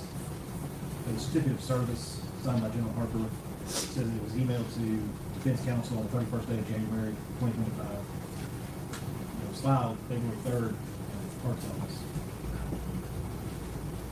But it included a copy of this certificate of authenticity of domestic records of regularly conducted activity. Mr. Scott is correct that there does not appear on this document a notary from the state of California. I do know that in every other respect that the certificate of authenticity complies with both rules 803, 6, and 902, 11. And the certificate of authenticity declares under penalty of perjury that the certificate is true and correct if that's what this person's knowledge. And it has the logo of Facebook on the document. So, I'm looking at the case that was handed up, State versus Benitez, 2022 Westlaw 123-1075. Quoting State versus Ferguson, 741 Southwest 2nd, 125, that the circumstances must only show with reasonable assurance the identity of the evidence. And the court satisfied that this certificate complies with that standard. So I'm going to overrule the objection and the state of evidence continue. We'll take about 10 more minutes of break. So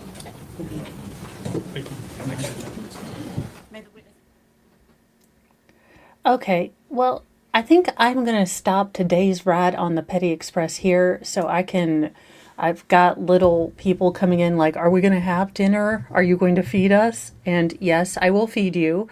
So I am off to go do my, tour of duty on the, diner cart, as it will. It does look like we are going to get, let's see. So we'll be on Agent Paul for break before lunch. lunch break. We have a little bit of Agent Paul left, and then we'll go to another Tennessee Bureau of Investigation, probably forensics is what we're looking at. Another forensics, and then the medical examiner. Yeah, I might decide to feed you. Yeah, I'm gonna go feed them. So thank you guys for joining us on today's running of the Petty Express. This woman, just Megan, you know, you're lucky that we live in a civil society that, you know, has decided to go by the rule of law and not by, you know, mob, you know, justice, because you are very lucky that you will spend the rest of your life in prison instead of what would have happened if a bunch of angry moms and parents had gotten to you. And have a lovely evening. I will see you guys tomorrow for Legal Shenanigans Theater at 3. I may or may not be on Baker's channel for Stabby Day. I don't know. It's his morning show. So if I get an invite, I will be there. If not, then I will see you guys at Legal Shenanigans Theater. And, you know, again, there's no beef, there's no drama. I just realized, like, oh crap, if you listen to that backwards, you could think there's drama. But there's no drama. Just, you know, if I have time, I'll be there. Bye, you guys.